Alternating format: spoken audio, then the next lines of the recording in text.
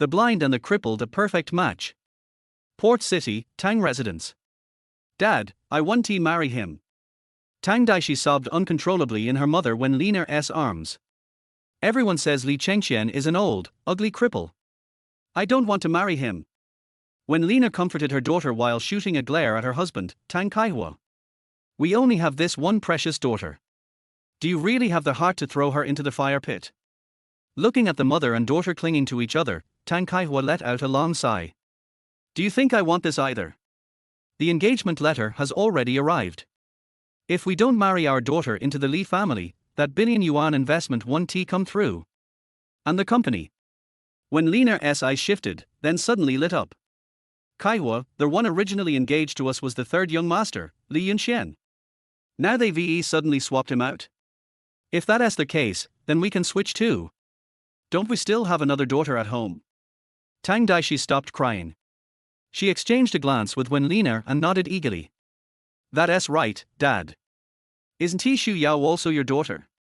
The Li family only asked for a daughter from our family. They didn't say she had to be biological or adopted. A blind girl for a crippled man, what a perfect match.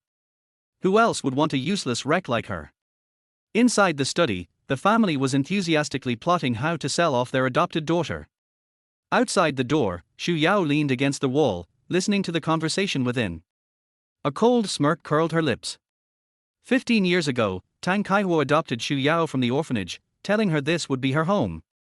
But now that the family faced trouble, she was the first one they threw into the fire as a scapegoat. But that's fine. She'd long since grown tired of staying in this house anyway.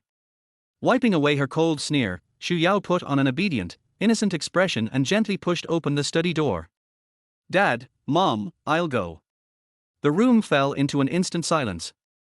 Her four simple words echoed in the air. Tang Daixi was the first to react. Yao Yao, are you serious? She rushed over and grabbed Xu Yao's thin arm. My good little sister, are you really going to take my place? All these years I've doted on you, haven't been in vain? Heh. Now she wants to act all sisterly.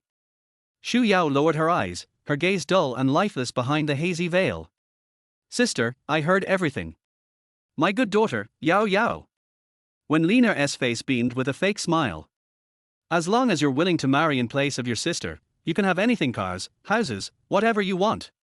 I don't want cars or houses. I only want. Xu Yao paused, biting her lip. I just want the diamond necklace Grandma left behind. The diamond necklace. Tang Daixi cried out, instinctively reaching for her neck. She had expected Xu Yao to ask for something outrageous like a house or a car, but just a worthless necklace. Truly blind. Fine, the necklace, right? Take it. Tang Daixi agreed readily, yanking the necklace from her neck. But when Lina stepped in and snatched it, stuffing it into her pocket. Such a filial child. As long as you marry in Daishi's place, I'll make sure that necklace is part of your dowry, Wen Lina said with a crafty glint in her eyes. Once outside the study, Xu Yao's pitiful mask instantly dropped, replaced by cold determination.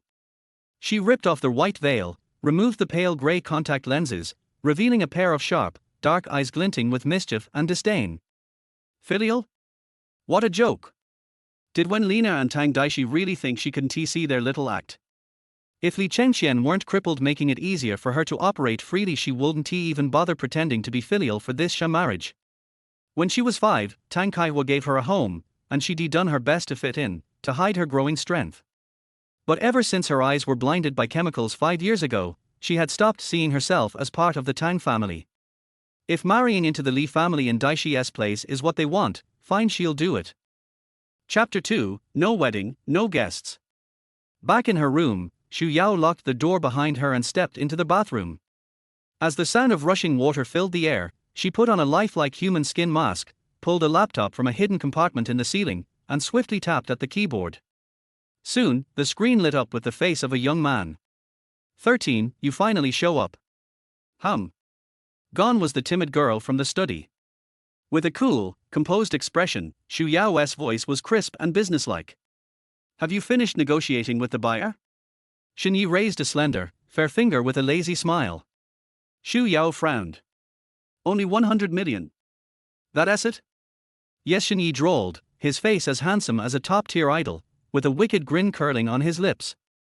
100 million US dollars. A flicker of satisfaction passed through Xu Yao's eyes. Acceptable. Shen Yi beamed. So when's the handoff, boss? Tomorrow night. Location Li residence. His smile froze. Shen Yi's voice suddenly pitched high with shock. Li residence? What are you doing at the Li residence? Everyone in the country knew how untouchable the Lis were.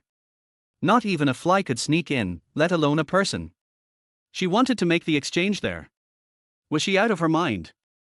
No need to question. Just follow orders. I'll contact you if anything changes. She paused for a moment. Tell everyone to lie low for now. All attention should be on the upcoming jade auction in Myanmar. She had a sharp instinct someone had been watching her lately. It made her skin crawl. Yes, Maram.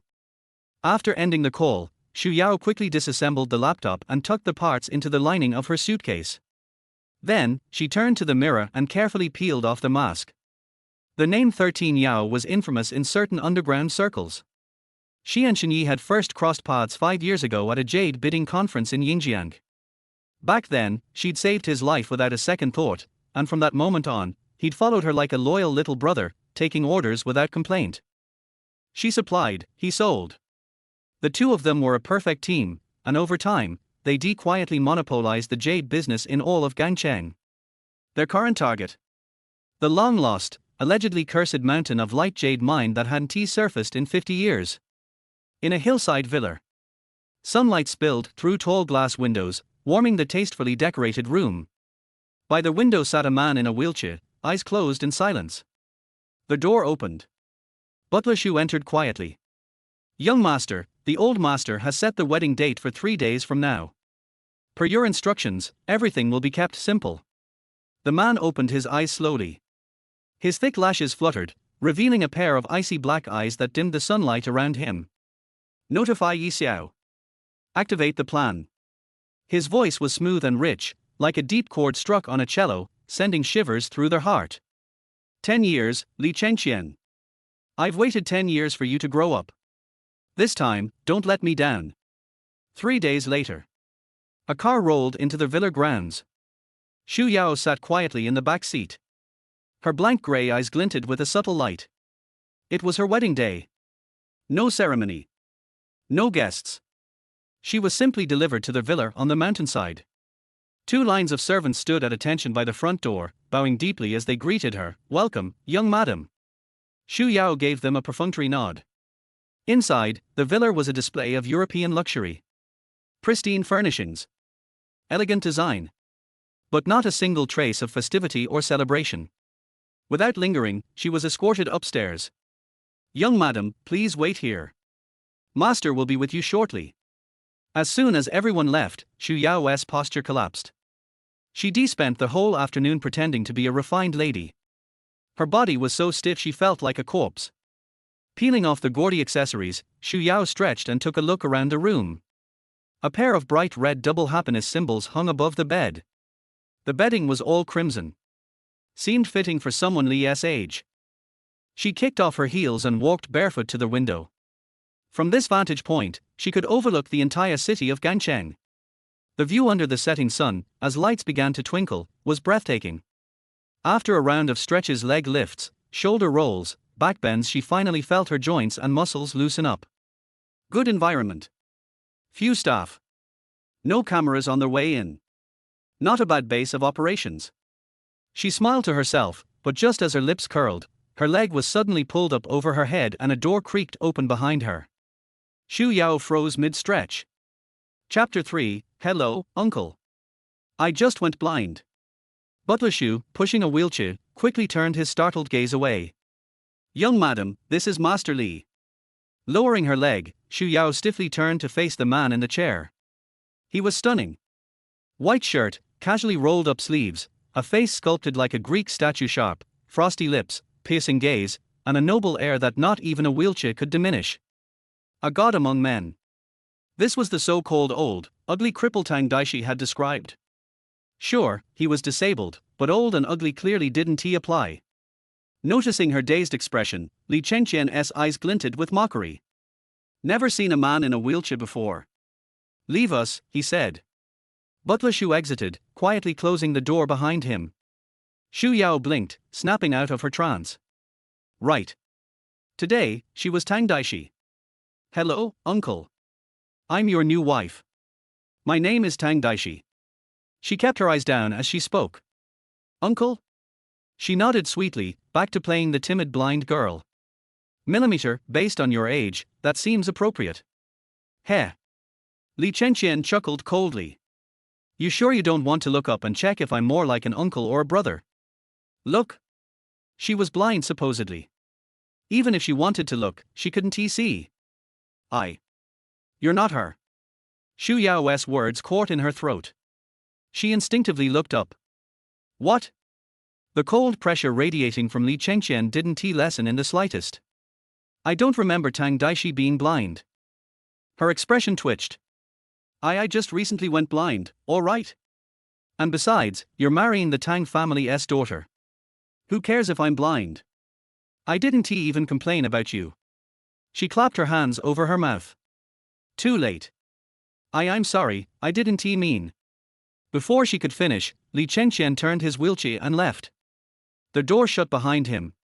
Xu Yao took a deep breath. This man was not to be underestimated. In the study, Li Chengqian made a call. Find out who the woman I married today really is. Yes, sir. After hanging up, he stared at the bold red double happiness symbol on the door, his eyes dark and unreadable. Soon, his phone buzzed. Sir, we found her. The woman in the photo you sent is the Tang family's adopted daughter Xu Yao. Tang Kaihua took her in from the orphanage 5 years ago. But what? There was a gulp on the other end. Miss Xu is blind. Li Chengqian's brow arched. A sneer curled on his lips. A blind girl. No wonder she kept avoiding his eyes. Well played, Tang family. They'd pulled a bait and switch on him. Tang family. Li Chengqian nodded slightly. This game was starting to get interesting. Meanwhile, in the bridal chamber, Xu Yao locked the door and retrieved the disassembled parts of her laptop from her suitcase. She dashed into the bathroom. With deft fingers, she quickly reassembled the computer. Her fingers flew across the keyboard, launching a system scan to check the entire villa for cameras or bugs. Once she confirmed the layout, she video called Xinyi. Tonight at 11. Hillside Villa, 3 o'clock direction. I thought you were going to the Li residence. Why are you at the Hillside Villa? Xinyi frowned. Did you offend the Lis? That's none of your concern. Just do your job. At work, Xu Yao was a different person, sharp, detached, and ruthless. Even Xinyi, who had followed her for 5 years, knew better than to push when it came to her private life. He shrank like a scolded puppy. Sorry. I overstepped. Let me say it again. Don't try to trace me. If you do, our partnership ends. Permanently. She ended the call. A cold glint flickered in her eyes as she clenched her jaw. Looks like tonight, she needed to put on a new mask. Suddenly, the sound of the doorknob turning broke the silence. Xu Yao ripped the mask from her face, the laptop still half disassembled, too late to hide it. Chapter 4, A slap in the face is too light. At the critical moment, Xu Yao immediately jumped into the bathtub. The door panel opened, and Li Chengqian, sitting in a wheelchair, appeared in front of him. Who? Xu Yao lay in the bathtub, grabbed a towel beside her and put it on her body, shouting in fear, Get out. Get out quickly. It's me. Xu Yao's expression relaxed a little at the steady and deep voice, Third uncle. I'm not your uncle. Xu Yao was about to explain further when Li Chengqian turned the wheelchair and said, Hurry up and wash. Door. Xu Yao pointed at the wide-open bathroom door. The wheelchair turned over again, and a faint smile flashed across Li Chengqian's lips. We are husband and wife, there is nothing to hide. Husband and wife? Does fake couples count as such? Taking a deep breath, Xu Yao suppressed the anger in her heart. Don't get angry, anger makes you age quickly. Although the door was not closed, fortunately Li Chengqian was still somewhat manly and he could not see inside the bathroom from his angle. But the computer that is soaking in the bathtub right now is broken. This Li Chengqian didn't come earlier or later, but came at this time. Fortunately, she reacted in time, otherwise he would have been exposed. He took apart the computer in the bathtub and stuffed it piece by piece into the bathtub before he wrapped himself in a bathrobe and walked out of the bathroom. Hearing their voice, Li Chengqian turned his head to look at her, his brows furrowed. "Take it off." Xu Yao immediately covered her chest tightly. What do you want to do? Although I can't see you, you can't do anything reckless. I'm not ready yet. As he spoke, Xu Yao regained his ability to play the blind man, groping around in the air with his hands. Li Chengqian looked at her in silence, and the wheelchair moved forward. I said, "Take it off." Her throat rolled and Xu Yao retreated again and again until her back hit the wall and she could not retreat any further. "Uncle, don't do this, Seeing her wary look, Li Chengqian sighed helplessly. "Who told you to wear my bathrobe?" Xu Yao blinked blankly and subconsciously wanted to look at him, but the first rule of pretending to be blind is that you cannot look the other person in the eye. "Oh, I'll change it right away." After saying that, Xu Yao was about to leave, but Li Chengqian spoke first. "No need, go and run me a bath." "Me?" Xu Yao pointed at herself without any doubt. The reason why she agreed to marry in place of someone else was that she heard that Li Chengqian was a disabled old man. After all, it would be easier to do things here than in the Tang family. But who would have thought that although the third master of the Li family was in a wheelchair, he was neither old nor ugly, especially his eyes, which were as sharp as an eagle. After all, she was a person who had experienced ups and downs, but she actually felt an indescribable sense of depression in front of him. As expected of a member of the Li family, even if he is disabled, he should not be underestimated. "If it's not you, then could it be me?" Pointing at his legs, Li Chengqian raised his head to look at her. "Okay, I'll go." Xu Yao resigned herself to her fate and groped her way into the bathroom along the wall. After running the water, Xu Yao turned around and called him. "The bath water is ready. Help me in." Xu Yao rubbed her cheeks. He was becoming more and more skilled in giving orders. "Okay, third uncle, I'll help you in." Xu Yao smiled sweetly, but her fingers were groping forward randomly. Then, when she was about 10 centimeters away from Li Chengqian, she swung her hands vigorously. Par. With a crisp slap, Xu Yao immediately took a step back. "Uncle, I'm sorry, I didn't mean it, I can't see, so." His tongue touched the side of his face, and Li Chengqian couldn't help but curl the corners of his mouth. The first time he was beaten, it was by such a little girl. "How dare you hit me?" Xu Yao shook her head, her lifeless eyes moving around. No, uncle, I didn't mean it." Although he said he didn't mean it, his heart was filled with smiles. "Oh, you stinky man, I let you order me around, so a slap in the face is too light a punishment." Seeing her apology, clumsy but sincere, Li Chengqian couldn't help but sigh. Getting angry at a little girl. "Help me over there." Seeing that he was not angry, Xu Yao felt it was boring and walked towards him. However, her foot slipped and she fell towards Li Chengqian. A scream pierced the air, and Xu Yao subconsciously tried to pull her legs and turn over, but the space was too small, and Li Chengqian was there, so she immediately put down her left foot that she was about to raise, and fell to the ground. With a muffled groan, Xu Yao threw herself directly on Li Chengqian, her hands resting on his thighs and her face pressed against his lower abdomen. Chapter 5, Third Grandma is so anxious. I cursed secretly in my heart, she really didn't mean it this time. It's all his fault. Why did he ask her to prepare the bath water for him? Xu Yao's mind was full of thoughts, and she didn't realize that there was anything wrong with the position she was lying in, until the man moved seemingly embarrassedly. Xu Yao suddenly sat up and finally realized something. "You bastard! You!" His turbid eyes looked straight at Li Chengqian, and a fierce look flashed across his eyes.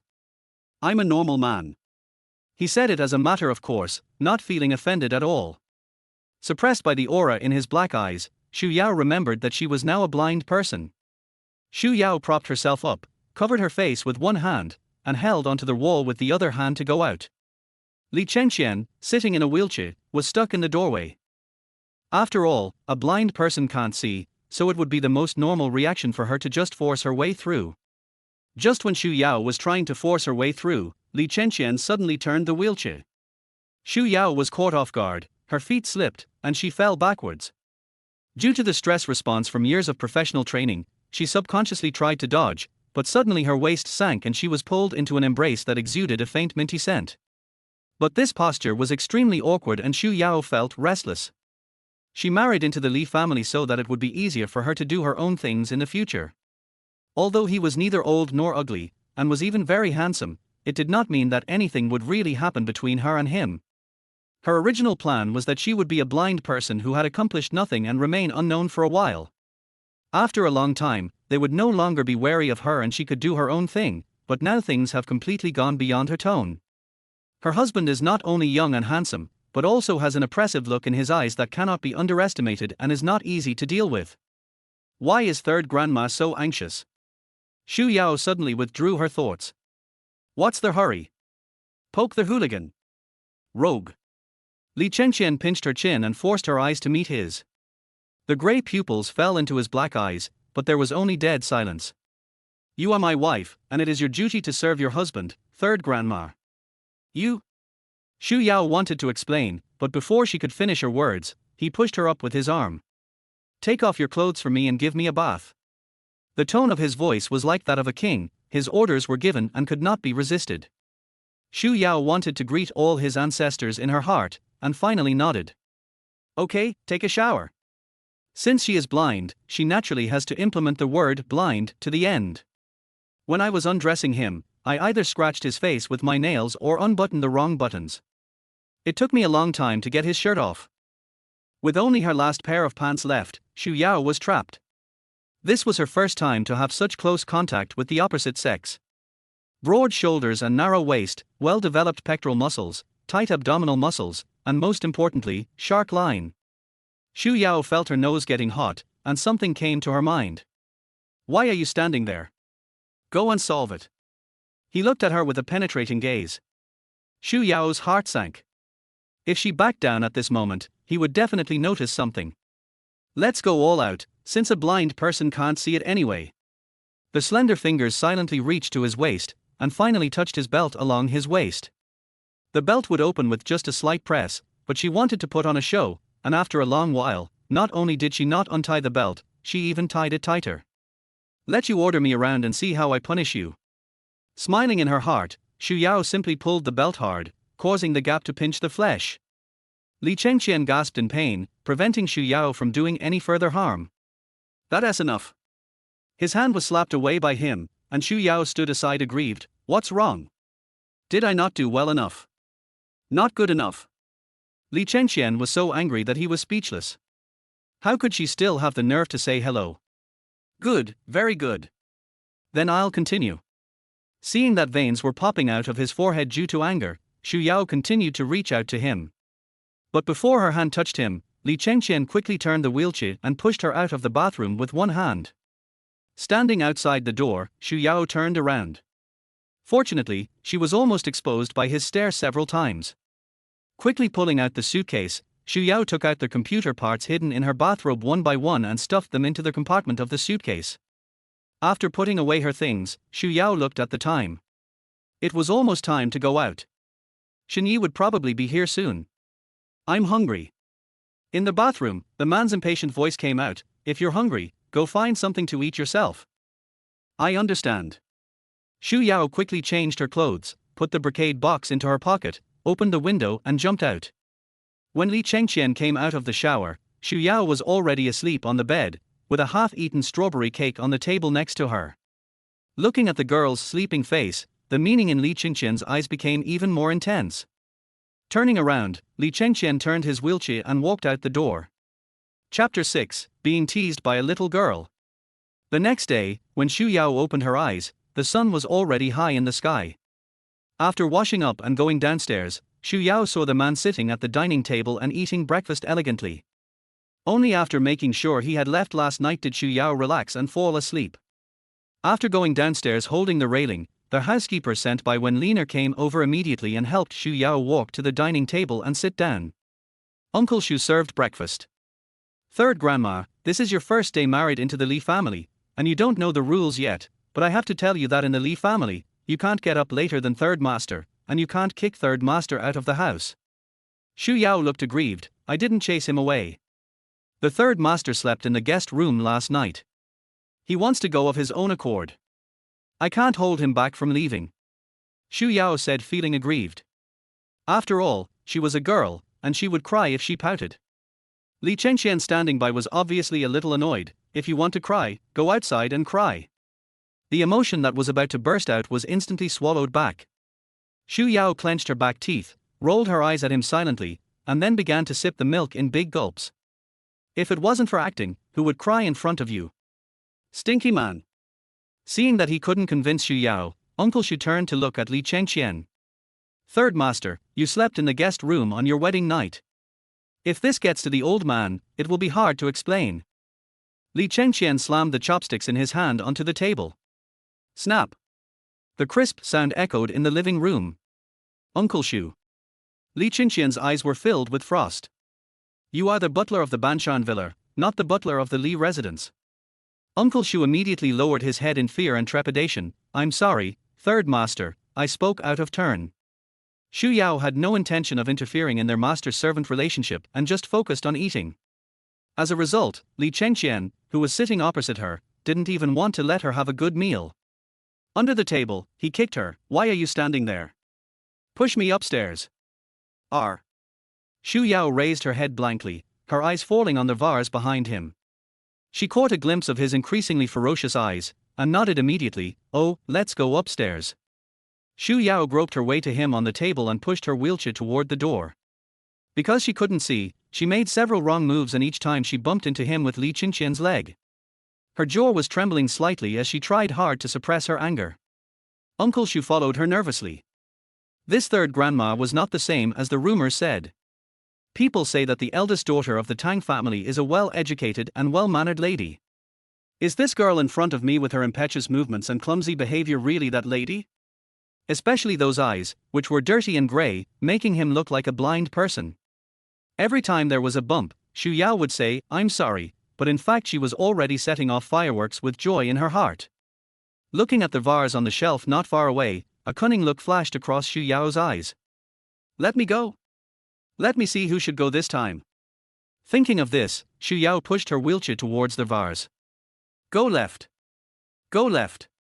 Li Chengqian shouted harshly as he saw the vase getting closer.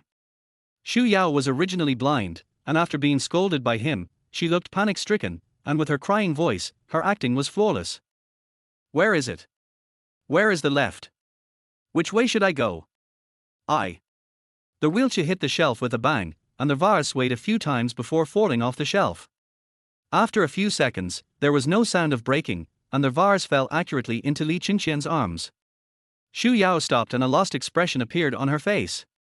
Li Chengqian turned his head to look at her. Can't you just walk properly? Xu Yao quickly adjusted her expression and apologized repeatedly. I'm sorry, Uncle San, I can't see. Looking at her cloudy and pale eyes, Li Chengqian couldn't get angry even if he wanted to. After handing the vase to Uncle Xu, Li Chengqian turned his wheelchair and entered the elevator. Seeing Xu Yao still standing there in a daze, Li Chengqian said coldly, Why are you standing there? Come in. Xu Yao immediately groped her way into the elevator. Back in the bedroom, Li Chengqian pointed to the dressing room and said, Change my clothes. Change clothes? What he's wearing is pretty good, why does he have to change clothes? Mumbling in her heart, Xu Yao still asked softly, Uncle San, why are you changing clothes? Are you going out? Li Chengqian looked at her with a sinister look, and Xu Yao was actually frightened by his gaze.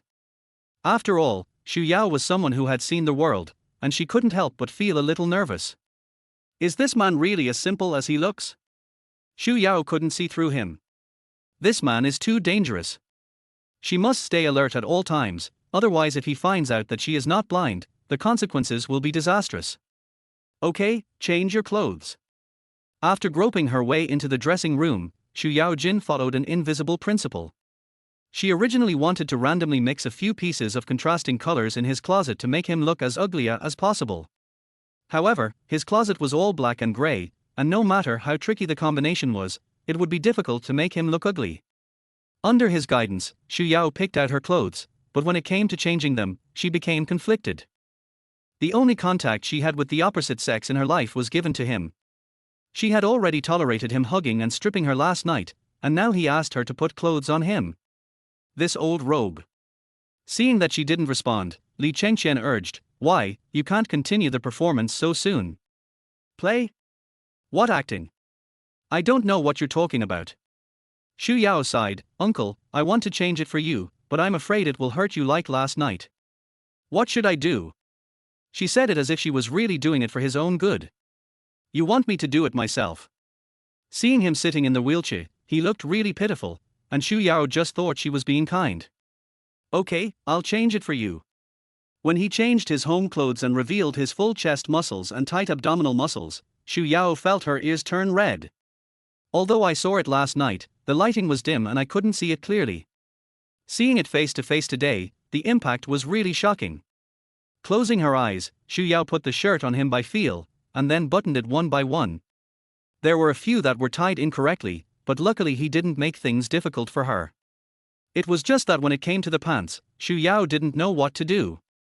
After all, she suffered a loss at his belt last night. Just when her hand was about to touch his belt, Li Chengqian suddenly said, "Go out." Xu Yao immediately let go, turned around and walked towards the door. After taking 2 steps, she suddenly remembered that she couldn't see it, so she stretched out her hand and groped back and forth in the air. Only after she walked out the door did Xu Yao breathe a sigh of relief. The famous 13 Yao in the jade industry was unexpectedly defeated by this man. In the room, under the sunlight, the man lowered his head and glanced between his legs. He actually fell in love with this little girl twice. It had been 10 years, and he thought he had become cold-hearted enough, but he never expected that he would be so moved by a little girl. I've been single for too long, and my heart was touched by a little girl's casual flirtation. Chapter 7 Venting out your emotions is good for your health.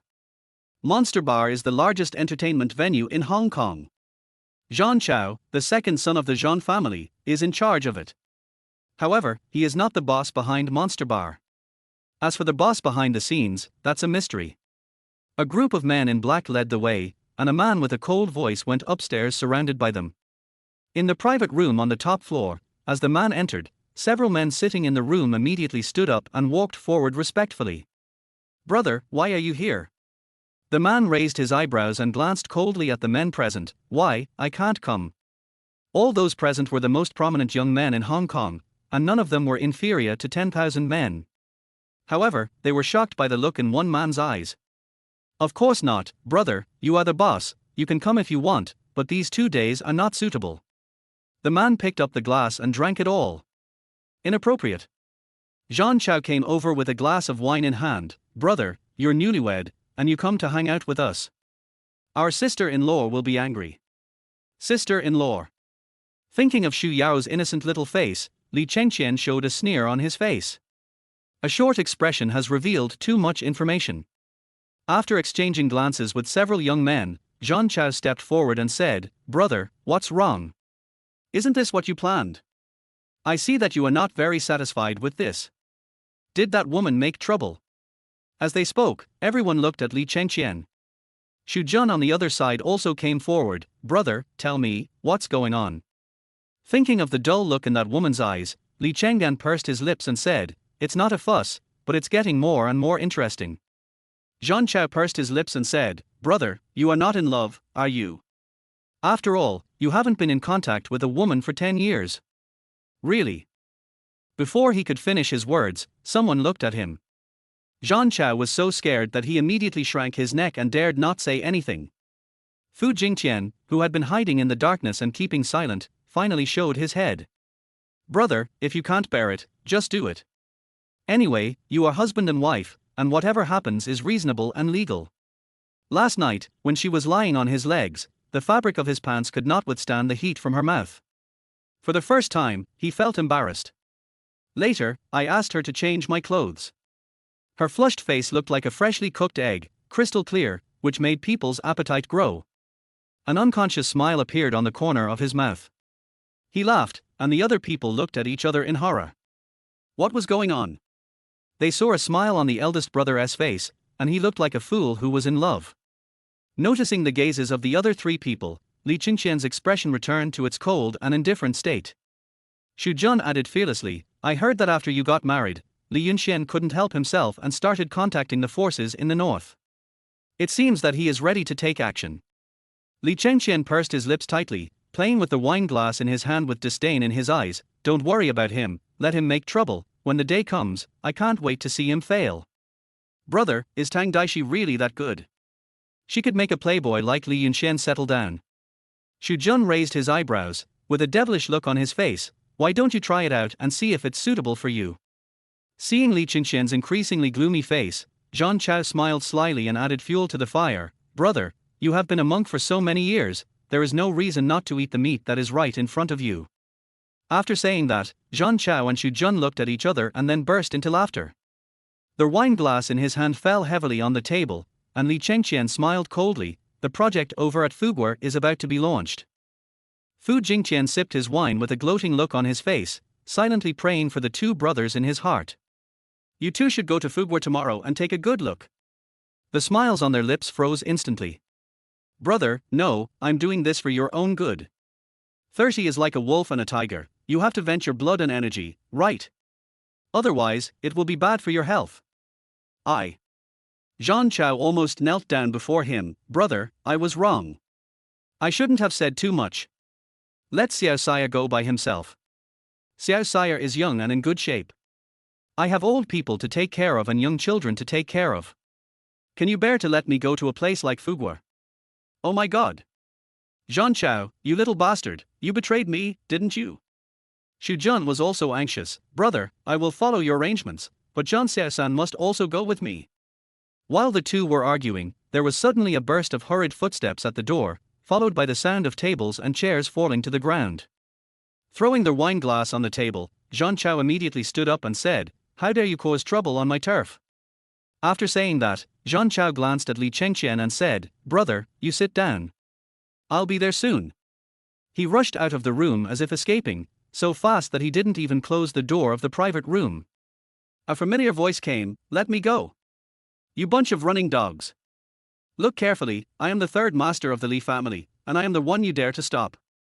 Bastards. Get away from me. In the private room, Xu Jun also stood up in surprise. Brother, someone is impersonating you. Everyone knows that the third master of the Li family is Li Chengqian, who was accidentally disabled 10 years ago. And now, the man outside who is full of energy and calls himself the third master Li must have not expected that the person in the private room is the real third master Li. After 10 years of grudges, Li Chengqian had already figured out who that person was. When the two were about to leave, Li Chengqian raised his hand to stop them. No hurry. Over there, Zhang Chao just walked out the door and saw Li Yunxuan being dragged out by bodyguards. Go away. I won't leave. I haven't had enough fun yet, call the best girl here to me. Do you hear me? The manager was waiting at the door himself. I'm sorry, Master Li, we are doing serious business here, and we don't have any girls. Bullshit. Why don't you have any girls? I don't have a woman anymore, so what's wrong with you girls? Get out of here. Get the fuck out. Zhang Chao pushed through the crowd and walked over, and the manager immediately stepped aside. Who did I think you were? It turned out to be Master Li.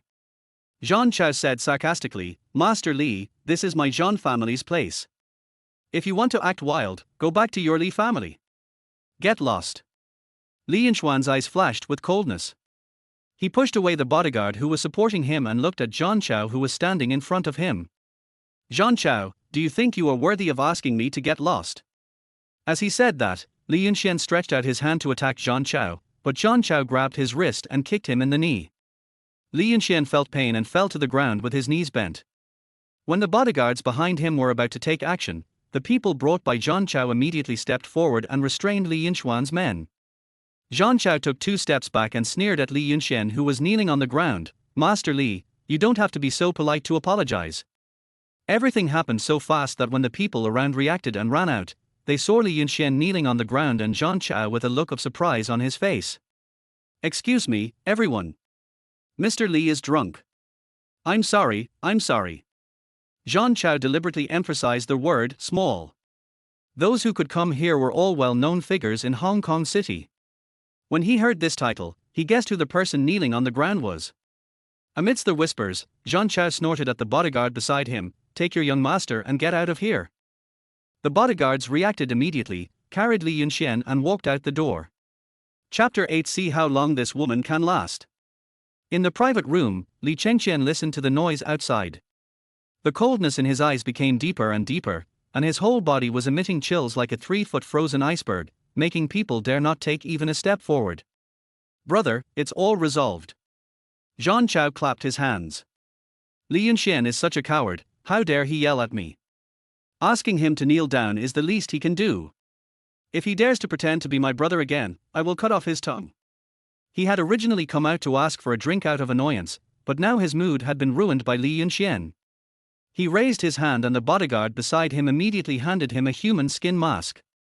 Li Chengqian took the human skin mask and put it on, and a weak, handsome, fair and tender face of a young man appeared in front of him. The other 3 brothers were amazed every time they saw it. Brother, with this mask on, you look a dozen years younger. If it weren't for your muscular body, I would have thought you were a gigolo. The appearance may change, but the eyes remain sharp. Wherever his eyes went, frost formed, and Zhang Chao manually closed his mouth. Outside the monster bar, Li Yunxuan was drunk and in a daze. A figure walked past him and Li Yunxuan suddenly raised his head. Mint. Such a familiar taste. Li Chengqian. It's Li Chengqian. Li Yunxuan shouted, quick. What are you standing there for? Find this cripple here. I'm going to kill him. How dare he steal my woman? The young man suddenly stopped and turned his head with murderous intent in his eyes. Under the dim streetlight, a silver needle pierced through the crowd and directly pierced Li Yunxuan's knee. Ouch! With a groan, Li Yunxuan knelt on the ground again. Are you worthy enough? In the night, a black Bugatti hummed past. The rear-view mirror reflected the man's beautiful face, and a cold smile flashed by. It was already past 11 o'clock when we returned to the villa halfway up the mountain. The car drove into the yard, and Uncle Shu immediately went out and pushed Li Chengqian into the villa. What about her? Uncle Shu was stunned, then he realized who Li Chengqian was talking about. Third grandma was in the bedroom all afternoon and didn't eat dinner. Haven't you finished your meal? Li Chengqian's face was gloomy. After just a few days of not seeing her, she had lost her appetite. Thinking of the scene of Li Yunxuan making a scene in front of the monster bar, Li Chengqian's expression became even gloomier. Still acting. It was obvious that the prince had been replaced by a cat, but he was still acting deliberately, just to make him believe that the person in the villa at this moment was the real Tang Daixi. However, he was too careless and found a blind man. You're just pretending. Well, I want to see what tricks you are playing. After going upstairs, Uncle Shu pushed Li Chengqian to the bedroom door and left. Pushing open the bedroom door, Li Chengqian saw the bulge on the huge bed. The bedroom window was not closed. The evening breeze gently blew the white gauze curtains, spilling moonlight into the room, creating an indescribable feeling of haziness. Li Chengqian gently pushed the wheelchair inside and, in the moonlight, looked at the sleeping face of the girl on the bed. The face was as big as a palm, the eyes were closed slightly, the eyelashes were long and curled. I don't know what she was dreaming about, and her pink lips were smacking. If she hadn't been arranged by Li Yunxuan to be by his side, it would have been nice to have her by his side. It's a pity that she is Li Yunxian's person, so everything has changed. The next day, just as the sky was getting light, a knock on the door woke up the slender figure on the bed. Third grandma, third master asked you to go downstairs to prepare breakfast. Ask her to prepare breakfast. It's not even daybreak yet. Besides, there are so many servants in this house, is it necessary for her to prepare breakfast? What does he want to do again? Carrying a tired body, Xu Yao quickly dressed up and went downstairs. The lights downstairs are already on and everyone is busy doing their work. Xu Yao touched the handrail and slowly went downstairs. At the dining table, Li Chengqian was sitting elegantly sipping coffee and reading the newspaper. Seeing her standing there in a daze, Li Chengqian turned his head and glanced at her coldly. Why are you standing there? Go prepare breakfast. Xu Yao's eyes were still foggy. I can't see. Putting down the coffee cup, Li Chengqian leaned back and said, how dare he send you here when you don't know anything? He? Xu Yao frowned in confusion and was about to explain when he spoke again. Before you marry into the Li family, you should have known your own identity. Li Chengqian snorted coldly and put down the newspaper. Tell Tang Kaihua to find out who is the boss of the Li family before choosing a side. Xu Yao would be a fool if she didn't understand such a blatant threat. If she was a 13th girl, how could she be frightened by his words? But now she is Xu Yao, the adopted daughter of the Tang family. Okay, I'll do it. As she spoke, Xu Yao slowly groped her way forward. Because she was not familiar with the road conditions, she bumped into a chair and a door frame on the way. Uncle Xu wanted to step forward to help several times, but because of Li Chengqian, he could only watch Xu Yao get bruised and battered. In the kitchen, there were clanging sounds. Li Chengqian sat in a wheelchair with his arms folded, watching her busying herself clumsily, his eyes full of gloom. He wanted to see how long this woman could last. Half an hour later, Li Chengqian looked at the dark plate on the table with disdain. This is the breakfast you made. Xu Yao's eyes fell on the ground, and she nodded blankly. Well, I can't see it and I don't know if it's cooked or not. This was no longer a question of whether it was cooked or not. Li Chengqian had lost his appetite. He looked up at her unhappily and saw that the corners of Xu Yao's mouth were trembling and she kept scratching the back of her hand. What happened to your hand? Xu Yao immediately hid her hands behind her back. Nothing. Since there's nothing else, go upstairs and clean the bedroom. Xu Yao tightened her fingers. She had not expected this man to be so tasteless. She was blind now, and he asked her to cook and clean. It was obvious that he was making things difficult for her. Cleaning, right? Okay, I'll bear with it. With a sob, Xu Yao nodded silently, biting her lower lip as she groped her way upstairs, looking as if she had suffered a great injustice. But when he passed by Uncle Xu, the burn on the back of his hand was revealed without leaving a trace. The kitchen prepared breakfast again. The first floor was quiet with only the sound of Li Chengqian flipping through the newspapers and the sound of table tennis coming from upstairs. Uncle Xu couldn't hold it in. Third grandma is blind and she didn't eat breakfast. And she injured her hand when she was making breakfast just now. What do you think? Before he could finish his words, Li Chengqian gave him a look and Uncle Xu immediately stopped what he was going to say next. Li Chengqian squinted his eyes and glanced upstairs. She hurt her hand. That's why she hid when he asked her just now. Chapter 9. I was not sent by him. Upstairs, Xu Yao made some noise and then locked herself in the bathroom. Taking out her cell phone, Xu Yao called Shen Yi. Before, they never contacted each other by phone unless necessary. 13. What's wrong? Is there an accident? Shen Yi's anxious voice came, and he was startled when he received her call. Get me a new set of equipment. R. Get a small, waterproof one. R. I will contact you again tomorrow. R. Xu Yao's eyes darkened. Are you dumb? What are you saying? Lowering his chin in surprise, Shen Yi asked, what happened? Do you need me? No, just do your job well. By the way, how is the goods? The other party has agreed to deliver the goods in 3 days, but he has a condition. A murderous look flashed across his frost-covered black eyes. What are the conditions? The other party requires 13 Yao to deliver the goods in person. Har. Xu Yao sneered and nodded. What a big tone. 13 Yao also met them just as they said. Shen Yi was helpless. This is the only buyer we can find who accepts their mountain of light. After thinking for a moment, there was a sound of the door opening. Xu Yao said quickly, okay, see you. I'll contact you at the address and time. After saying that, Xu Yao immediately took off the voice changer and put it into her pocket together with the phone. Her sinister eyes were once again shrouded in white mist, and her cold expression was immediately replaced by a well-behaved and gentle one, forming a sharp contrast with her previous frosty and cruel look. The door handle turned, and Li Chengqian's stern face appeared before him. Xu Yao pretended not to see it, holding a wet rag in one hand and groping in front of her body with the other. Suddenly, her wrist sank, and Xu Yao subconsciously looked up until her wrist met his deep eyes. Xu Yao immediately screamed and tried to shake it hard to struggle. It's me. A hoarse and mellow voice came out from his thin lips. She was obviously not very panicked, but when she heard his voice, she felt an indescribable sense of peace in her heart. Third master. Xu Yao looked around and slowly moved closer to listen. His hand was held by him, and his palm was burning hot, and the temperature slowly spread to their whole body along the position where they were pressed tightly together. The strange feeling made her subconsciously want to escape, but he held her tighter. Looking at the red and swollen area on the back of her hand, Li Chengqian's eyes changed slightly. My hand is injured. Xu Yao bit her lower lip and said softly, no, it's okay. Come here. He said with a hint of reproach in his voice, pulling Xu Yao's hand and walking to the bedside. Sit down. He spoke in an imperative manner, and Xu Yao didn't understand why but sat down on the bed obediently.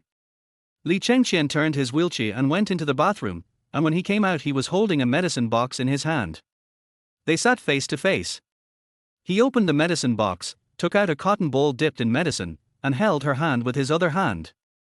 Xu Yao tried her best to suppress the strangeness in her heart, but her ears were still burned by such close contact.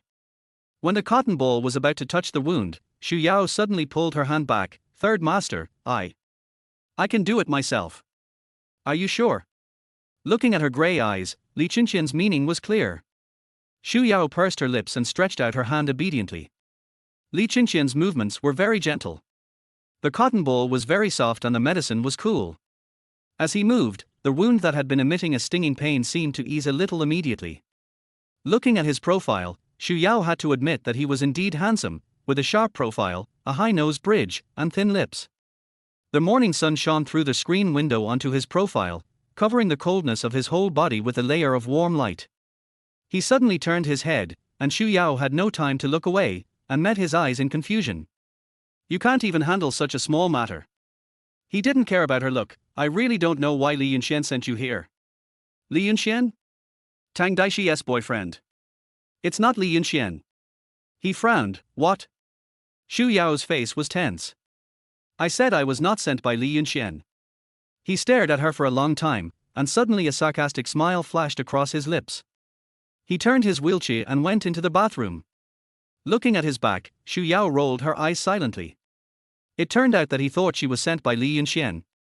Although she had never met Li Yunxuan, the man who could make Tang Daixi love him so much must not be a good person.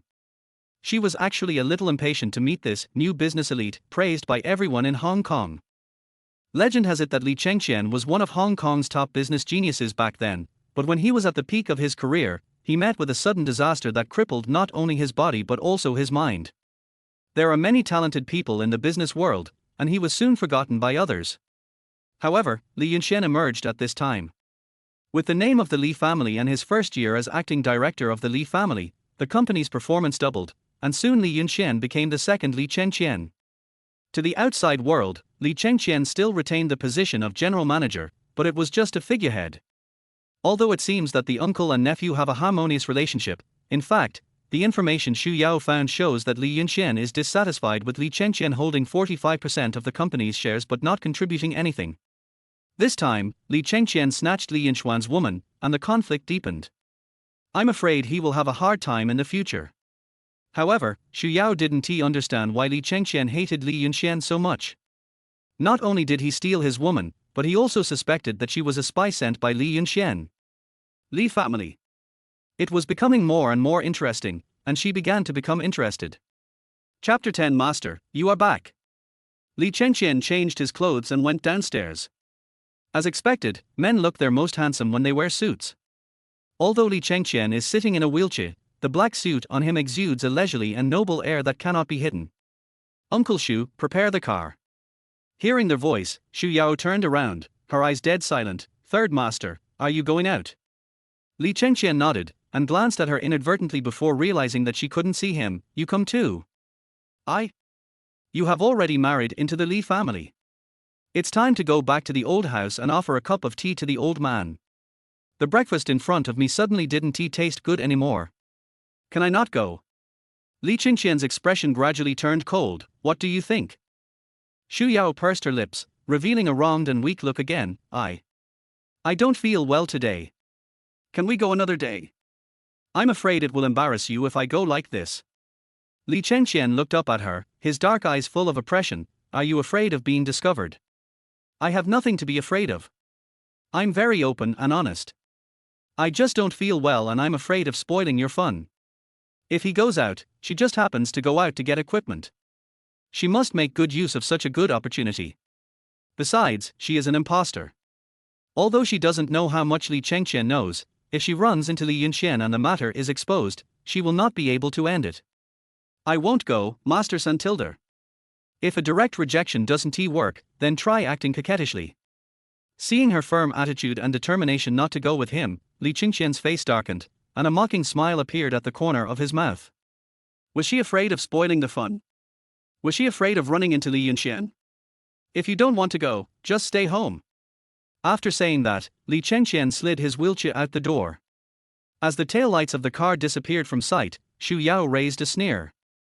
The gentle and obedient look just now was instantly replaced by coldness, and a layer of frost covered the pretty face. I need to rest. No one is allowed to go upstairs.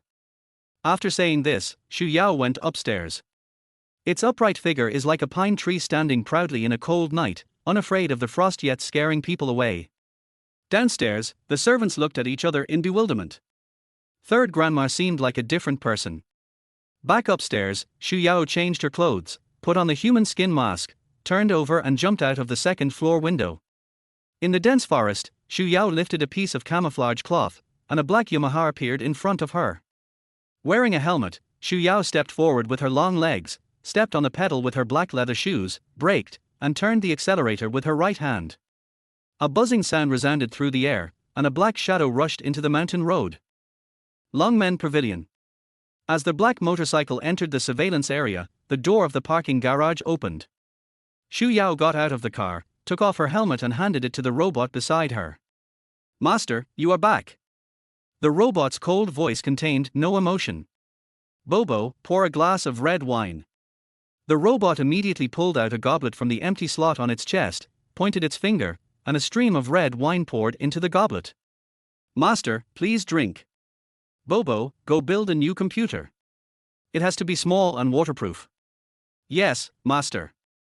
Longmen, as the name suggests, is a place where carp can become real dragons only after passing through Longmen. This is Xu Yao's own gathering place, a glass villa located on the mountainside behind Xiankong Mountain. There is no one here all year round, only Bobo, a robot, guards it. After finishing a glass of red wine, the computer assembled by Bobo came out. It is smaller and lighter than before, and will not be noticed when hidden around the waist. Master, are you satisfied? The computer turned a few times in his palm, and Xu Yao nodded. Bobo, you are getting better and better. I will find you a girlfriend someday. How about that? Bobo is a robot, its entire body made of a material more expensive than gold. Suddenly, a red light came on. Oh, master, Bobo is blushing. Xu Yao put away the computer and patted Bobo on the head. Little fool, you are still shy. Okay, I have to go now. I will bring you something fun next time I come back. Bobo walked around in circles and saw Xu Yao off. Chapter 11. The war has just begun. The villa area at number 9 Uegafu Mountain Road, Gangcheng is located in the center of Gangcheng. It is the intersection of several dragon veins. The property is located between two hills, facing north, and receives energy from the east and west. It can be said to be a feng shui treasure land. As the golden iron gate slowly opened, a black Maybach drove in, and 2 rows of servants in the yard bent down in an orderly manner. The car door opened, and Li Chengqian was pushed out of the car by Uncle Xu. The servant called out respectfully, "Hello, third master." There was no trace of warmth on the cold face anymore. The man was pushed into the villa. The huge living room was already full of people. Old Master Li sat in the first seat, followed by Li Chengqian's eldest brother and his wife, Li Chengyu, and Zhu Jingya, his second brother's widow Jiao Minglan, and then several younger children. Because of Li Chengqian's disability, everyone looked down on him, and even the children had no respect for him. Aegon is back, come here quickly. He was Mr. Li's most beloved youngest son and he was once highly expected of him, but unfortunately he ended up being disabled and living in seclusion. Quite sad. Uncle Xu pushed Li Chengqian to the old man.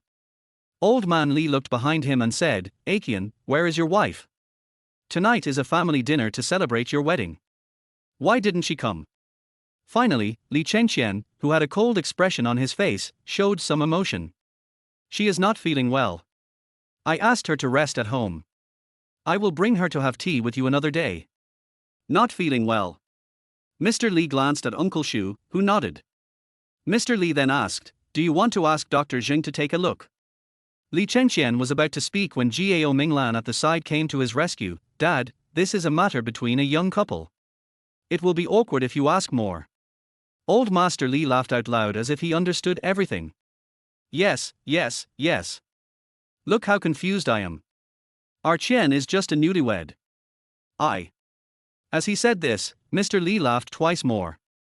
Even so, it's not a rule in our Li family that a new daughter-in-law shouldn't offer tea to her parents-in-law on her first day of marriage. Zhu Jingya looked at Li Chengqian with a mocking expression. Maybe third brother deliberately didn't let his sister-in-law come out. After all, 1111 and our Yunxuan have. Shut up. Mr. Li slapped the table. Boss's wife, you said that. Although Zhu Jingya was unwilling to be scolded, she had to grit her teeth and swallow it. What can't be said? A cold voice came from outside the door, and Li Yunxuan walked in closely. With arrogance, his eye swept over everyone in the hall until they fell on Li Chengqian, and a murderous intent flashed in his eyes. With his fingers clenched into fists, Li Yunxuan looked at Li Chengqian with resentment. This cripple, if he could, he would kill him right now. As soon as she saw her son coming, Zhu Jingya felt more confident and stood up immediately. We were talking about your third uncle not bringing his new wife to offer tea to Grandpa. Har. Li Yunxuan laughed softly. Maybe the girl doesn't agree with this marriage. Everyone knows the relationship between the three people, and there is silent smoke of war between their words. Li Chengqian changed his previous cold and sad expression and sighed. Yes, it's really a waste for such a good girl like 1111 to marry a cripple like me. Not only does she serve me tea and water during the day, but she also has to undress and bathe me at night. 1111 is the eldest daughter of the Tang family after all, and it is really unfair for her to serve me like this. Li Yunxuan's rationality was already running wild, and the fire in his eyes was burning more and more fiercely. Seeing his clenched fist, Li Chengqian suddenly smiled at Li Yunxuan and said, speaking of which, I was able to marry such a good wife thanks to Xian's concession. I will definitely toast you a few glasses of wine later. Li Chengqian's tone was full of sincerity, and the smile on his lips was like a flag waving by a winner, showing off to him. Li Yunxuan clenched his teeth and chuckled. 1111 is a good girl. As long as third uncle and 1111 are happy and loving, my little concession doesn't matter. Looking at Li Chengqian's smug face, Li Yunxuan wished he could tear him to pieces.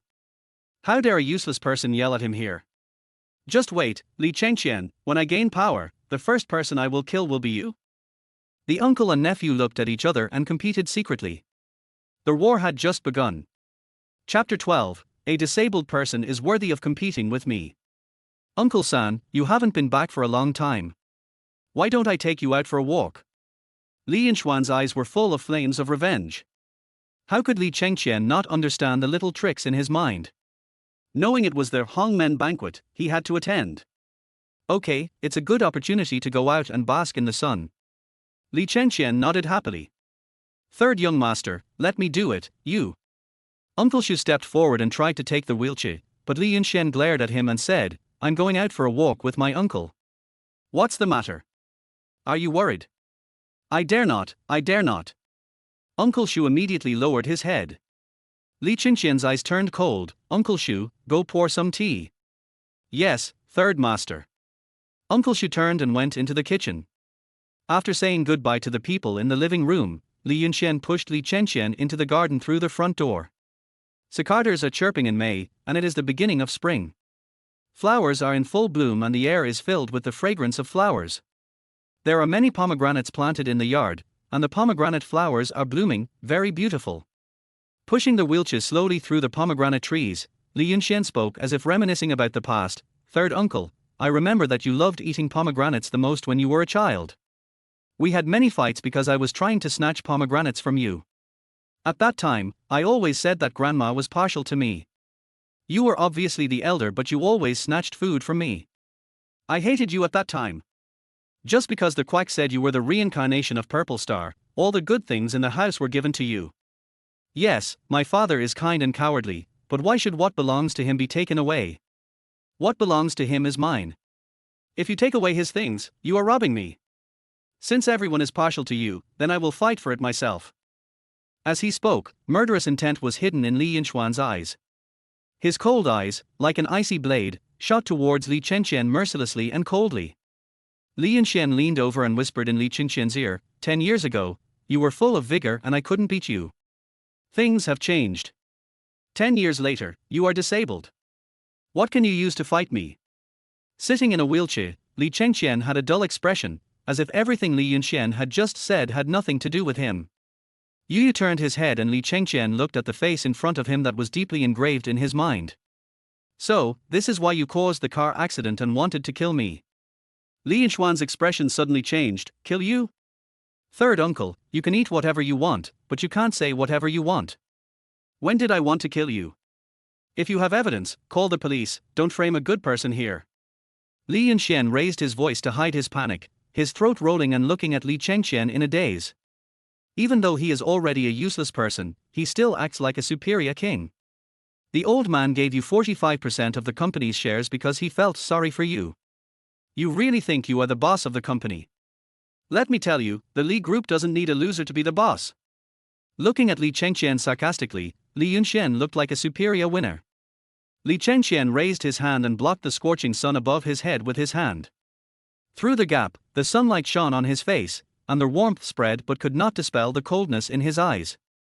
Li Chengqian looked at Li Yunxian fiercely from the side. It's not up to you to decide what kind of person the Li family needs to take charge. Just like Tang Daixi, no matter how much you like her, as long as I say a word, the old man will still marry me obediently. You?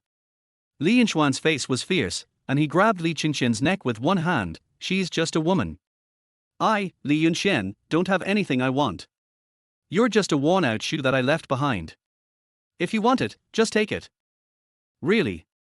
Li Chengqian met his vicious eyes with a faint smile on his lips. Irritated by his mocking laugh, Li Yunxian wished he could strangle him to death to vent his anger, and he kept squeezing the bones of his neck with force.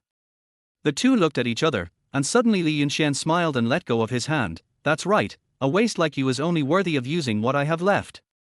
Tang Daixi is a woman who may not be good at other things, but she is very good at getting along with men. This is the result of my cooperation over the years. You don't need to thank me, we are uncle and nephew. If 1111 can take good care of you, it will be a filial piety of mine as a nephew, don't you think, third uncle? After saying that, Li Yunxian seemed to suddenly think of something. Oh, look at my brain, how could I forget that you are a disabled person and can't even take care of yourself? I guess you can't do anything you want to do, har har har tilde. The hand on his leg slowly clenched into a fist, and cracks gradually appeared in his calm eyes, but the voice he spoke was still light. Then third uncle really wants to say thank you. If it weren't for you, I wouldn't have met a girl as good as 1111.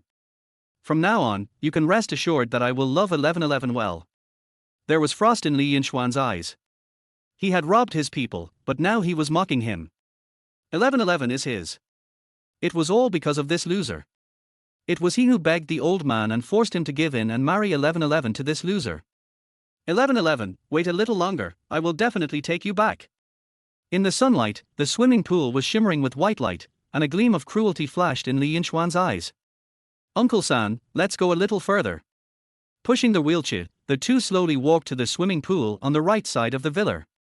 When they were only 3 meters away from the swimming pool, Li Yunxian suddenly slipped, and leaned forward while pushing the wheelchair out. With a plop sound, Li Chengqian and his wheelchair fell into the swimming pool, splashing water. Third master. With a cry of surprise, Uncle Shu, who was waiting behind him, rushed out immediately. Without saying a word, Uncle Shu jumped into the swimming pool and pulled up Li Chengqian, who was gradually sinking, by his arms. The bodyguards around also ran over after hearing the noise, and it took a lot of effort for several people to carry Li Chengqian to the shore. Everyone in the villa ran out upon hearing the noise. When Mr. Li went out, he saw Li Chengqian lying on the shore coughing violently, while Li Yunxian was standing on the shore with his hands in his pockets. A cold light flashed in Mr. Li's eyes. What happened? How could he fall into the water? Zhu Jingye seemed to be saying caring words, but there was a sneer on her face. As expected, trash is trash. Once thrown into the swimming pool, it's like a dead dog and can't do anything. It's the third young master, it's him. Uncle Shu. Uncle Shu wanted to say something but was stopped by Li Chengqian's loud roar. Turning his head, Li Chengqian looked at old man Li and smiled. Dad, it was my own carelessness. It has nothing to do with Xiaoxian. After saying that, Li Chengqian pinched his brows tiredly. Dad, I'll go home first. After saying that, Li Chengqian gestured to Uncle Shu, go back. Staring at Li Yunxian angrily, Uncle Shu snorted, third young master, you should consider the consequences before doing anything. After saying that, Uncle Shu pushed Li Chengqian out of the old villa. Chapter 13 Invisible Temptation.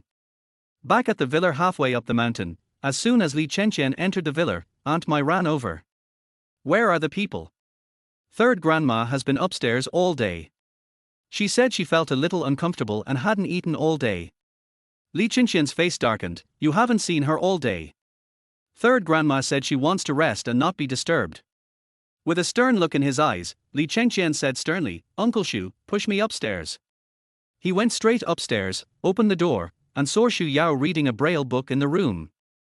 Li Chengqian coughed lightly. Hearing that, Xu Yao put down the book and stood up. Third master, you're back. Glancing at the book in her hand, Li Chengqian turned his wheelchair and walked over. You haven't been out all day. You didn't eat anything either. Not hungry. Is he caring about himself? Xu Yao shook her head. My stomach feels uncomfortable. I'm not hungry. Uncle Shu. Li Chengqian waved his hand. Ask Aunt Mai to make some stomach-nourishing porridge. Although the third grandmother had poor eyesight, she did not despise the third uncle for his poor legs and feet. Uncle Shu was especially happy when the third uncle started to care about the third grandmother. Finally, the third master lived like a normal man. Shu nodded wildly. Hey, I'll go right away. Are you hungry? Not hungry. He is not hungry, so why cook porridge? It can't be for her to eat. 20 minutes later, Uncle Shu came up with some stomach-nourishing porridge. Li Chengqian waved his hand. Give it to her. Sure enough, give her something to eat. She ate a lot when she was at Longmen Pavilion. Bobo's cooking skills were comparable to those of Michelin chefs. She would eat very well every time she went there. Although the porridge looked bright in color and fragrant, she. Why, do you need me to feed you? Xu Yao shook her head. No, I can do it myself. As he was about to reach out to take it, he suddenly realized that he was blind, and his hand dodged the spoon again. Li Chengqian stepped forward, took the bowl, stirred it gently, and then handed it to her mouth. Open your mouth. The grayish-white pupils trembled slightly, and a sense of panic flashed across them. What is he doing, feeding her? My mouth trembled slightly, not knowing whether I should open it. I don't mind feeding you with my mouth. Xu Yao immediately opened her mouth and bit the spoon. Because of his actions, Xu Yao's face turned red, and the way she held the spoon in her mouth. Li Chengqian only felt a burning sensation spreading from his lower abdomen to his whole body. All my limbs felt numb. Ahem. Li Chengqian cleared his throat. Uncle Shu, please go down. Uncle Shu smiled and nodded immediately. Okay, then third master and third madam should go to bed early. When my peripheral vision was withdrawn from the door, it fell into a pair of deep obsidian eyes. After being stunned for a long time, when Xu Yao wanted to take it back, it was too late. Feeling flustered, Xu Yao decided to pretend to be blind, thinking that she was blind. Letting go of the spoon, Xu Yao asked, Have you eaten? Without. Then you can try some too. Aunt Mai's cooking skills are very good. He didn't have much of an appetite, but after hearing what she said, he was inexplicably compelled to take a bite. Why? He actually used his spoon, isn't that an indirect kiss? Li Chengqian raised his eyebrows slightly. What's wrong? He forgot that he was blind. Xu Yao sighed silently in her heart. No, I'll do it myself. Looking at her pink lips, Li Chengqian's throat rolled, and then he handed the bowl in his hand to her. Drink slowly, it's hot. Good. The atmosphere was awkward and dead silent, with only the sound of the spoon colliding with the bowl. Xu Yao felt miserable. How long would it take her to finish such a big bowl of porridge? After barely drinking half a bowl, Xu Yao couldn't swallow another mouthful. Third master, I can't eat anymore. Xu Yao pouted in grievance. The delicate little face, the watery deer-like eyes, her aggrieved look and choked voice, who can stand it? The fire in his heart surged out again, burning Li Chengqian's mouth and tongue. Taking the bowl from her hand, Li Chengqian naturally drank the remaining half bowl. Drink what she left. When did they become so close? After drinking the porridge, the fire in my heart was not extinguished but became even stronger. Putting down the bowl, Li Chengqian turned his wheelchair and drove towards the bathroom. Without his deep eyes, Xu Yao breathed a sigh of relief. Although this man is disabled, his arrogance is not weak at all. I originally thought that if I married Tang Daixi, I would have more time and leisure to develop my career, but I didn't expect to meet a man named Li Chengqian. The last computer had been with her for many years. Although the things on it could be copied, the experiences she had worked hard for were washed away with the bath water. She almost died on her first day. If this continued, she was really afraid that she would be exposed. It seems I have to find an opportunity to run away quickly. Chapter 14. Remember, you are mine. The wheelchair was stuck at the bathroom door. Xu Yao quickly got up and walked over, pushing the wheelchair's armrest. However, she didn't have enough strength, so she squatted down and lifted the wheelchair with great effort. I finally lifted the wheelchair and pushed it into the door. Third Master, do you want to take a shower? Go out. Xu Yao was stunned for a moment. What? I told you to get out.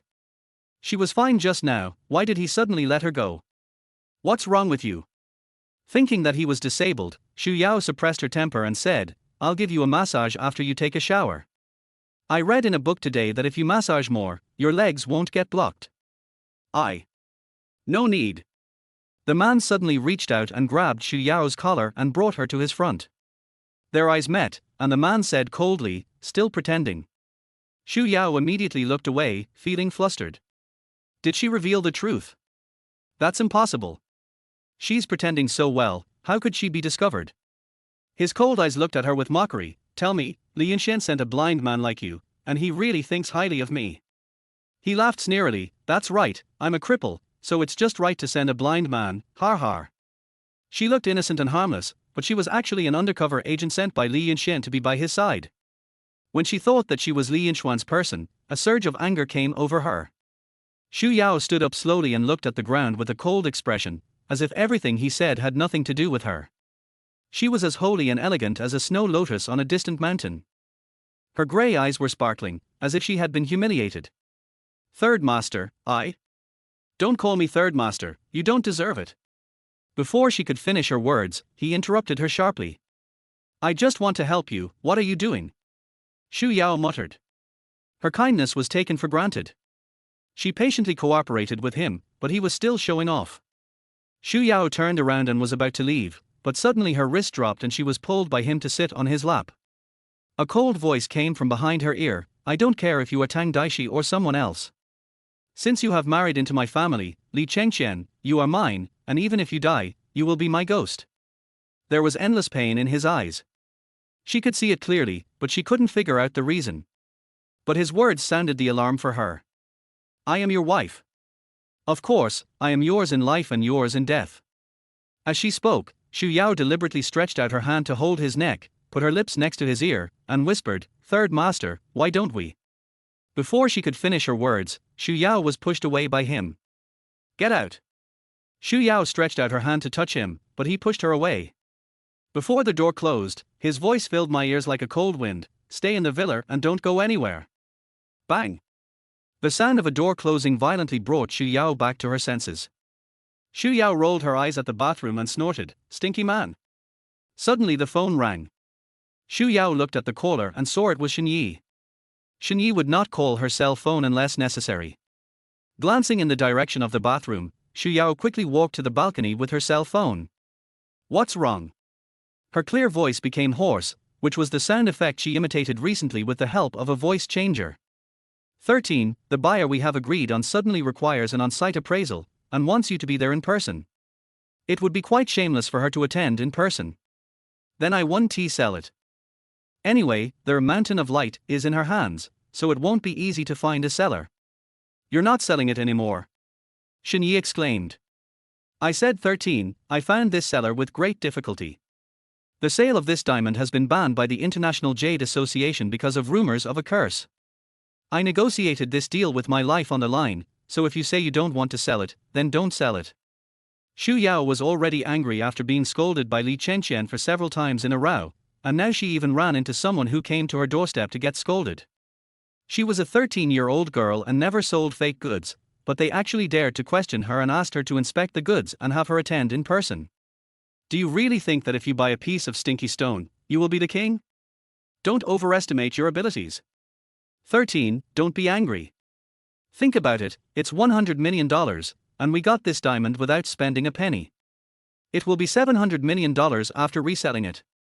We won't lose money on this deal. I know you're angry, but how can we go against money? Otherwise, you can go and beat them up in person and let them know who is the boss in the jade industry. Oh, 13, I kneel down to you.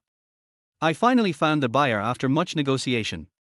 Can you please give the Buddha a favor instead of the monks? Xu Yao had lost her patience with Xin Yi, so she sighed, okay, I'll go. I'll let you know when the news comes. Go ahead. Xu Yao hung up the phone before she finished speaking. At the same time, the bathroom door slowly opened. With a turn of her wrist, she stuffed the phone into her pocket. With her other hand on the railing, Xu Yao closed her eyes and took a deep breath. From Li Chengqian's perspective, Xu Yao seemed to be looking at the night view. But can she see it?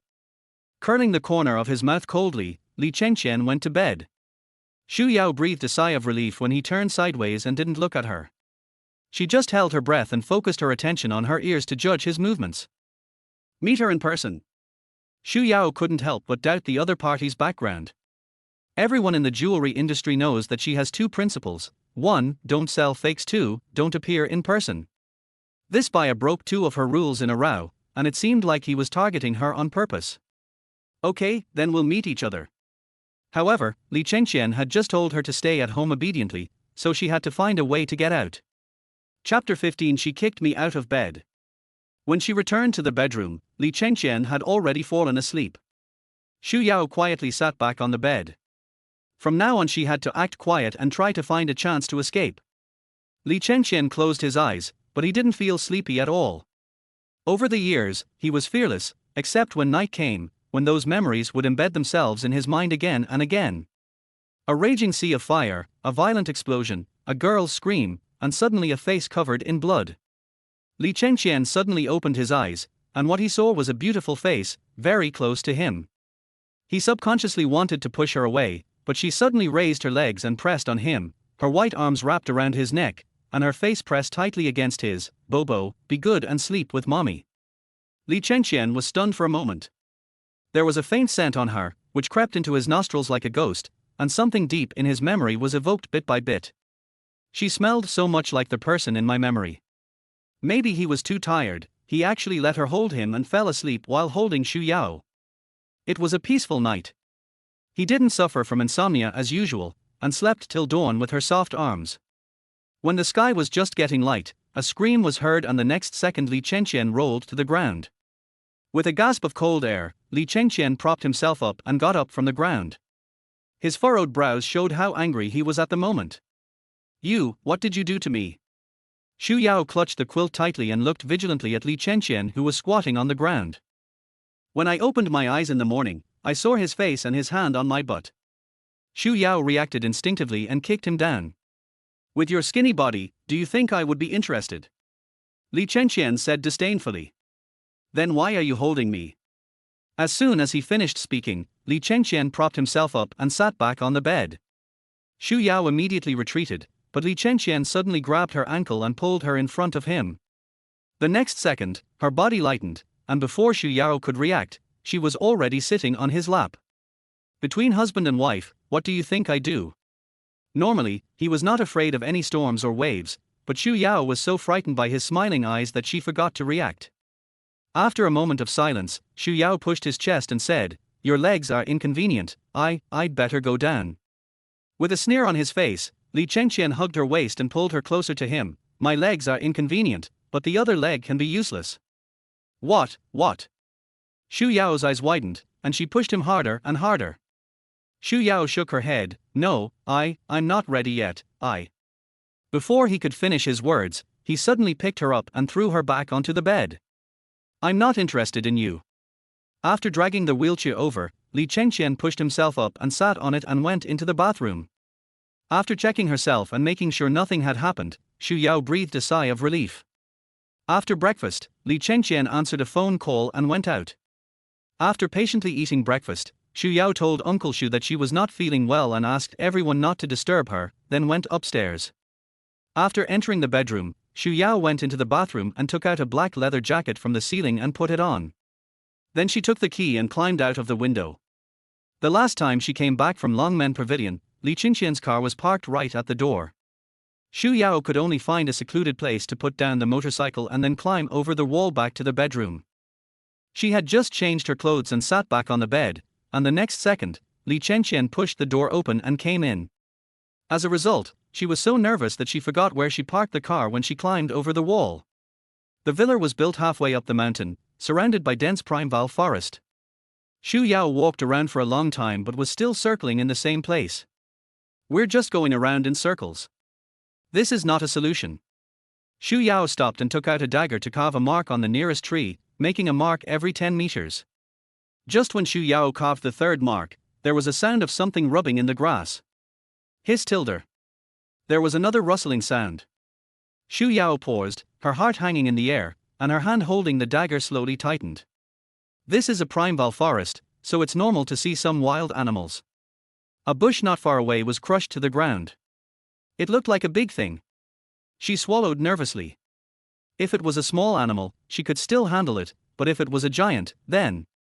Holding the dagger in her backhand, Xu Yao looked vigilantly at the fallen grass getting closer and closer. He was slowly backing away, when suddenly there was a loud noise and a huge monster suddenly rushed out of the bushes. Chapter 16. Am I going to die here? Xu Yao looked carefully and saw a golden python as big as a bull rushing out from the grass. The golden python's sturdy body was propped up high, its amber eyes slowly narrowed, and its tongue hissed out. Her throat rolled as Xu Yao looked at the yellow python in front of her in horror, her heartbeat becoming irregular. The corners of his mouth trembled. Brother, I have no ill intentions, I just took the wrong road, please don't mind, I will leave immediately, we will not interfere with each other, how about that? The golden python looked at her coldly, neither attacking nor retreating. Brother, if you don't say anything I will take that as your consent. As Xu Yao said that, she slowly retreated backwards. However, the golden python slowly moved forward, staring at her without blinking with a pair of cold vertical eyes, and its tongue hissing as if it was staring at a delicious meal. The dagger turned in her hand and Xu Yao gripped the handle tightly. Since she couldn't leave, she would just face it head on. The sunlight shone on the blade, a cold light flashed, the golden python's eyes changed, and it attacked Xu Yao in an instant. Xu Yao dodged immediately, and the golden python missed its target. The next second, it turned its tail and swept it. Before she could stand firmly, Xu Yao was hit in the chest by the snake's tail that swept towards her quickly. Bang!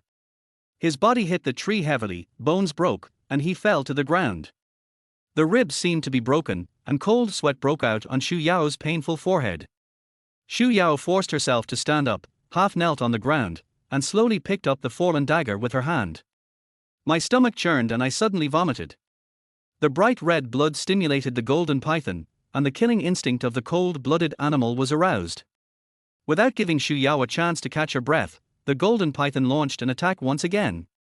With murderous intent in her eyes, when the golden python rushed over quickly, Xu Yao exerted force with her legs, and her light body suddenly jumped up. At the moment the snake's head rushed over, she stabbed it down with the dagger. Puff! There was a sound of blood gushing out, and the golden python roared and rolled on the ground in pain. The dagger pierced into the golden python's left eye. The severe pain stimulated its killing urge, and the huge snake tail swept around frantically. Xu Yao had used up all her strength in the previous attack, and as she was injured, the snake's tail nearly hit her several times. After dodging several times, Xu Yao's body and mind were on the verge of collapse, and the wound on her chest continued to bleed as she moved. Unable to move anymore, Xu Yao fell back to the ground again.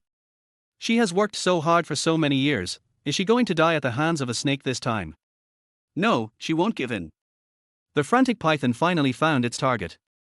Just as it was pouncing towards Xu Yao with its fangs bared, a sudden shout came from behind. King! The golden python immediately stopped attacking. Blood continued to ooze out of its left eye, dripping onto the ground, while the murderous look in its right eye slowly subsided. The dense forest blocked the view, and a tall figure stood in the shade. The golden python that was about to kill her just now slowly retracted its attacking head and turned to look at the man. Its hissing tongue seemed to express its unwillingness. Back! Every joint in her body was stinging her mind. The moment the golden python retreated, Xu Yao finally couldn't hold on any longer. She fell down with a blackout in front of her eyes. The moment her body fell to the ground, a figure suddenly rushed over and embraced her in his arms. Just 10 minutes ago, Li Chengqian had just gotten out of the mountain road, but he forgot something and turned back. As soon as I arrived at the door of the villa, I saw Uncle Xu running out in a hurry. There was a noise coming from the breeding area in the backyard, as if someone had broken in, but the surveillance camera captured Xu Yao. As soon as Uncle Xu finished speaking, Li Chengqian stood up and rushed into the secret passage. Looking at the girl who had fainted in his arms, her face was pale and there was blood at the corner of her mouth. Luckily, she arrived in time, otherwise his fake wife would have become King's lunch. But he didn't expect that this girl's fighting ability was so strong. Although she was injured, she still killed one of King's eyes. King, whom he had raised for so long, was actually injured by her with just a dagger. When Uncle Xu arrived, the battle was over. Send Xu Yu over here, and send someone to check on King. Yes. Looking at the back of the man holding Xu Yao and walking away, Uncle Xu couldn't help scratching his head. The young master had been pretending for so long, but he was willing to expose himself for the sake of Third Grandma. Moreover, the look in his eyes when he looked at Third Grandma just now was so nervous, which was something Uncle Xu had never seen before. Sure enough, marriage can change a person. In a daze, Xu Yao seemed to be held by someone, and passed through a dark road that looked like a cave or a tunnel. Xu Yao wanted to find out what was going on, but she didn't even have the strength to open her eyes. Xu Yu is Li Chengqian's friend of many years and one of the only people who knows that his leg has healed. In the bedroom, Xu Yu was examining Xu Yao, but the location of her injury was rather special, and the woman in front of him was Li Chengqian's wife, so he couldn't afford to offend her. What are you standing there for? Hurry up and treat the wound. Can't you see she's bleeding? Xu Yu sighed bitterly. Brother, this wound is on her chest, how can I treat it? Although there is no gender distinction in the eyes of doctors, brothers' wives are still clearly distinguished. Brother, you also studied medicine, you can do it yourself. After saying that, Xu Yu put down what he was holding, turned around and walked out. Looking at the bed sheet stained with blood, Li Chengqian took a breath and thought, forget it, it's just treating the wound, and they are husband and wife, it's no big deal. After taking off his coat and looking at Xu Yao's figure, Li Chengqian realized that this girl usually wore baggy clothes and her figure could not be seen, but he did not expect her to have quite a good figure. The wounds were on the chest and abdomen. When Li Chengqian finished treating the wounds, he actually broke out in a thin layer of sweat. This is simply self-abuse. After finishing everything, Li Chengqian changed his clothes before sitting back in his wheelchair and leaving. Chapter 17 The Taste of Peach. The night wind blew away his sorrow. Under the flickering moonlight, the shadows of the trees swayed. The man stood on the balcony, looking at the endless forest in front of him, but he could not get rid of the uneasiness of the day. He was even afraid, what would happen to her if he was even a minute late? Turning around, the dim light from the bedside lamp cast on the girl's face. She slept uneasily, and I don't know if she had any dreams. Her brows were tightly furrowed, her tender little white hands were clutching the quilt, and her lips were pale and dry.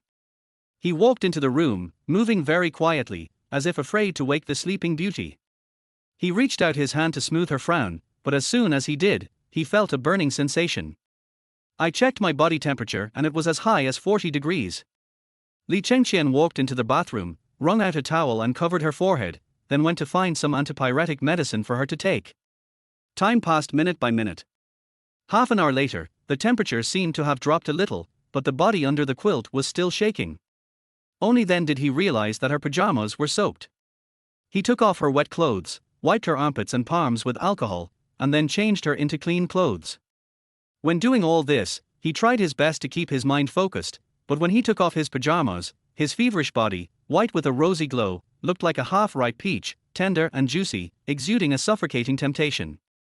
My throat is rolling and a fire in my heart is burning. It's not that he has never seen women.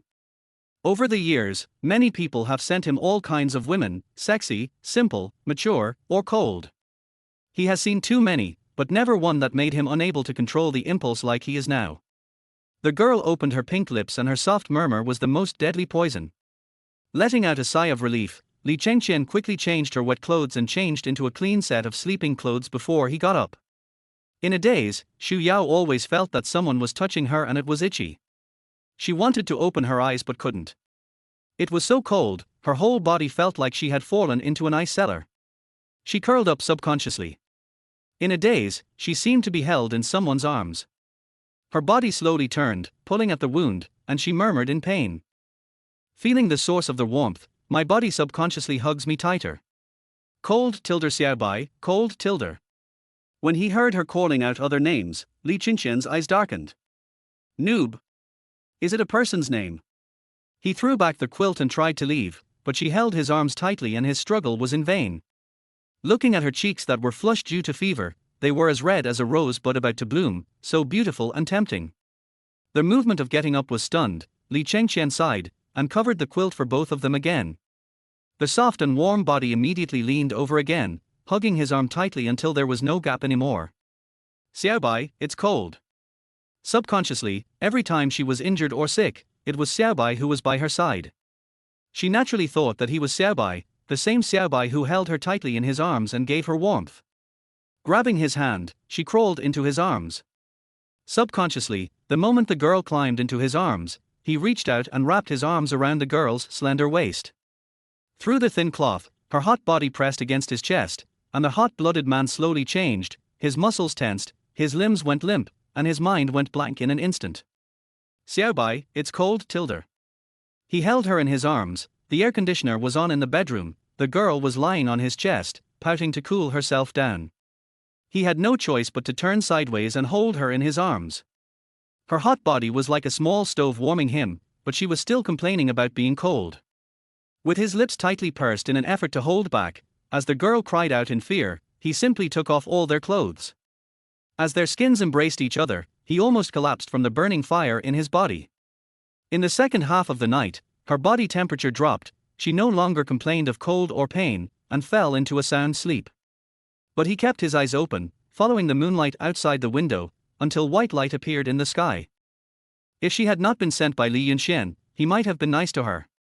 This girl, although she can't see, has a very similar unyielding character to him. Unfortunately, their relationship was doomed from the beginning. He held up his body all night for fear of touching her wound, and his muscles became so stiff that he lost consciousness. He slowly pulled away until the girl fell asleep completely. He changed her into clean pajamas.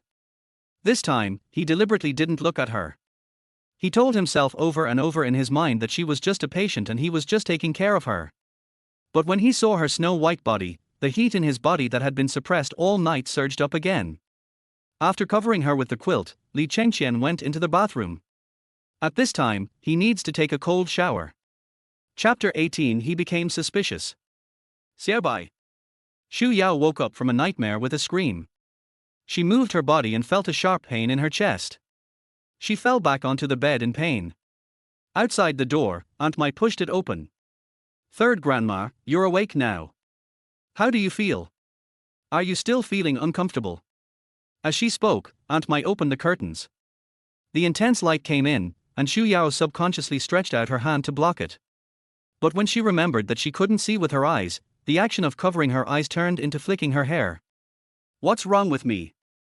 Third Grandma, you were injured by King in the breeding area yesterday. You need to recuperate well. King. Xu Yao remembered that she met a golden python in the back mountain and they fought for a long time. King is the golden python that fought with you yesterday. It was specially raised by the third master, but you poked one of its eyes out. In fact, King is usually very obedient and docile.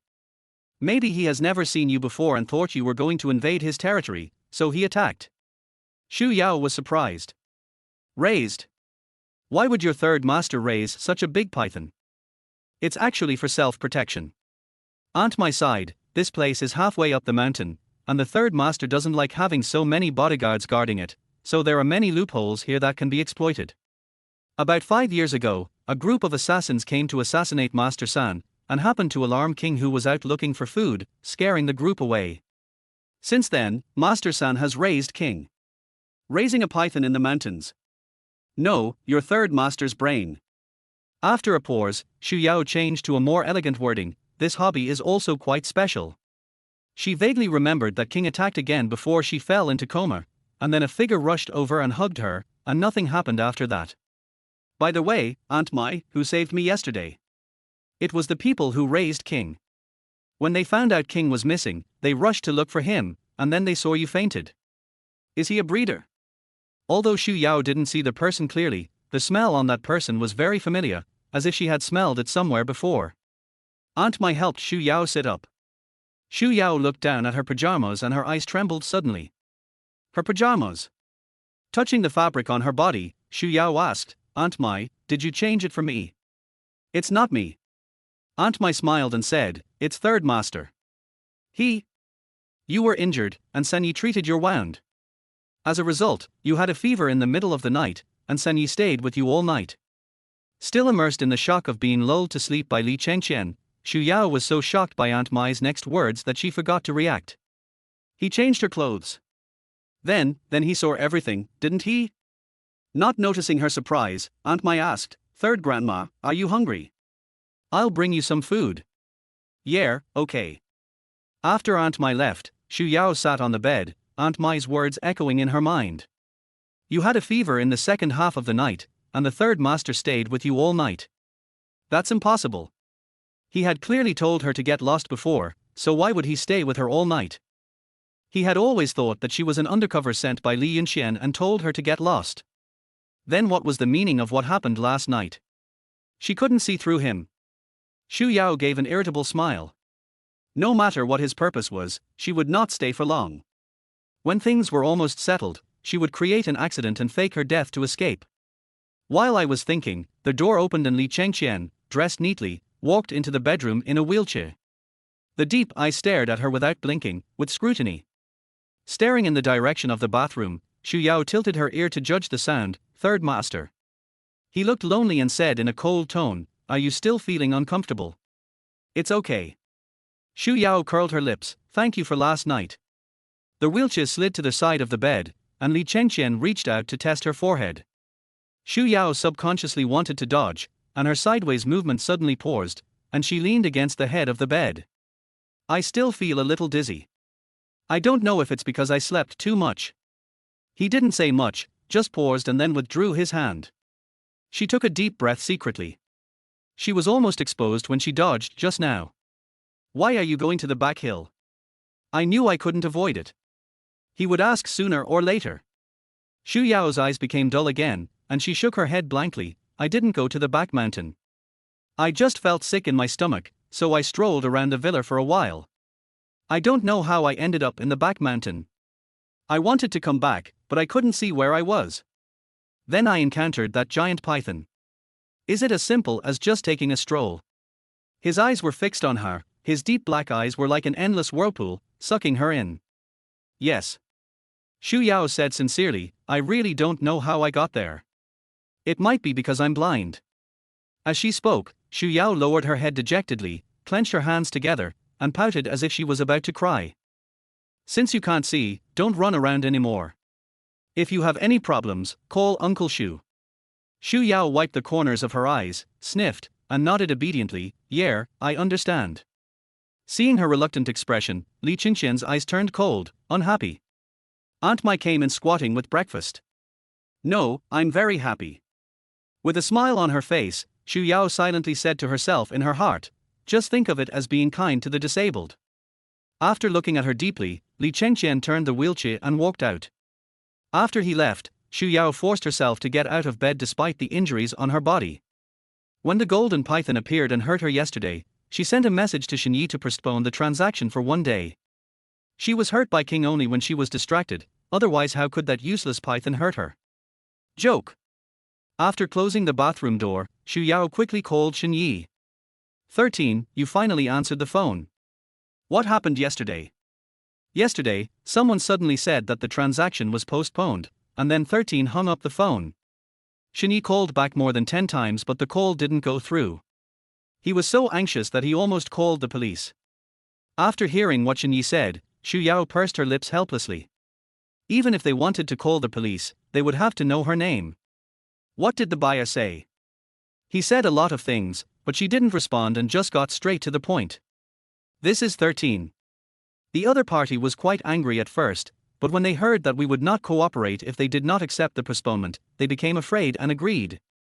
What time today? 3 o'clock in the afternoon, Qianxing Building. Qianxing. Xu Yao felt that the name sounded familiar. Have you checked his background? I checked. It's a Wall Street upstart named Zeman Z, the president of Qianxing Group. Although 13 was cautious, he had 100% trust in him, which was why he asked proactively this time. Is there a problem? No, I just think the name is familiar. Xu Yao pursed her lips. She always had a bad feeling. Okay, I understand.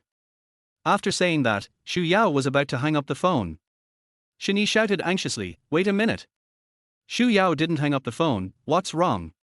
Shen Yi hesitated a little, no, nothing, it's just that we have been working together for so long and finally get to meet each other, I am a little nervous. Since 5 years ago, their cooperation has been through the internet. Even the several jade auctions they attended were staggered, so this time was a real meeting. Don't worry, I don't eat people. Just as she finished speaking, Aunt Mai's voice came from outside the door, and Xu Yao quickly hung up the phone. Chapter 19, I want to see him alive or his body dead. While eating, Xu Yao heard from Aunt Mai that Li Chengqian had gone out. Just now she was still thinking about how to get out of the house. With her injuries all over her body, she couldn't climb over the wall or ride a bike, so she could only attack from the front. After dinner, Xu Yao covered her wound and tried to get out of bed. As soon as she moved, she heard "R." Aunt Mai ran over quickly, "Third grandma, what's wrong?" My wound hurts so much, as if my bones are broken." Aunt Mai frowned, "I'll call the doctor right away, please wait a moment." "Don't." Xu Yao quickly grabbed Aunt Mai's hand. "Aunt Mai, there is no professional examination equipment at home. I think I broke a bone. I must go to the hospital for a checkup." "Oh, I can't move." "Aunt Mai, hurry up, let's go to the hospital." Xu Yao was crying and shouting. Aunt Mai was in a state of confusion, and Uncle Xu was no longer around. She didn't know what to do. "Aunt Mai, I'm in so much pain, Before she could finish her words, Xu Yao fainted. "Grandma-san." 3. Aunt Mai quickly called the driver, and a group of people hurried out. Originally the wound was not serious, but he was pushed and supported along the way, and it hurt so much that he dared not say a word. Xu Yao finally made it to the hospital and entered the examination room. The doctor followed her in. As the door closed, a figure suddenly flashed by and the doctor fainted. Outside the door, Aunt Mai and the bodyguard were waiting anxiously, and the doctor in a white coat walked past them in a dignified manner. After leaving the hospital, Xu Yao took a taxi and headed straight to Longmen Pavilion. Bobo had already prepared everything, and Xu Yao went to the dressing room immediately. Half an hour later, the door of the dressing room opened and a handsome man walked out. The black suit made him look tall and straight, he had short black hair, and his shiny leather shoes gleamed under the light. Bobo clapped his hands at the side. "Master, you are so handsome. Bobo wants to give birth to a baby for you." Before he could catch his breath, the man coughed, causing his wound to ache slightly. This handsome man is none other than Xu Yao, who just had long flowing hair. She became famous overnight in the jade industry, but because she was afraid of being discovered by the Tang family, she dressed up as that person. At first she wore a hat and a mask, but after she became famous overnight, many people came to her and wanted to make her a genius in the jade industry. Just when she was in trouble, she met Shen Yi, who gave her an identity, Lu Huaixuan, the young master of the Lu family who had failed in the financial war in Hong Kong. After the Lu family was defeated in the war, they went bankrupt. The Lu couple committed suicide by burning charcoal. The eldest son of the Lu family was chased by a debtor and died in a car accident while fleeing, leaving behind the younger son in the United States. Everyone thought that Lu Huaixuan had fled to the United States, but in fact, Lu Huaixuan had died of illness 10 years ago. Xu Yao is the most suitable actress for this role. Looking at the face in the mirror, the human skin mask made by Shen Yi is really realistic, almost exactly the same as the photo.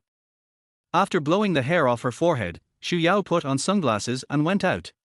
The hum of the engine filled the air, and the black Bugatti sped away. Qianxing Building. Zhang Chao stood in the top-floor office, overlooking the entire port city, with the glass of red wine swaying slightly in his hand. The midday sun shining on his body actually made him look somewhat charming. "Brother, if the other party is really him, what should we do when we meet later?" On the sofa, Li Chengqian closed his eyes and rested, tapping the armrest of the sofa lightly with his index finger, again and again, in precise coordination with the second hand. On the other side, Xu Jun had just been playing with his little baby. When he heard the word hands-on, he immediately became interested. "Hands-on? Add me in?" Fu Jingqian rolled his eyes helplessly. "Go play in the mud." Sitting next to Li Chengqian, Fu Jingqian was the most thoughtful. "Brother, this matter can't be so simple." Lu Huaixuan has been silent for 10 years. How could he appear at this critical moment? The lightly closed eyes suddenly opened, and a pair of black eyes flashed with a faint light. Whether it's him or not, you'll know when you see him. There were still more than 10 minutes left before the agreed time. Although Li Chengqian seemed calm, he was actually feeling uneasy inside. Qianxin Group is a company founded by 4 people, but in just 3 years it has become a major player in Hong Kong's business community. To the outside world, everyone knows that the boss of Qianxin is Zeman Z, a Chinese from Wall Street in the United States. But in fact, few people know that Zeman Z is just a pseudonym, and the real boss behind the scenes is indeed Li Chengqian and other 3 partners. All the evidence back then pointed to Lu Huaixuan. If he really was the one who hid my sister-in-law, you. Zhang Chao immediately shut his mouth and Fu Jingqian glared at him. It's not relevant to bring up this issue. What happened back then was a pain for Li Chengqian, and it was because of that accident that he had been sitting in a wheelchair for 10 years. This was his taboo. Zhang Chao looked at Fu Jingqian begging for mercy and almost knelt down. Holding up the wine glass, Fu Jingqian handed it to Li Chengqian. Brother, don't worry, I have sent 2 squadrons to guard it. He won't run away. The Mountain of Light was a diamond that Yunxuan had studied for many years. When Li Chengqian heard that someone was auctioning this diamond, he didn't even think twice and spent $100 million on it. Later, after investigating the information, it was found that the seller was an unknown jewelry company called Seton Jewelry. After further investigation, we found out that the legal person who registered the company was Lu Huaixuan, the young master of the Lu family who has disappeared for 10 years, Li Chengqian's love rival, Lu Huaixuan. After the accident that year, Yunxuan's body disappeared, and the last person who had contact with him was Lu Huaixuan, but he disappeared in Hong Kong City at the same time. How could he not doubt that the accident that year was really just an accident? Did he even begin to doubt whether Yunxuan was really dead? For 10 years, he has never stopped looking for Lu Huaixuan. I want to see him alive or his body dead. Yunxuan is his, why would Lu Huaixuan hide her? His brows were furrowed, and his pair of black eyes were like an eagle's, sharp and piercing, making people feel like thorns in the back. It's been 10 years, Lu Huaixuan, and we are finally meeting. With a bloodthirsty light flashing in his eyes, the long-dormant lion can finally hunt prey. Chapter 20, Chase on the Overpass. Downstairs, Xu Yao tidied her clothes and walked into the Qianxin building. As she entered the building, Xu Yao stopped immediately. Under the sunglasses, a pair of black eyes quickly scanned the surroundings. It's too quiet, almost eerily quiet. Xu Yao closed her eyes, took a deep breath, and opened her eyes again. All the buildings in front of her were spread out in front of her. It was as if there were people hiding behind every load-bearing pillar, and each of them had a weapon in his hand. A barely perceptible smile flashed across Xu Yao's lips, but she continued walking towards the front desk. The receptionist smiled sweetly. Hello, sir. This is Qianxin Company. Do you have an appointment? I'm Lu. Before he could finish his words, his cell phone rang. Sorry. Xu Yao picked up the phone, and Shani's anxious voice came. 13, don't go upstairs yet, there's a trap. Xu Yao's eyes flashed with a hint of viciousness. I knew it a long time ago. After saying that, Xu Yao turned around and looked at the receptionist with a smile, but she spoke on the phone with a tone of disdain. Wife, you have to change your accent. Qiansen is not Qianxin. Oh, you ruined me.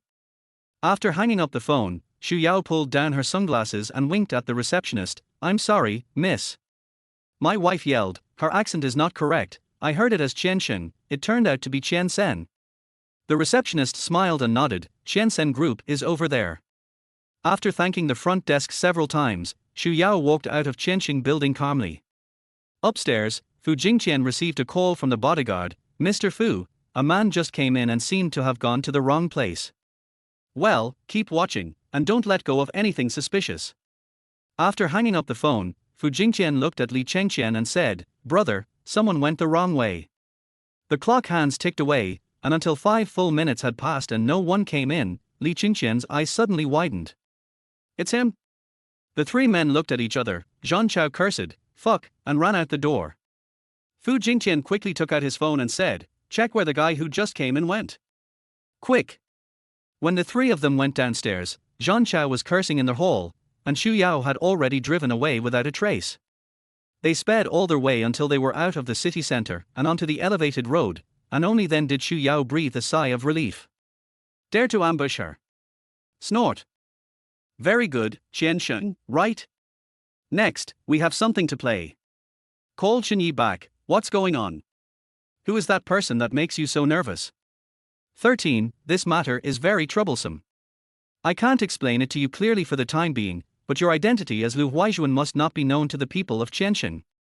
The boss behind Qiansheng has a grudge against Lu Huaixuan, and this time they asked you to attend in person just to get revenge. Have a grudge against Lu Huaixuan? Didn't Lu Huaixuan already? Suddenly, 3 Hummer H2S rushed out from behind. Xu Yao's eyes tightened. I'll tell you later, they've caught up with us. Them? 13. You must. Before she finished speaking, Xu Yao hung up the phone, glancing at the 3 off-road vehicles that kept passing by in the rearview mirror. She stepped on the accelerator with her right foot. On the busy viaduct, the black Bugatti was speeding through the traffic like a fish. The sound of horns resounded in the air. Xu Yao was operating the car in an orderly manner, but was still surrounded by 3 desperate Hummers behind her. A car intercepted the car from behind, and the 2 cars on the left and right kept squeezing each other, causing the bodies of the cars to collide. The sports car was small to begin with, and it was almost impossible to escape being sandwiched in the middle. The car behind suddenly accelerated and hit them, causing Xu Yao to be injured already. As her body shook, the wound on her chest was torn open, and blood stained her shirt red. The mailbox was damaged and the dashboard was making alarm sounds. There was no way to continue like this, and suddenly a ramp down the elevated road appeared in front of us. Xu Yao made up her mind and gripped the steering wheel tightly with her fair hands. It seemed that she had no choice but to fight with her back against the wall. The 4 cars were approaching the ramp quickly. When they were only 10 meters away from the ramp, Xu Yao suddenly pulled the handbrake. The tires rubbed violently against the ground, sparks flew everywhere, and even the brakes could not slow down the car at a speed of 200 miles per hour. The car body was unstable and shook violently, sliding towards the railing on the side of the road. There is a cliff dozens of meters below. If the car breaks through the railing and falls down, there will be almost no chance of survival. Sparks flew everywhere, and the flower seedlings fell on the oil that was overflowing from the tank. Boom! The rear of the car instantly caught fire. There was a buzzing in her ears, and Xu Yao ignored the severe pain in her heart. Suddenly, a mouthful of blood spurted out. Chapter 21, The Conscientious Undercover. Blood blurred the front windshield, and the vision was blood red. At the critical moment, Xu Yao pressed her whole body on the steering wheel, and the wheel kept spinning in place, rubbing against the railing violently. The screws on the railing popped out with a ding, and Xu Yao gritted her teeth and refused to let go. She just didn't believe that God wanted to destroy her. Before the last screw broke, the engine drove the power system to force the rear tire back onto the road. Quickly pull the steering wheel back and drive the car down the ramp. Xu Yao quickly got out of the car in the blind spot between the 2 surveillance cameras before and after the ramp. Looking at the blood on the windshield, Xu Yao's eyes darkened. If her blood was extracted and taken for DNA testing, she would be in greater danger. She took out a lighter and lit it with a click. Xu Yao curled the corners of her mouth coldly, and turned around in an instant, and the lighter flew onto the smashed Bugatti. With a boom, the sports car instantly caught fire. By the time the 3 Hummers arrived, the car had been burned to its frame. Zhang Chao quickly ran out of the car and looked at the burning car. Fuck. Li Chengqian got out of the car, flames reflected in his black eyes, murderous intent evident. Lu Huaixuan, is it really you? You're willing to sacrifice your life to hide from me. Xu Jun also stepped forward. Brother, do you think it's Lu Huaixuan? If he was unsure at first, now he is 100% sure. Without waiting for his answer, Fu Jingtian answered for him. You are stupid. If it wasn't Lu Huaixuan, why would he run away? What should we do next? Zhang Chao squatted on the ground and pulled the weeds on the roadside. He knows we are chasing him, and he will definitely not show up again. He will. Li Chengqian said coldly, satin jewelry. Fu Jingtian understood Li Chengqian the best. Are you going to attack satin? Turning around, Li Chengqian raised his lips coldly. We will take whatever they want. The 3 brothers looked at each other, paused for a few seconds, and said, fuck. Xu Yao didn't know how long she had been walking, and with every step she took, the wound on her chest seemed to bleed. If this continues, she will go into shock from excessive blood loss. The cell phone fell in the car, but Xu Yao luckily had a backup plan. Pulling open her shirt, Xu Yao cut her heart with a dagger, and took out a thin chip the size of a little finger from her flesh and blood. She pressed the switch, and a red light came on. Bobo, who was dozens of kilometers away in Longmen Pavilion, was suddenly awakened. Ona! The LED screen's eyeball rotated rapidly, and a red dot appeared in the eye instantly. This is her secret way of communicating with Bobo, and also her way of asking for help in an emergency. When his men arrived, Xu Yao was already on the verge of coma. Boss! Two men in black quickly ran over and carried Xu Yao into the car. Yunxuan Hospital. Hurry! The boss is injured. A group of medical staff rushed out and pushed Xu Yao into the operating room in an orderly manner. The operating light came on, the door opened, and a woman in surgical gown walked in. Everyone, get out. At the command, everyone quickly dealt with the things in their hands and walked out of the operating room. Looking at Xu Yao lying on the operating table, a hint of helplessness flashed in the doctor's eyes. Why bother, silly? Just after returning to Qianxing building, the four people were repeatedly looking at the man who had just appeared, and they felt it was weird no matter how they looked at him. In my memory, Lu Huaixuan had a tall and straight figure, but the man in the video, although not short in height, looked a little frail. After receiving the call from Aunt Mai, Li Chengqian raised his eyebrows slightly. Third master, I'm sorry, third grandma is missing. Missing. Li Chengqian let out a low cry, and the three people who were thinking immediately looked up at him. A bunch of rubbish. With an angry curse, Li Chengqian stood up and walked towards the door. Brother, what's wrong? She's lost. After saying this, Li Chengqian disappeared at the door. Zhan Chao, she. Xu Junia, who? Fu Jingqian rolled his eyes, who else but Tang Daixi? The two of them understood. Oh tilde, the sound stopped abruptly. Zhan Chao blinked blankly. No, didn't I say I don't like her? Why are you so worried about whether that woman is lost or not? Xu Jun also came forward and said, I think you must have been single for too long and you are feeling romantically aroused. Arousal. Zhan Chao gave a thumbs up. Very good, Xiao-san, you have summarized it well. Get lost. If you call me mistress again, I'll kill you. On the other side, at St. Mary's Hospital, Aunt May led her bodyguards to search almost the entire hospital, but found nothing. When Li Chengqian arrived, everyone stood in a row in fear, with their heads almost bowed in the dust. What's going on? Sitting in a wheelchair, Li Chengqian's aura did not diminish at all. Aunt Mai stepped forward tremblingly. Third master, I was wrong. At that time, third grandma was in so much pain that she fainted. You and Uncle Xu were not here at the time, so I had to bring third grandma to the hospital. I saw third grandma enter the operating room with my own eyes. We all stood guard at the door. I really don't know how third grandma disappeared. Don't know how it was lost. Li Chengqian looked at the operating room with frosty eyes. Could it just disappear out of thin air? He waved to the bodyguard beside him. Go, copy the surveillance footage of this floor. As soon as she finished speaking, Aunt Mai said in embarrassment, Third master, the surveillance camera was broken at the time, and nothing was left. With a sharp look, Li Chengqian gritted his teeth, and a cold light flashed in his eyes. Escape blatantly. Send a message to Li Yunxuan. Even though he was injured, he always kept his mission in mind. What a dedicated undercover agent. When she woke up again, Xu Yao's wound had been treated. Looking at the unfamiliar environment, Xu Yao's eyes suddenly turned cold. She sat up abruptly, feeling a sharp pain in her chest. Hiss tilde. I took a breath, and the next second a voice came from the sofa. Still alive. Looking at the woman standing up from the sofa, with her neat short hair, delicate makeup and well-fitting suit, she looked even taller, elegant yet capable, heroic and valiant. I believe in your skills, old Meng. Xu Yao skillfully shone a light towards Meng Wan and said, Come here, help me up. Giving her a blank look, Meng Wan walked forward with his arms around his chest and just stretched out his arms. Pull it yourself. Xu Yao chuckled and pulled Meng Wan's arm hard. Meng Wan's body suddenly lost balance and fell towards the hospital bed. Fortunately, Meng Wan took her injuries into consideration and supported himself on the bed with his hands so as not to press on her. The prank was successful. Xu Yao laughed happily, but Meng Wan sighed helplessly. It seems that you don't want to recover from this injury. Pulling Xu Yao to sit up, Meng Wan pointed at the human skin mask thrown aside and said, "You can't pretend to be a woman anymore, so you're changing to a man now." Xu Yao sipped the water and raised her eyebrows. "It's just an identity. By the way, no one has discovered it, right? I rushed here as soon as I received Bobo's message.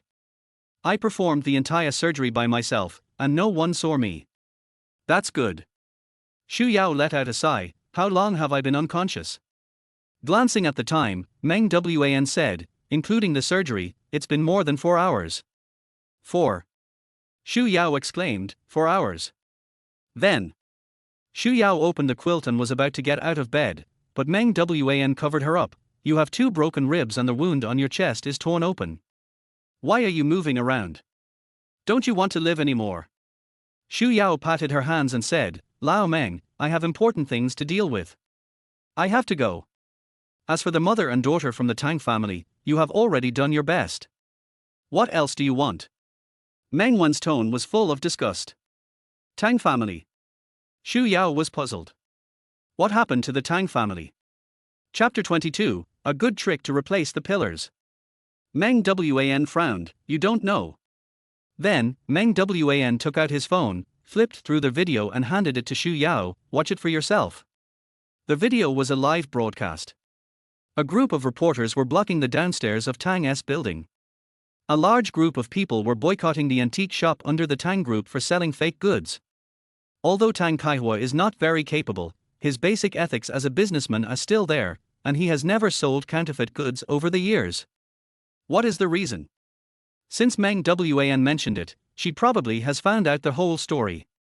It's the mother and daughter of the Tang family who sold you for money, not to mention that you are a fake. Meng Wan is the only one who knows her identity and also knows that she married into the Li family on behalf of Tang Daixi. The two grew up together in an orphanage. Although Xu Yao was adopted later, she never lost contact with Meng Wan. The two were watching the live broadcast when suddenly a group of people rushed into the crowd, holding up signs and shouting, "Tang's not only makes and sells counterfeit goods, but even the daughters they marry off are fake." The two looked at each other with gloomy faces. Meng Wan pursed her lips and said, "What's going on? These people. Li Chengqian." Xu Yao shook her head. "Not really. He knew I was fake, but he didn't say anything.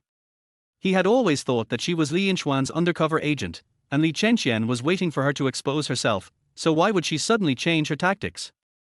Maybe he's been waiting for this opportunity. It's not impossible that Xu Yao can't see through him." There was a commotion in the video, and it seemed like someone was being carried out.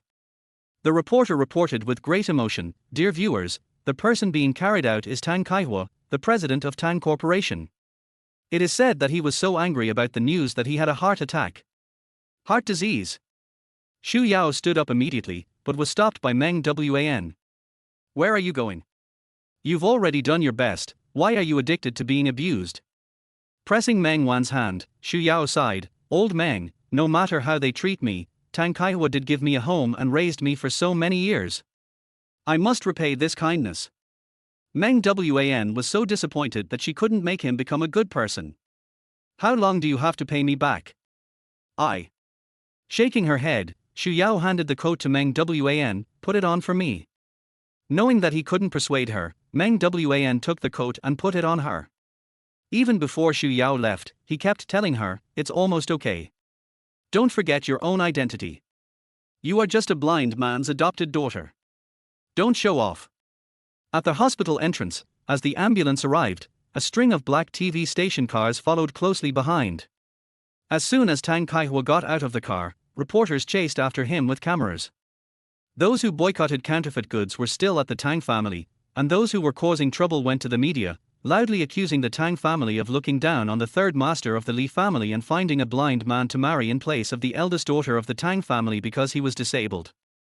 A black Ferrari was parked opposite the hospital entrance.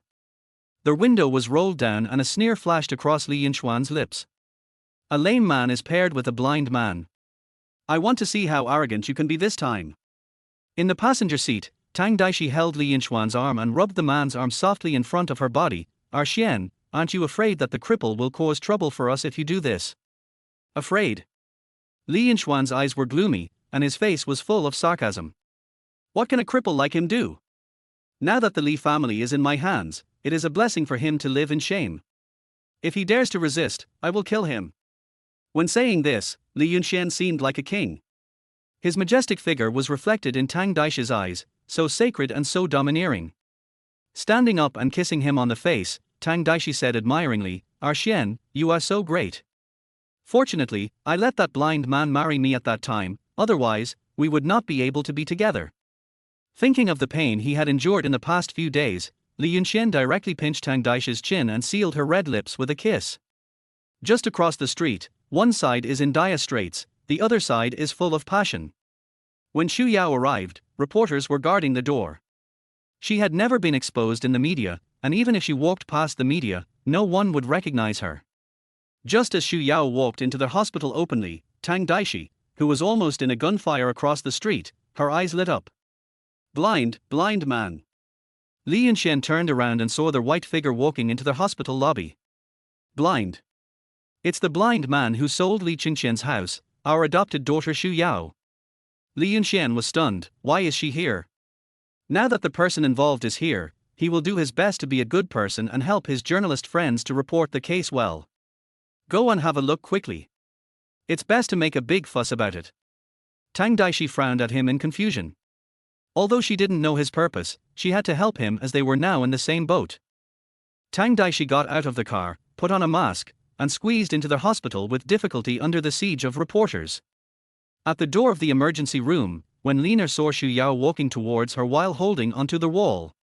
She walked forward angrily and slapped her in the face without saying a word. However, Xu Yao saw it clearly, so how could she let her succeed? His feet slipped and he fell towards Wen Lina. Ouch! With a scream, Wen Lina failed to slap Xu Yao, but was slapped away by Xu Yao on the head. Wen Lina took 2 steps back and sat down on the ground. Xu Yao squatted on the ground, holding her head innocently, and kept apologizing. I'm sorry, I didn't mean it, I couldn't see, are you okay?" As if frightened, no one saw a smile flash across his face hidden under his arms. Wen Lina's back teeth were trembling with anger. "What's the point of having a blind person like you? You only know how to cause trouble. You're useless. I shouldn't have adopted you." As if she had just recognized that the person was Wen Lina, Xu Yao stretched out her hand towards her in a flattering manner. "Auntie, don't be angry, I know I was wrong, I promise not to make the same mistake again, I'm sorry." Xu Yao was like this, even the bodyguard beside her was touched. After all, a blind girl was bullied like this, everyone felt sympathy for her. But to Wen Lina these words sounded like a knife cutting her flesh, making her even more irritated. When Xu Yao reached out to help her, Wen Lina pushed her away and said, "Go away, you blind man, why don't you just die? If you die, there won't be so many problems." It was clearly their fault, but when they were angry they took it out on her. With her head lowered, Xu Yao was as humble as usual, apologizing and begging for mercy. When Tang Daixi came up with the reporters sent by Li Yunxian, Xu Yao was squatting on the ground begging for mercy. "You blind bastard, pretending to be innocent again." Every time Xu Yao, the blind girl, pretends to be innocent, Dad feels sorry for her. "Fine, I'll let you pretend to be innocent, but today I'm going to let everyone see what a heartless person you are, blind man." Tang Daixi walked over and explained her purpose to Wen Lina. Wen Lina immediately agreed, then dismissed the bodyguards, spoke briefly to Tang Daixi, and then gestured to the reporters. Wen Lina, who was domineering just now, suddenly became gentle. She squatted down and gently stroked Xu Yao's head. Yao, don't be afraid. Dad is fine. This matter has nothing to do with you. We know that you like the third master of the Li family. Originally, your sister should marry him, but as long as you live well, it doesn't matter if your sister makes some sacrifices. But now those people outside are saying that our family secretly changed the bride. Yao, your father had a heart attack after hearing these words. If we continue to make trouble like this, we will not be able to face people in the future. Wen Lina was crying as she spoke. If Xu Yao was not the person involved, she would have been impressed by her acting skills. What a trick! This cry puts all the blame on Xu Yao.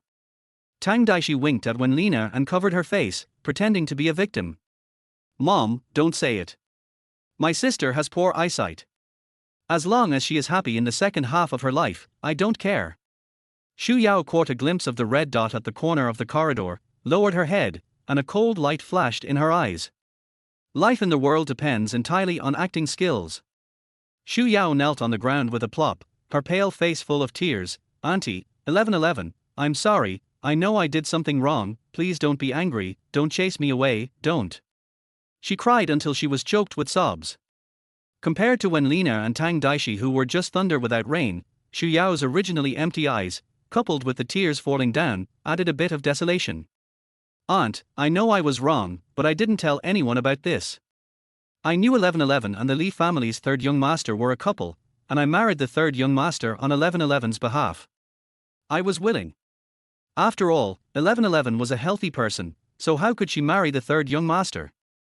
I have been very careful these past few days, afraid that I would be exposed, but I can't see it, and I can't hide it at all. It will definitely be discovered. I'm sorry, Auntie, I have failed your expectations, I'm sorry. Chapter 23: The Woman Who Killed. Their mother and daughter had originally planned to pin everything on Xu Yao, slandering the substitutionary marriage as Xu Yao having an affair with Li Chengqian, and that their Tang family was generous enough to help a blind man. Then Li Yunxuan processed it further and confirmed the setting of a blind man and a lame man between Li Chengqian and Xu Yao. By then, not to mention the pressure from the Li group, even Li Chengqian would be crushed by the public opinion and everyone's ridicule. Besides, she wasn't blind. Not only is she not blind, her eyes are different from others. Seeing that the rhythm had changed, Tang Daixi immediately waved to the paparazzi who was taking pictures, and the paparazzi immediately put away his equipment and left. Without the cameras posing, Tang Daixi was too lazy to act. She stood up and looked down at Xu Yao, who was squatting on the ground. This blind guy really wastes air when he is alive and wastes land when he dies. I'm just wondering why your mom gave birth to you. She couldn't do anything, so she asked you to marry someone, but you made such a big fuss about it. Now that dad is in the hospital, you're happy. You blind bastard. Xu Yao's hands suddenly clenched, and murderous intent flashed in her grey eyes.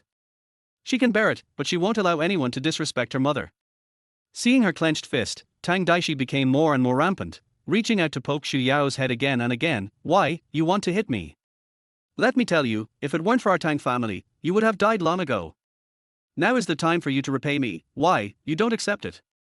Let me tell you, if you can't handle this matter well, I won't let you off easily, little blind man. Little blind man. When Xu Yao just became blind, Tang Daixi stood in front of her arrogantly and called her a little blind girl, and she did this for 5 years. For the past 5 years, she endured humiliation and pretended to be blind every day just to make Tang Daixi and her daughter pay the price. Tang Daixi seemed to have forgotten how she became blind. If Tang Kaihua hadn't been alive, she wouldn't have been able to touch them for the time being. Xu Yao is a person who has a clear distinction between love and hate. What Tang Daixi said was right. If it weren't for Tang Kaihua, she would have died long ago. So for Tang Kaihua's sake, she kept the mother and daughter for a while longer. Tolerate. Xu Yao silently told herself that it should be considered as repaying a favor. Looking at the bulging veins on Xu Yao's forehead, Tang Daixi sneered. Why, has the little blind man become the third grandmother of the Li family and has a bad temper? Wen Lina on the side immediately agreed. Okay, 1111. She is now the third grandmother of the Li family, we can't afford to offend her. I can't afford to offend you. Tang Daixi sneered disdainfully as if she had heard a joke. I'm going to offend you. Tang Daixi raised her foot and kicked towards Xu Yao's shoulder, but Xu Yao moved to the side. Tang Daixi couldn't retract the force of the kick, and there was no fulcrum under her feet, so she split her legs horizontally. Arr! A pig slaughtering scream echoed in the corridor. Someone ran out upon hearing the sound and saw Tang Daixi sitting on the ground with her legs spread. Someone recognized her as the popular jewelry design star and immediately took out their cell phones and ran over. Ms. Tang, I really like your designs, especially the Daisy series. They are really beautiful. Can I take a photo with you?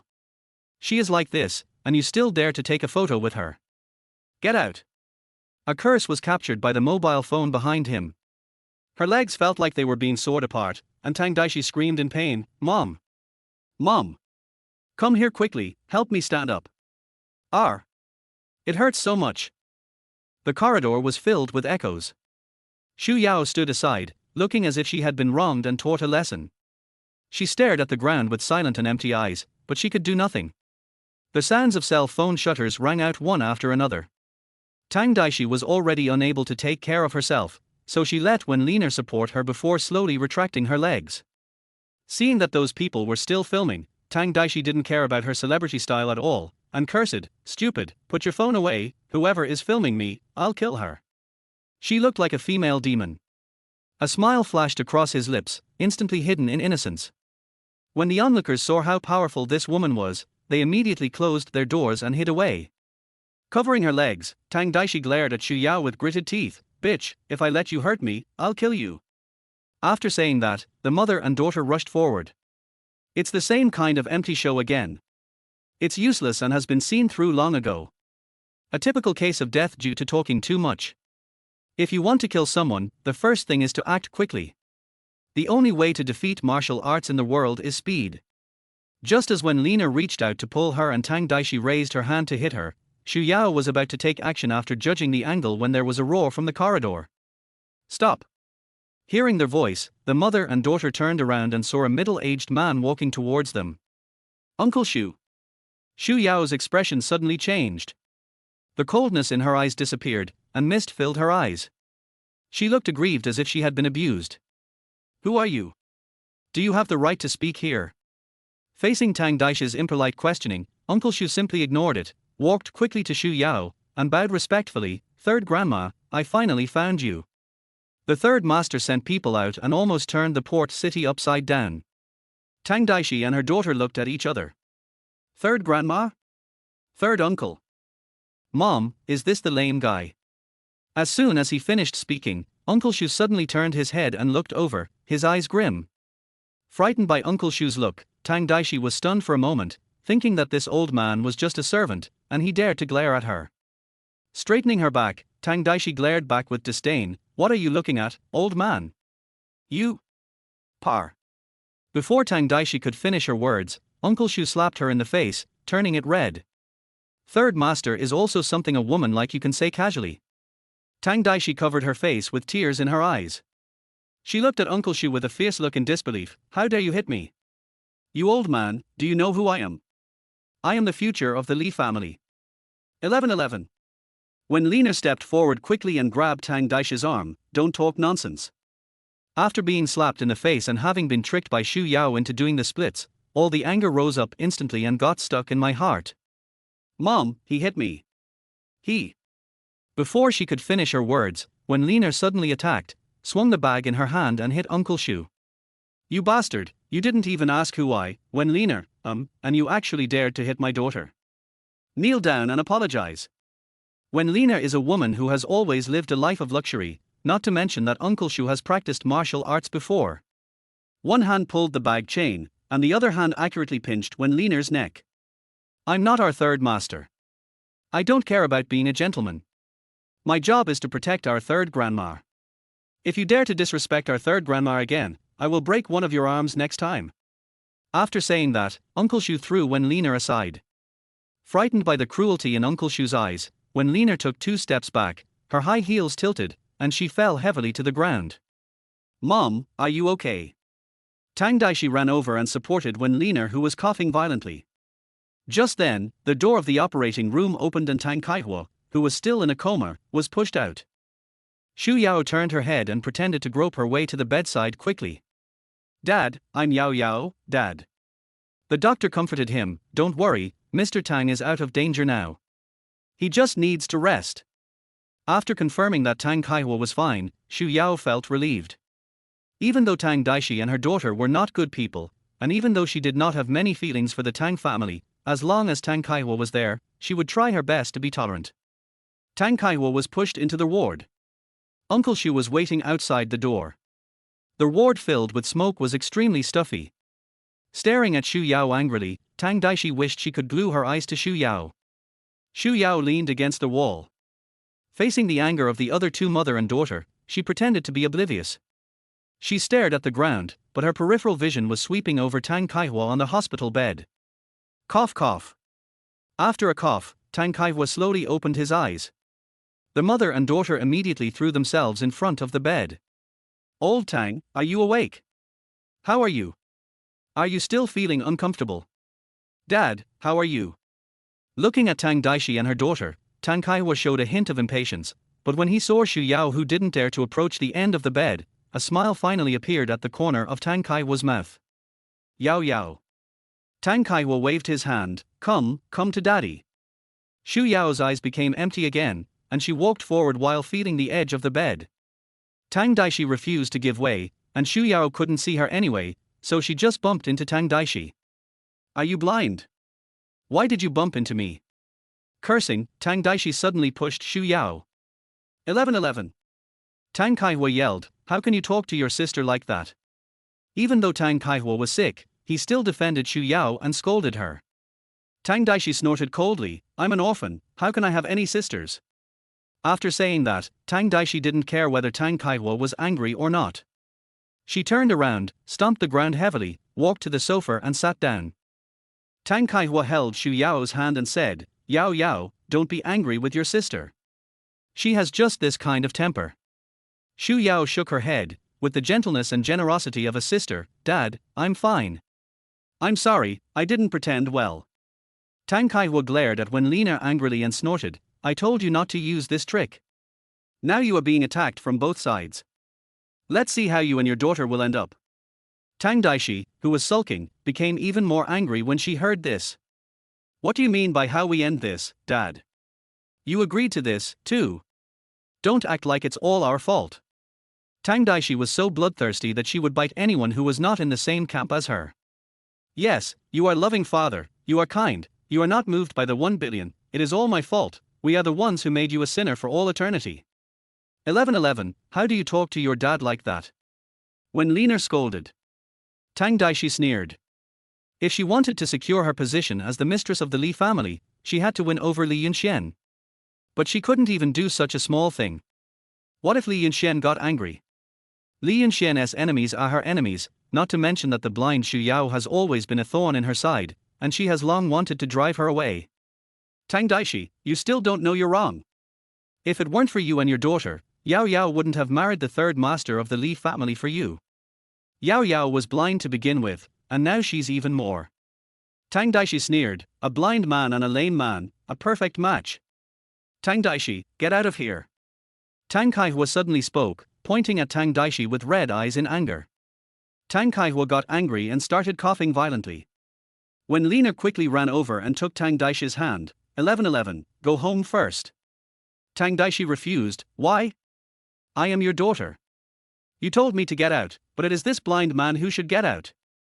Tang Kaihua was so angry that his whole body was shaking. He picked up the cup on the table and threw it at Tang Daixi. However, he didn't have enough strength, and the cup didn't go far before it fell at Tang Daishi's feet. Tang Kaihua only has this one daughter, how could he not love her? But he never expected that Tang Daixi, whom he had doted on and raised, would become like this. You want to hit me? Tang Daixi looked at the angry Tang Kaihua with red eyes. Get out. Get out now. No matter how much Wen Lina consoled her, it was useless. Tang Daixi stepped forward and looked at Tang Kaihua, who was holding Xu Yao's hand. Okay, I'm leaving. You can rely on this blind man to take care of you in your old age. After saying that, Tang Daixi slammed the door and left. Chapter 24. Sooner or later, it will be ruined in your hands. From beginning to end, Xu Yao was just a spectator. When confronting Tang Daixi and her daughter, her wound was torn and blood oozed out. A blood-red flower bud was reflected on her white dress. 1111, are you hurt? Did that rebellious girl hurt you?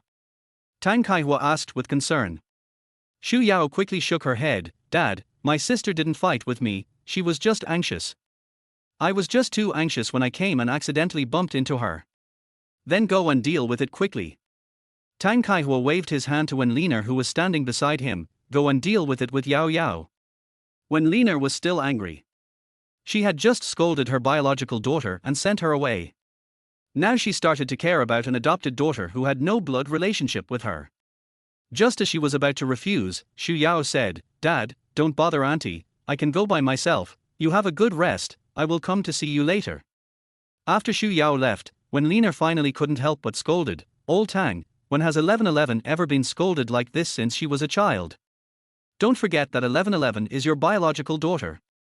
You treat 1111 like this for a blind man, are you crazy? I'm just crazy. I'm mad at you too. Tang Kaihua became angrier and angrier as he spoke. He coughed violently a few times before he suppressed his anger and sighed, the Tang family will be ruined by you two sooner or later if you keep making trouble. You've already offended many consumers by selling fake goods, and now someone has exposed your substitutionary marriage. Do you want to force me to death? R. Wen Lina's eyes wandered, what fake? How come I don't know?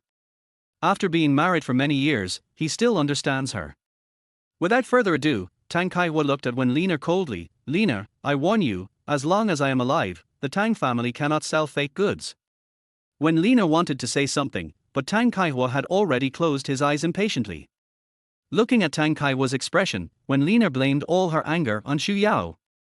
It's all this blind guy's fault. Unlucky star. Nothing has gone smoothly since she walked in. After making sure that Tang Kaihua was fine, Xu Yao followed Uncle Xu away. Tang Daixi clenched her fists angrily as she watched Xu Yao get into the car surrounded by a group of people. Mom, why? When Lina gritted her teeth, she didn't know why. How could a blind person be respectfully called third grandma by such a group of people? Why? Mom, I must marry Xian. I want to help him drive this disabled couple out of the Li family. Seeing Tang Daixi gritting her teeth and swearing, Wen Lina nodded approvingly, okay, Mom fully supports you. But, my dad. Wen Lina curled her lips and said, with Mom here, your dad won't dare to do anything. With Wen Lina's words, Tang Daixi felt at ease. She must become the mistress of the Li family. Everything I suffered today must be returned double to that blind Xu Yao. Qianxin Group. Zhang Chao quickly ran into the conference room, holding up the USB flash drive in his hand. Brother, I got it. He had to use a lot of persuasion to get the surveillance footage from the overpass from the Traffic Management Bureau. Without waiting for Zhang Chao to start talking about his difficulties, Xu Jun immediately took the USB drive, plugged it into the computer and started playing. 4 people have 8 eyes, watching the surveillance video carefully without missing an inch. For a distance of more than 10 kilometers, with hundreds of surveillance cameras, not a single one captured the man's appearance. The only time they had seen this person was downstairs in Qianxin building. Leaning back in his chair, Li Chengqian watched the building's surveillance footage over and over again. He is thin, so although his clothes fit him well, they are smaller than the average man's size. No matter how you look at it, this person doesn't look like Lu Huaixuan. But why is he running? With his brows furrowed, Li Chengqian always felt an indescribable sense of familiarity. It seemed like I had seen it somewhere before, especially the movement of her turning her head and the obvious pause. If it wasn't Lu Huaixuan, then who was impersonating him? Li Chengqian couldn't think of any reason why another person would impersonate Lu Huaixuan, except for one person. Li Chengqian stood up suddenly, with a glimmer of anticipation in his eyes, and looked at Fu Jingqian in a daze. At the scene of the accident 5 years ago, was there really no other way to go? This question left Fu Jingqian at a loss for words. Brother, are you still doubting that Sister Xiechun didn't die? If it wasn't this, he couldn't think of any other possibilities. The only person who could imitate Lu Huaixuan, both for the reason and the accuracy of the imitation, was Lu Huaixuan's girlfriend at the time, Ji Yuchun. Go and question all the staff involved in the accident 5 years ago, especially whether they have had large amounts of money enter their accounts in the past 5 years. Fu Jingqian said in embarrassment, Brother, these have been investigated at the time. His eyes were stern, and Li Chengqian spoke word by word with suppressed anger. I said to check it again, and then check it again. This time, expand the scope of the investigation and check the accounts of all relatives and friends within the surrounding 3 days. Zhang Chao looked at Xu Jun helplessly and said with his mouth, Brother is crazy. Xu Jun also shook his head complacently, as if it had nothing to do with him. Brother, let them go together. 3 cobblers are better than you, Zhuge Liang. Flatterer. Zhang Chao cursed in his heart, then winked at Li Chengqian in a flattering manner. Brother, I still have to prepare for the public auction in a few days, how can I have the time, and I? If you don't want to go, then go to a rich country. The newly minted oil project just happens to be in need of a supervisor.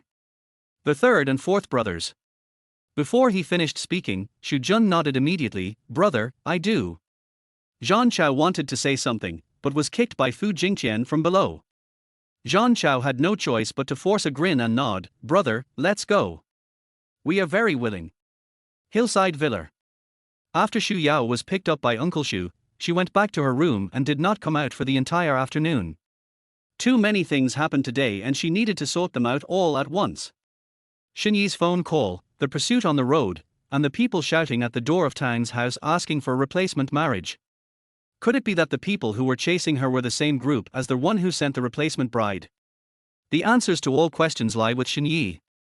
Xu Yao always felt that Shen Yi was keeping something from her, so this time she went to check it out herself. Just as Xu Yao entered the bathroom and was about to take the computer, she heard the sound of a car engine downstairs, followed by Uncle Xu's voice, "Third Master, you're back." "Li Chengqian, he is back?" Xu Yao quickly got down from the stool, walked out of the bathroom and lay down on the bed. "I lay in bed for a long time, but Li Chengqian didn't open the door to come in. She escaped from the hospital halfway, and Uncle Xu said that he almost went back to Gangcheng to look for her. It is conceivable that he must be very angry. Now that he is back, why didn't he cause trouble for her?" After waiting for a while, Xu Yao listened carefully to the noise. It was quiet outside. "This is strange, what is going on? Has Li Lao-san changed his personality?" Xu Yao got out of the bed quietly. In order to hide the noise, she didn't even wear shoes. She walked out of the room barefoot. As soon as she reached the stairs, she heard voices coming from the study. Chapter 25. Is she under house arrest? Xu Yao hurried forward and carefully lay down at the door, and heard Li Chengqian scolding Uncle Xu from inside. "I told you to keep an eye on her, but what did you do? First you were attacked by King and then you got lost. What a bunch of losers." Uncle Xu immediately bowed and apologized. "I'm sorry, Third Master. It's my fault. I promise it won't happen again." Xu Yao understood that he was talking about her. But it wasn't Uncle Xu's fault both times. Although she is not a good person, everyone has their own consequences and she disdains to let others take the blame. Xu Yao raised her hand and was about to knock on the door when Uncle Xu came out. Seeing Xu Yao at the door, Uncle Xu glanced at the door vigilantly and quickly closed it. "Third Grandma, you haven't rested yet." Xu Yao pointed to the door and said, "Uncle Xu, he's not angry." Uncle Xu sighed, "I'm very angry, go back to sleep." Pursing her lips, Xu Yao told the truth, "Uncle Xu, I heard everything that was said just now. Third Grandma, I didn't do my job well, so I deserve the criticism." "Uncle Xu, this is not your fault, it's me." Uncle Xu raised his hand to stop Xu Yao from saying anything else. "Third Grandma, you are injured, go to bed early." After saying that, Uncle Xu turned around and walked downstairs. Looking at the closed study, Xu Yao sighed helplessly and went back to her room. For 3 consecutive days, Xu Yao hadn't seen Li Chengqian again, as if he had disappeared out of thin air. Since being scolded last time, Uncle Xu has not stepped out of the villa.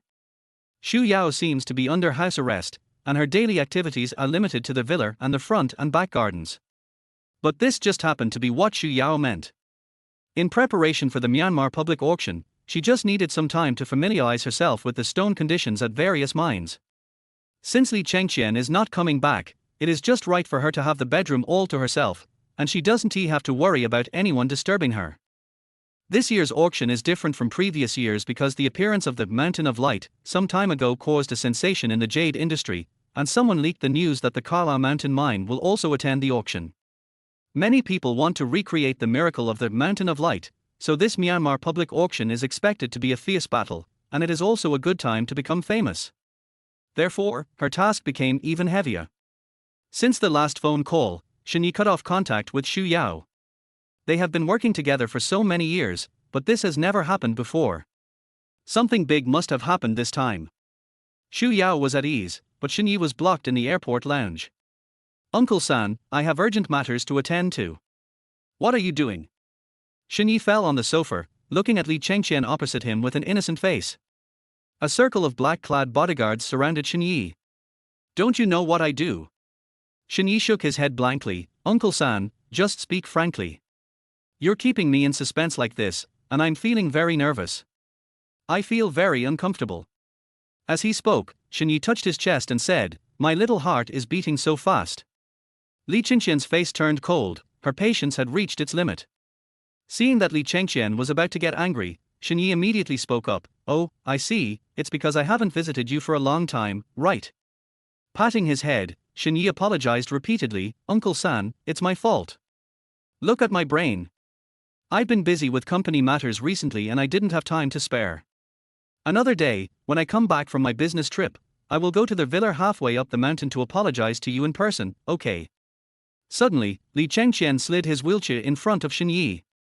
The two looked at each other. The oppression in Li Chengqian's eyes made Shen Yi swallow uneasily. "Shen Yi, I'll give you another chance.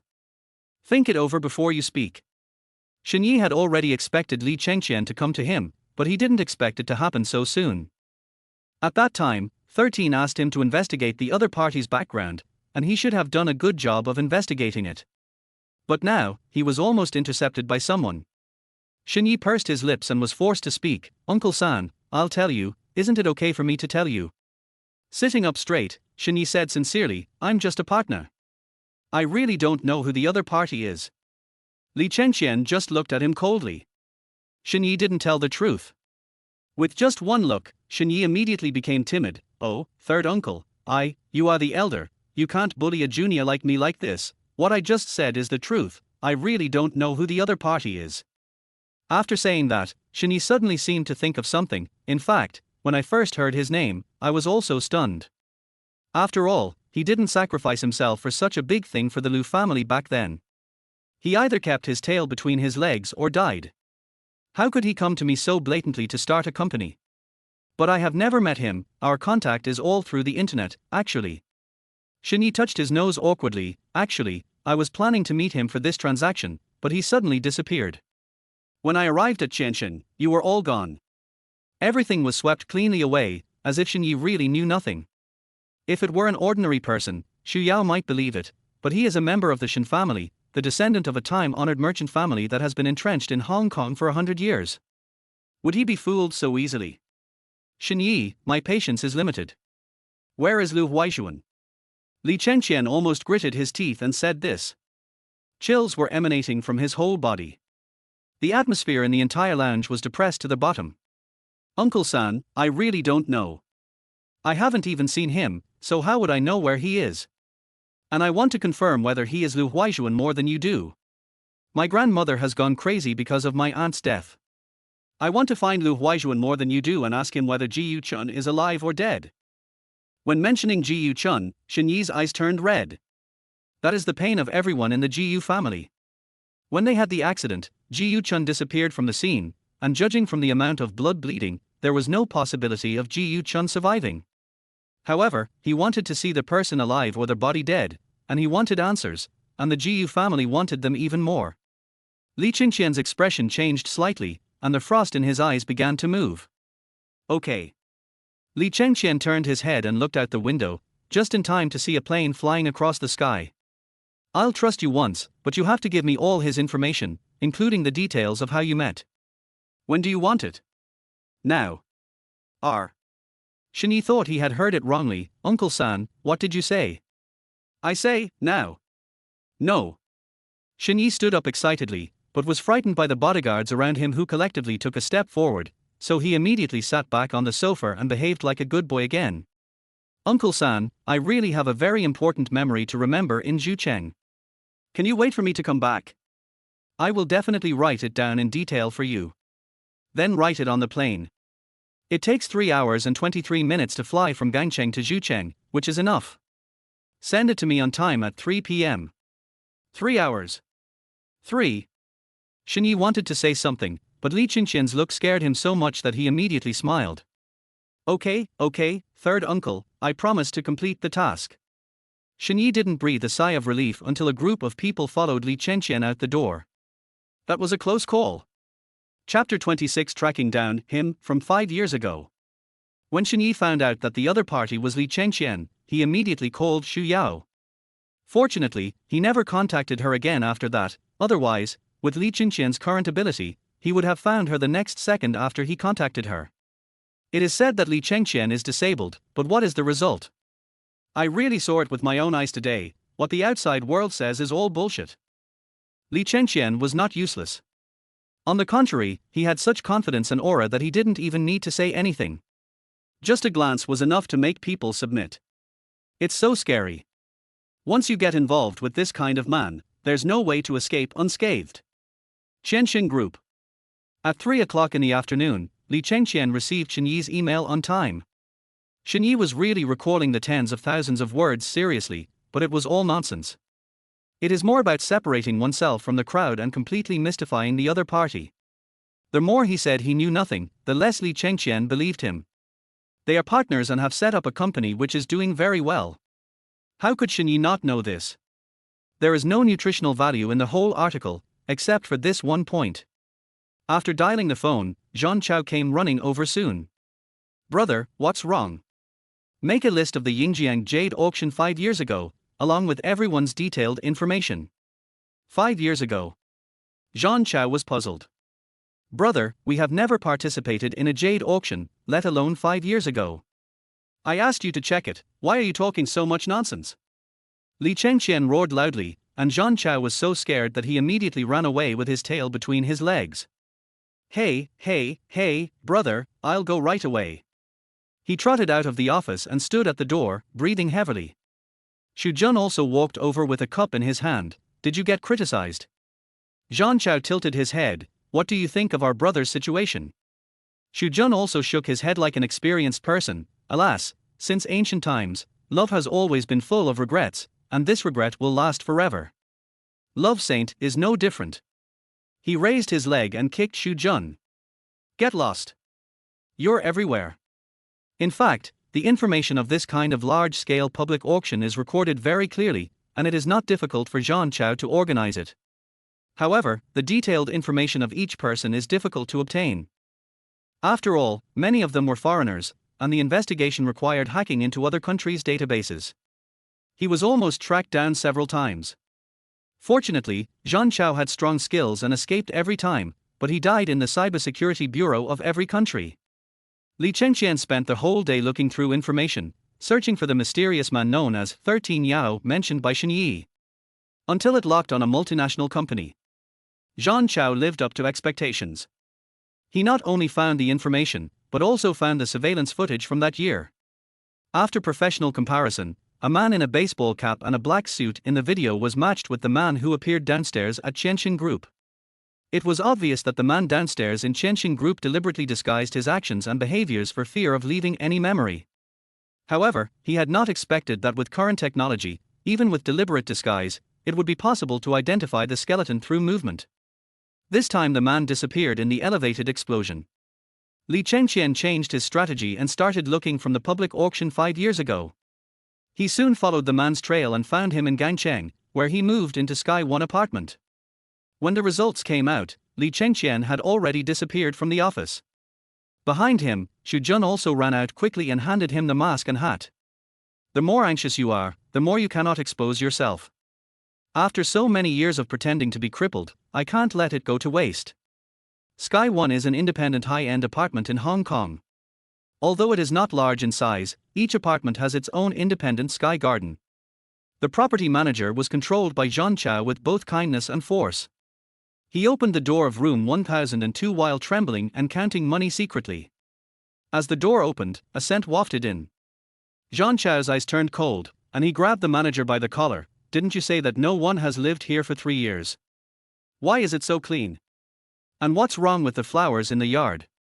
Don't tell me they are wild flowers that photosynthesize on their own. The manager shook his head in panic. No, Every household in our apartment has a dedicated housekeeper who is responsible for the keys, regular water, electricity and gas inspections, cleaning, and taking care of the flowers and plants. Who is in charge of this household? Zhang Chao loosened the manager's collar. The manager checked the information with trembling hands and said, "It's her."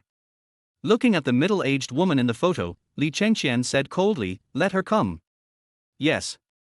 The apartment is very clean and tidy, with a simple decoration style, mainly in cool colors. Although no one lives there, there is not a single speck of dust. It was not until Li Chengqian opened the bathroom door and saw the blue and red toothbrushes and the cups lined up inside that he felt as if his heart was hit hard. Li Chengqian went out quickly and searched all the places that could show the identity of the owner of the apartment, but found that everything here was in pairs. There are a pair of slippers for men and women in the shoe cabinet, pairs of cups in the kitchen, neatly arranged suits on the left side of the closet, dresses on the right side, and even 2 pillows on the bed. Everything tells us that a loving couple once lived here. Ji Yunxuan is not dead. He believed 100% that Ji Yunxuan was not dead. But, why? She has been hiding for so many years, why doesn't she want to show up and see him? He has been suppressing her for so many years. Hasn't she ever thought about how painful he would be after that incident? She would rather be here with Li Chengqian and be inseparable than even look at him. Her hands trembled uncontrollably as she touched the skirts in the closet.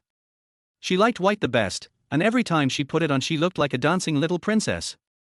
Will she also dance in front of Li Chengqian in a white dress? Ji Yunxuan, even if you thought about me, you wouldn't just leave for 10 whole years. The housekeeper came and was actually frightened by Li Chengqian, so he told him everything. There was indeed a couple living here, but the housekeeper had never seen them together. Li Chengqian curled the corners of his mouth in self-mockery. They didn't even have time to hide, so how could they be stupid enough to show up together? It was meaningless for the butler to say anything, as all the evidence in the room showed what had happened here. She walked dejectedly to the balcony garden, looking at the flowers growing wildly in the sun, and she actually started planting flowers. Li Chengqian remembered that Ji Yunxuan didn't like taking care of flowers and plants. It turns out that love can really change a person. Among the flowers, a scent attracted Li Chengqian's attention. He had smelled this scent before, a faint fragrance, as if he had smelled it somewhere before. He couldn't remember for a moment, but the girl lying in his arms 3 days ago had this smell. The inexplicable feeling of familiarity made Li Chengqian frown unconsciously. He had clearly smelled this smell not long ago, and it was right next to him. A vague outline appeared in his mind, with empty eyes, but the corners of his mouth were smiling at him again. Is it her? Chapter 27. How can there be ghosts in this world? During the days when Li Chengqian was away, Xu Yao lived comfortably and freely. No servants would come up to the second floor. At most, Aunt Mai would come upstairs to call her for dinner. She seldom went out and stayed alone in her bedroom without pretending or hiding anything. She even thought that it would be better if Li Chengqian never came back. This way, she can be free to do her own thing. For several days, Shen Yi seemed to have disappeared from the face of the earth and did not contact Xu Yao. At first, Xu Yao was worried that he might be exposed, until the news broke about the Shen family's new project in Zhucheng and the young master of the Shen family personally attended the event. Xu Yao finally felt relieved. Just looking at the high-spirited Shen Yi on TV, she was furious. This damn boy actually lived so timidly that he completely forgot her existence. No matter how Xu Yao used their secret code to send messages, Shen Yi did not reply and even turned off his phone. Just when Xu Yao was almost ready to cut off contact with him, Shen Yi called. It was just a simple greeting, but it seemed like he was deliberately hiding something. Xu Yao understood. It seemed that the other party still hadn't let them go. Just as the call was about to be hung up, Shen Yi mentioned the Myanmar public auction. She understood immediately that many things seemed to require meeting in person to know the details.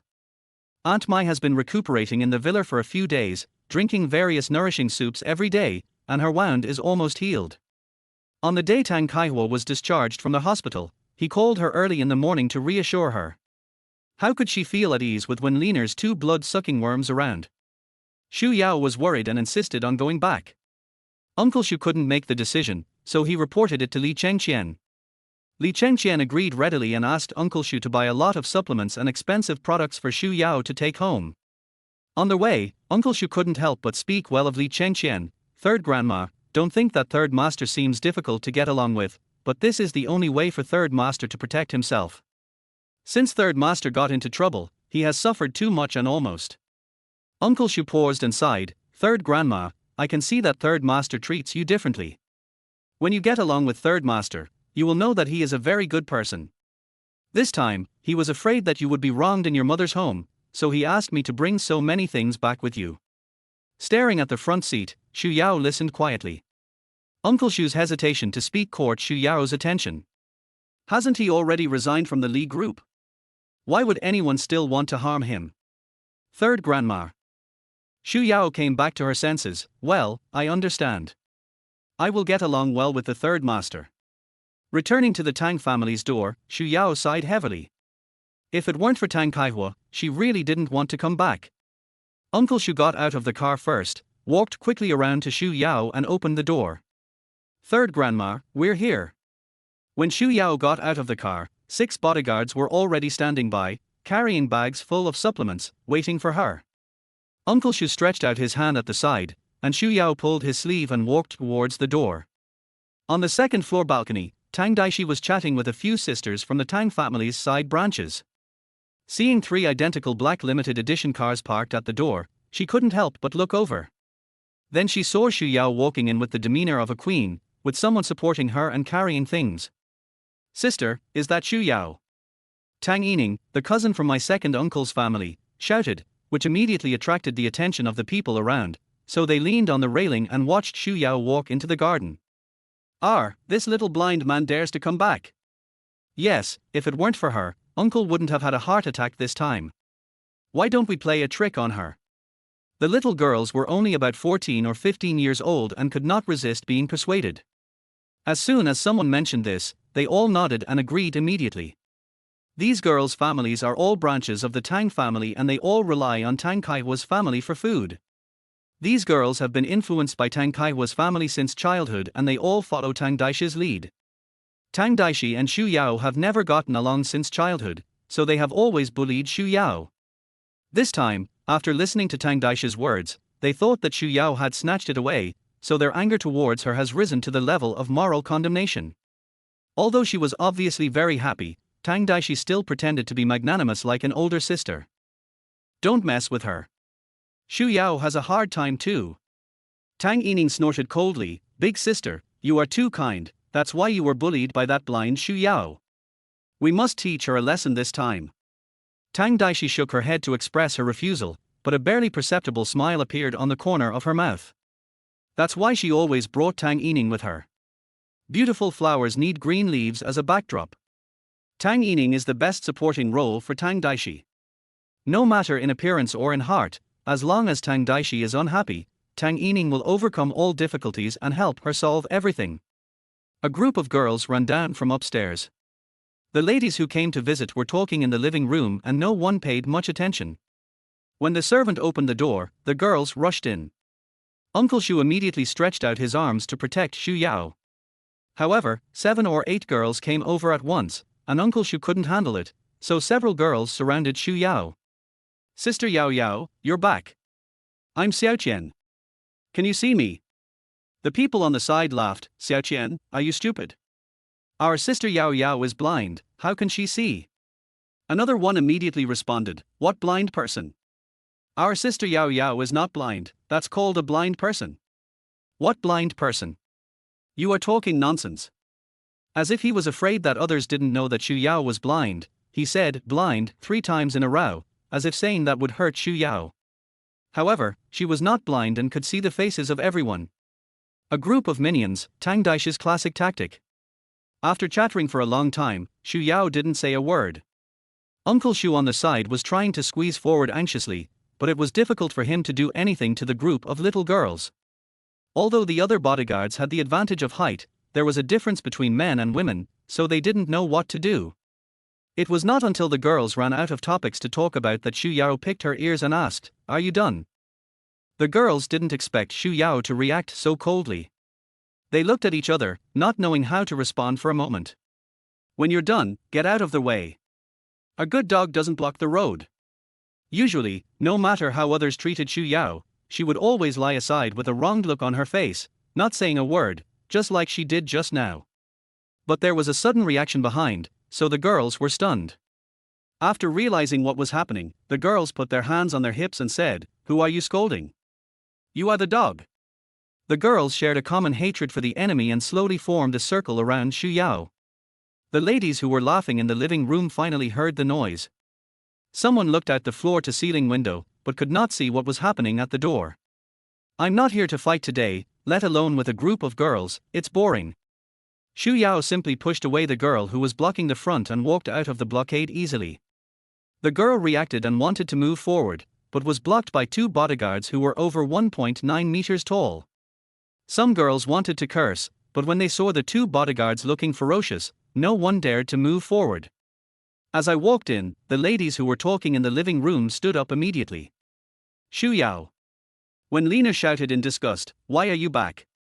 This is my home, why can't I come back, auntie?" Xu Yao spoke in a cold voice, changing her previous aggrieved look of allowing others to bully her. The last word of "auntie" made Wen Lina's palms hurt, and the memories of that day in the hospital came back to her again. Wen Lina is the best at acting, especially in front of a group of friends who come to visit Tang Kaihua. She must pretend to be a loving mother who treats everyone equally. What are you talking about? Yao Yao, your father and I are naturally very happy that you are back. During the time your father was in the hospital, you didn't visit him, so your father has been missing you all the time. These words were very meaningful. On the one hand, they showed her generosity and charity, and on the other hand, they let the ladies present know how unfilial Xu Yao was. She didn't even go to see her father when he was in the hospital. Xu Yao called out behind her, "Uncle Xu." Uncle Xu immediately came in with 6 bodyguards, one of whom was carrying a bunch of supplements. When the 6 people placed the things in the living room, all the ladies present were stunned. They all looked envious and said, "Lina, look how sensible your Yao Yao is. She brought so many things home for you." When Lina curled her lips perfunctorily, but secretly clenched her teeth. This Xu Yao dares to play dirty tricks on her. Chapter 28, Bloody Conspiracy Theory. This Xu Yao dares to play dirty tricks on her. Third Grandma, all the things are here. Uncle Xu put his hands in front of him and spoke respectfully. Xu Yao nodded. Although her gaze ahead was empty, she took in the expressions of the ladies from the Chamber of Commerce. "Auntie, this is something I brought for you and Dad. It's not worth much, but you should eat it carefully." After saying this, Xu Yao did not forget to repeat to her what Wen Lina had just said to her. "Oh, by the way, you just said that I didn't go to see my father." Xu Yaoyin bit her lower lip and showed a wronged expression. "I went, but auntie, you said that I was a blind person and couldn't see anything, so you wouldn't let me in, I." As she spoke, Xu Yao's mouth pursed, and a layer of mist filled her hollow eyes. Her originally injured and pale face, dotted with tears, actually looked somewhat pitiful. Everyone present was a smart person, and they all understood what Xu Yao said. However, because when Lina was there, they pretended to cough to cover up the embarrassment. "Xu Yao, what are you talking about? Why didn't I let you go? It's obviously you who are unfilial." As she said that, when Lina looked at the supplements and various luxury goods lined up on the ground. Although she was itching to go, she had no choice but to give up at this moment. "Now you come here to pretend to be filial, who are you pretending for?" With so many people around, Xu Yao didn't want the family's dirty laundry to be made public, but when Lina insisted on making trouble, Xu Yao's heart was beating fast. Just as she was about to speak, Uncle Xu stepped forward and said, "Mother-in-law, when it comes to filial piety, our third grandma is really filial. Recently, because of the Tang's counterfeit incident, she apologized and compensated each family one by one, which made the victims give up suing Tangs." As he spoke, Uncle Xu took out a document and handed it to Wen Lina. "This is the settlement agreement." Wen Lina's eyes widened in shock. She didn't expect that Xu Yao, the blind man, could convince those people in such a short time. Xu Yao was also surprised. When did she try to persuade those who bought fake goods and made trouble? But looking at the settlement agreement in Uncle Xu's hand, it is indeed true. Could it be Li Chengqian? Would he be so kind? Just as he was wondering, a cold snort came from upstairs. Tang Daixi came down with a mocking look on her face and snatched the settlement agreement from Uncle Xu's hand. "Humph! You are just relying on the reputation of the Li family. Otherwise, with your current appearance, I guess people would not even bother to see you. They are indeed mother and daughter, and their faces are almost exactly the same." "Yes." Xu Yao nodded readily. The more they wanted to see her having a bad life, the more she wanted to live happily in front of them. "I do rely on the reputation of the Li family. After all, I am the third grandmother of the Li family. If they don't give me face, they are not giving face to the third master of the Li family, and they are not giving face to the Li family." After saying that, Xu Yao deliberately turned to the group of women who were standing there awkwardly, not knowing how to move forward or backward. "Aunts, don't you agree? To put it nicely, she is the wife of a wealthy family, but it is also a part of socializing." The ladies nodded one by one. Who would dare to provoke the Li family? Although the third master of the Li family was disabled, a lean camel is still bigger than a horse. Yes, my niece is right. Who dares not to give third master face? Tang Daixi gritted her teeth in anger. She was clearly married to a cripple, Yet she still came here to act so arrogant. But why did I hear that the current person in charge of the Li family is the young third master of the Li family? After all, the heir of the Li family needs a normal person. The implication is that Li Chengqian is a cripple. Uncle Shu was about to get angry when Xu Yao suddenly took a step forward and bumped into Uncle Shu because he couldn't see. Third grandma, are you okay? Uncle Shu quickly supported Xu Yao. Xu Yao covered her arm and shook her head, her eyes fixed on the ground, but she could see Tang Daishi's smug look out of the corner of her eye. With the corners of her mouth raised, Xu Yao revealed her innocent look again and asked, 1111, you liked Mr. Li-san so much back then, why are you favoring Mr. Li Xiao-san now? Have you always liked Li Yunxuan? No wonder you forced me to marry Mr. Li-san at that time. It turns out that you disliked him because he is disabled, you. Shut up. Wen Lina screamed, and immediately ran forward to glare at Xu Yao viciously. Due to so many people being present, she couldn't do anything, but Xu Yao saw her arm almost raised. Want to hit her again? Wen Lina is very concerned about her reputation, so I don't think she would dare to take action in front of so many people. Auntie, isn't it true? The person 1111 loves is not Li Yunxian. Xu Yao's words were like thunder out of the blue, and the women in the living room began to talk about it. It turns out that she is having an affair with Mr. Li. No wonder this adopted daughter married Mr. Li. That's right, these two mother and daughter are really vicious. Even though she is an adopted daughter, they can't treat her like this. Some people feel unfair and some feel regretful, and naturally some people refute it. What's the big deal? Who among you is willing to let your daughter marry a cripple? What's the point of raising a daughter? Isn't it to be useful at the critical moment? My words may be a little blunt, but the truth is there. Otherwise, why do you think the Tang family kept a blind girl like her for so many years? There must be a reason for it. This incident shows it.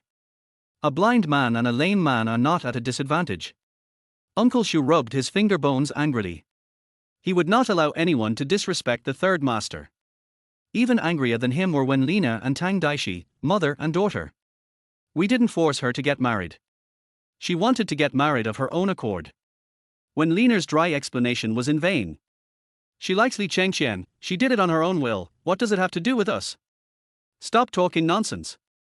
The women looked at each other, and their secret eye contact showed that they understood each other. We didn't force her, she did it willingly. Tang Daixi was still making useless explanations, but everyone was more willing to believe the bloody conspiracy theory. Go.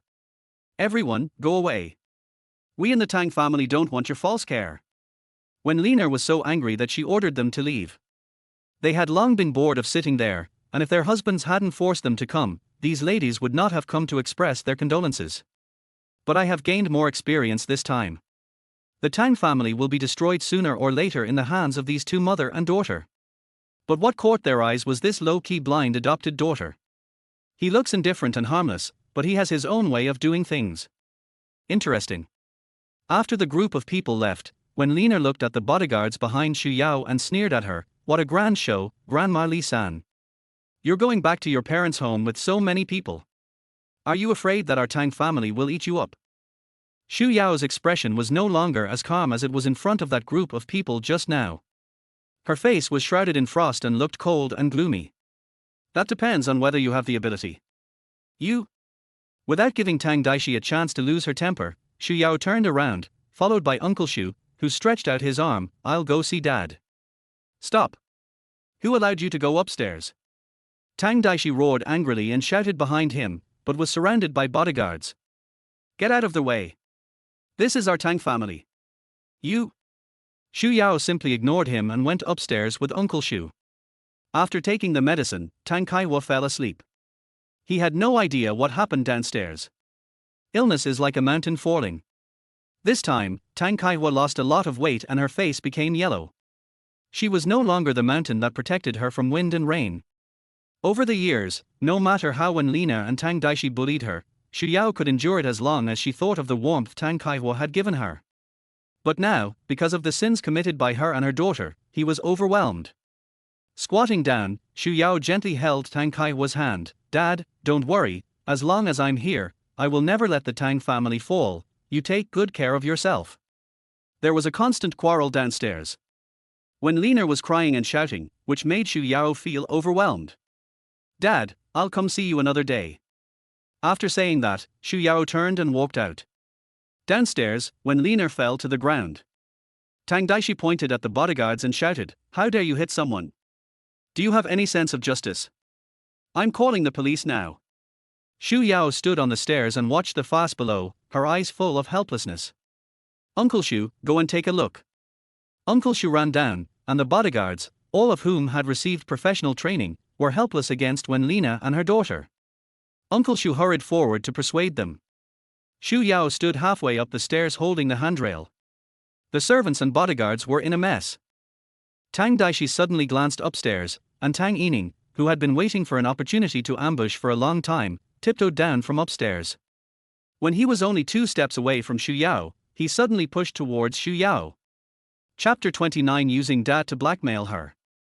At the critical moment, Xu Yao suddenly turned around, and the owner of those hands did not touch her shoulders, but suddenly lost weight and fell down the stairs. R. A scream pierced the sky, followed by a violent collision of the body with the stairs. Bang, bang, bang. It was like the sound of a basketball hitting the ground. Xu Yao looked confused. "What's wrong? Uncle Xu, what happened?" She looked confused, but in fact she saw everything. Humph, Tang Yining, Tang Daishi's loyal follower.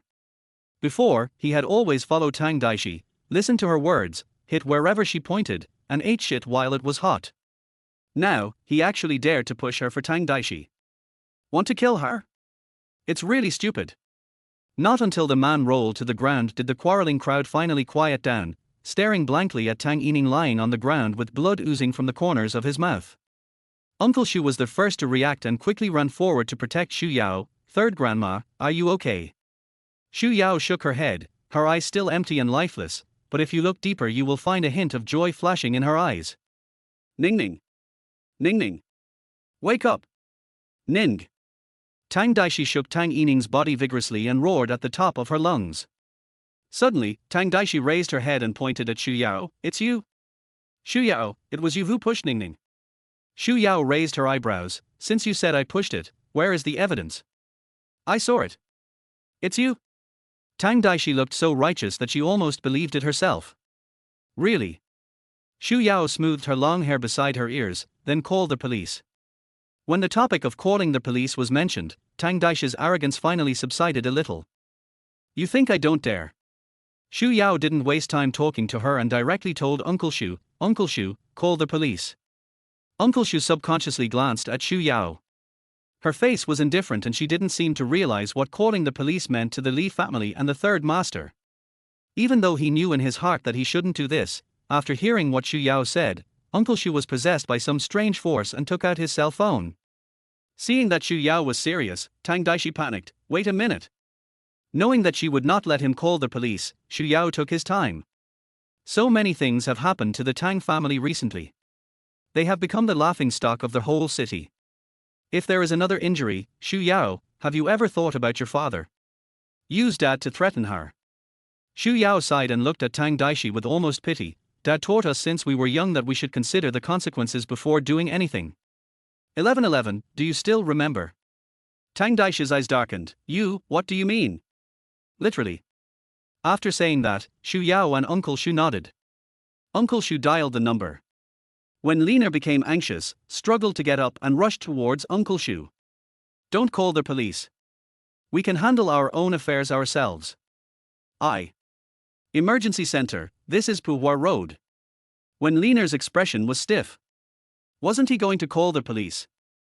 However, her reaction had already slapped Tang Daixi in the face. Supported by Uncle Xu, Xu Yao walked down the stairs with her head held high and her chest puffed out. When she passed by Tang Yining, Xu Yao sighed softly. Being a dog to the extent that she has done, there is really no one before and there will be no one after her. After this incident, Xu Yao found Li Chengqian increasingly difficult to understand. Mingming, he had said a lot of nasty things, telling her to get out and putting her under house arrest, but today she came home and he had prepared everything, even asking Uncle Xu to accompany her back. The jade auction was already enough to keep her busy, and Xu Yao was too lazy to guess what he was thinking. When I returned to the villa, there was still no sign of Li Chengqian. If Uncle Shu hadn't called to report today, Xu Yao would have almost forgotten the existence of such a person. Li Chengqian disappeared, but Xin Yi got in touch with him unexpectedly. Xu Yao couldn't wait any longer. Why did you make me leave in such a hurry that day? Nothing, I just feel that the other party's sincerity is not enough, so I want to delay it a little longer and force them to increase the price. What Xin Yi said about choosing one really sounded like that, but after 5 years of partnership, Xu Yao could tell from his micro-expressions that he was lying. Xin Yi, can't we even trust each other? Xin Yi's eyes trembled, and he looked at Xu Yao through the screen with a gleam in his eyes. What about you? 13, when will you be willing to show your true face to me? Their voice stopped abruptly. After a moment, Xu Yao was hesitating about how to start, and Xin Yi continued, I'm sorry, I crossed the line. There was a hint of dejection in his tone. During these 5 years, Xu Yao knew everything about Xin Yi, but Xin Yi didn't even know her name. If the deal hadn't been cancelled that day, we might have met. Xu Yao was already prepared, otherwise she would not have agreed to the buyer's request to participate in the transaction in person. However, it just happened to be such a coincidence that when she was about to go, Xin Yi suddenly terminated the transaction. I know the buyer that day, and I terminated the transaction to avoid unnecessary trouble. Does he know him? Xu Yao's pupils trembled. So, Lu Huaixuan also knows him. No wonder Xu Yao slowly reacted. She didn't ask any further questions. It was enough for her to know the reason. There was no need to delve deeper into it. Moreover, she had not been 100% honest with Xin Yi, and she had no right to demand that Xin Yi be 100% honest with her. Everyone has a side that they don't want to talk about, and she respects that. Since the cooperation has ended, let's auction their mountain of light again. Xin Yi nodded. Okay, I'll spread the news right away. Xu Yao originally thought that the price was too low. Since the deal was over, she decided to renegotiate the price. On the other hand, Li Chengqian had been guarding Sky No. 1 apartment for almost half a month, but found nothing. Obviously this apartment was just a smokescreen by the other party. Just when Li Chengqian's patience was almost exhausted, someone on the dark web released the news of the auction of Mountain of Light again. Xin Yi had just returned from a business trip. Before he even sat down, Li Chengqian's men lifted his arm and brought him in front of Li Chengqian. Sensing the danger, Xin Yi smiled apologetically. Har har, brother, you're here. Why didn't you tell me earlier so I could go out to greet you? The tablet hit him on the head, but fortunately Xin Yi was quick enough to catch it. What's going on? Looking at the advertisement for the filming of Mountain of Light on the page, Xin Yi showed a surprised expression, blinked blankly, and asked innocently, What's going on? Li Chengqian curled his lips coldly. Are you asking me? Xin Yi immediately shook his head. No, I mean this is impossible. After our cooperation ended, the necklace was taken away by 13. 13. Xin Yi nodded. Yes, my partner, 13 Yao. 13-1. It's him again. Chapter 30. Fortunately you are not. Tang family. Tang Daixi was eating fruit and browsing her phone in the living room when suddenly a message came in automatically. Their mountain of light, that disappeared for half a century, has finally seen the light of day again. It is said that this diamond necklace named Mountain of Light is the oldest huge diamond in the world that has been preserved to this day. It is said that it has been around for more than 3,000 years. 3,000 years. Tang Daixi scrolled through the pages out of boredom, and her expression instantly froze. Mom. With a scream, Wen Lina poked her head out from the second floor in anger. What are you yelling about? Mom. You come down quickly. Seeing that Tang Daixi was not joking, Wen Lina hurried downstairs. Mom. Mom. Mom. Wen Lina patted the dazed Tang Daixi and said, Your mother is not dead. Look. Wen Lina checked her phone irritably, her eyes slowly widening. This. Tang Daixi nodded heavily. Xu Yao, that bitch. Mom, what should we do now? This is 1 billion. 1 billion. Tang Daixi was so anxious that she wished she could reach into her phone and grab the necklace back. This blind man, no wonder he agreed to marry me so readily. It turns out he did it for this necklace. At that time, Tang Daixi found it unbelievable that the stubborn little blind man actually took the initiative to agree to marry Li Chengqian for her. It turned out that it was because of this necklace. At that time, the Li family gave the company 1 billion yuan for working capital, but Xu Yao, the blind man, said that he didn't want any dowry and only wanted grandma's diamond necklace. Then he auctioned it for 1 billion yuan. The more she thought about it, the angrier she got. Tang Daixi threw her phone on the table with a slap. Mom, I will never give up so easily. Wen Lina was shocked for a long time before she closed her mouth. She glanced at Tang Daixi dimly. What do you want to do? A sneer flashed across her lips, and Tang Daixi suddenly raised her head. I want the diamond, and I want the Li family too. Li family? Wen Lina repeated, and suddenly her eyes trembled. 1111, are you and the Li family's young master really? Tang Daixi curled her lips in a wicked way. Mom, from now on, there will only be 1/3 master in the Li family, and that is Xian.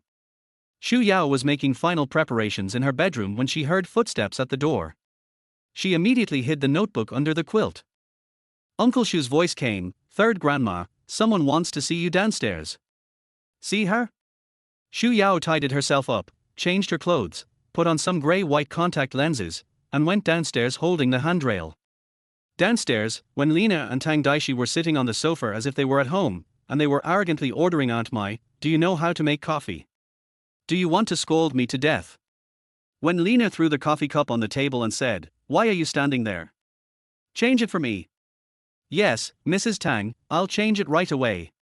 Aunt Mai suppressed her temper, picked up the coffee cup and returned to the kitchen. After a while, 2 cups of coffee were brought in. Wen Lina took a sip and spat it out before she could even swallow it. Are you stupid? Drinking cold drinks in the hot summer is bad for women's health. Did you know that? It doesn't matter how the mother and daughter show off in the Tang family, but here, they are not qualified to act wildly.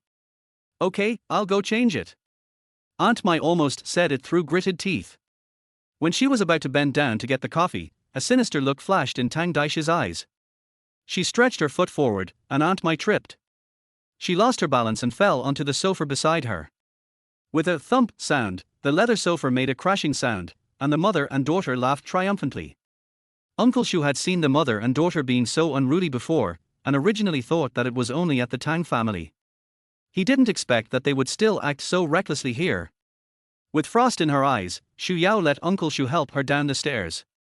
Downstairs, Aunt Mai struggled to get up from the sofa. Seeing Xu Yao coming downstairs, she quickly stepped aside.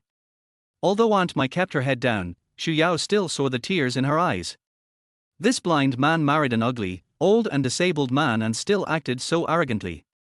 The servants here are twice as many as those in the Tang family. How can she enjoy such a good life? No, these all belong to the Li family, they are all hers. Enjoying it, right? When she becomes the mistress of the Li family, the first thing she will do is to capture Xu Yao and that cripple and feed them like dogs. Suppressing the raging jealous fire in their eyes, the mother and daughter stood up and walked to Xu Yao's side, and attentively supported Xu Yao on the left and right. Come, Yao Yao, we will help you sit over there. Instead of moving, Xu Yao took a step back and reached out to Uncle Xu. Uncle Xu hurried over and helped Xu Yao sit in the main seat. Little blind man, why are you so arrogant? Sooner or later you will beg for mercy. The mother and daughter sat down and looked at each other for a while. When Lina finally smiled dryly and said, Yao Yao, your sister and I came here specially to see you. Your father was supposed to come as well, but he was late for work due to his illness and has been busy these 2 days, so he asked us to come and see you. Oh.